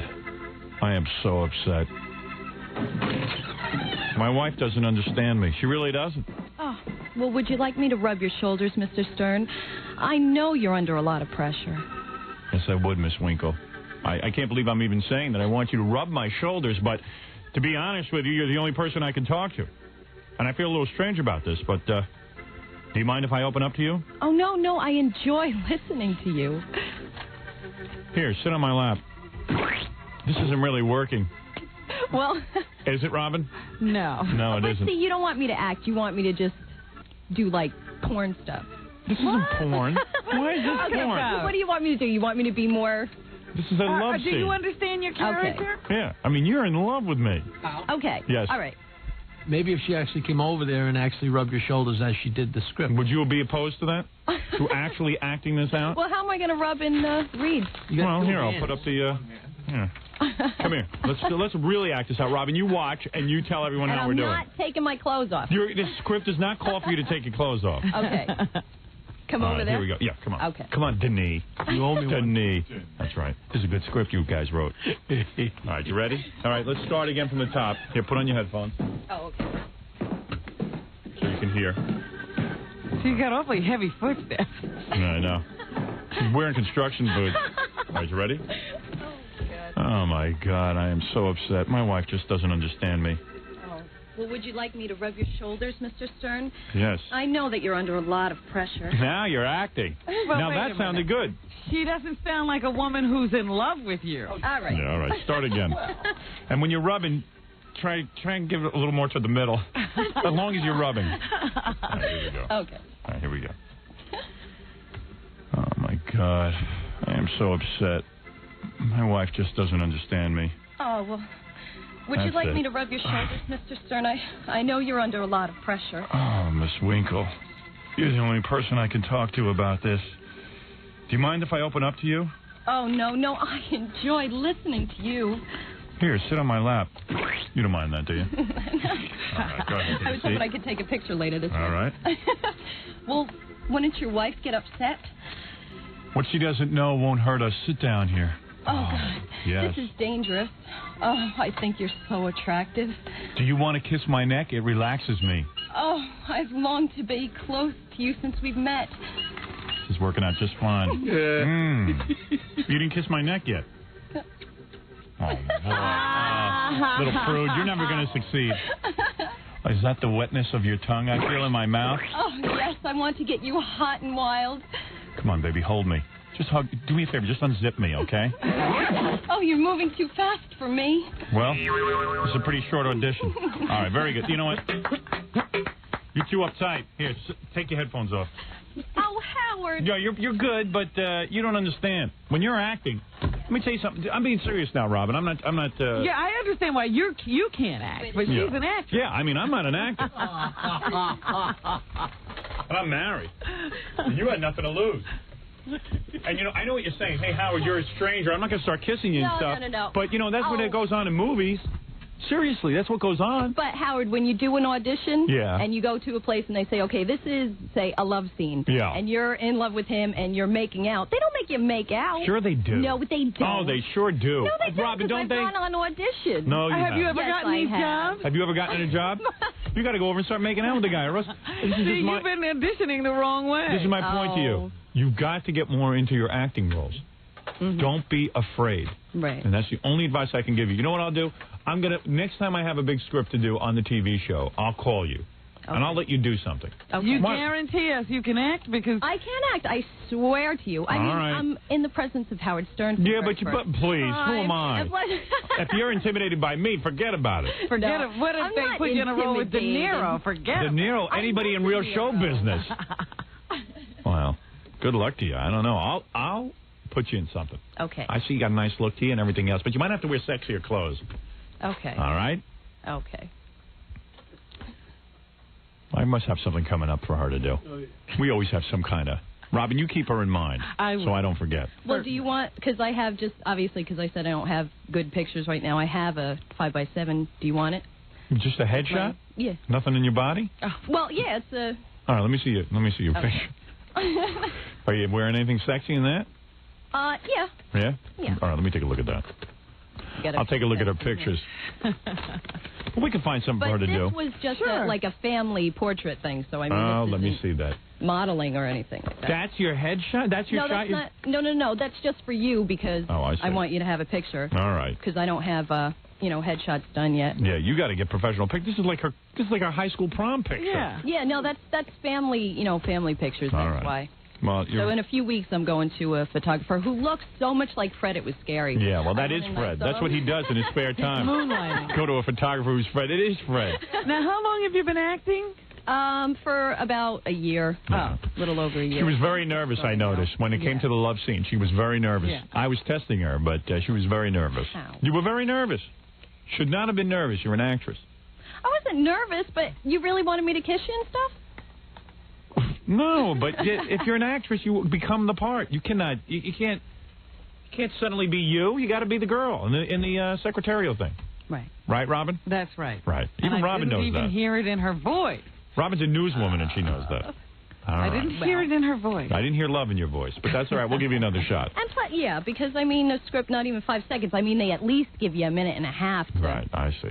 Well, you broke character. That's what I'm saying. Anybody who knows about acting knows you can't break character. Right, Robin? Howard. Well, sorry, Denise.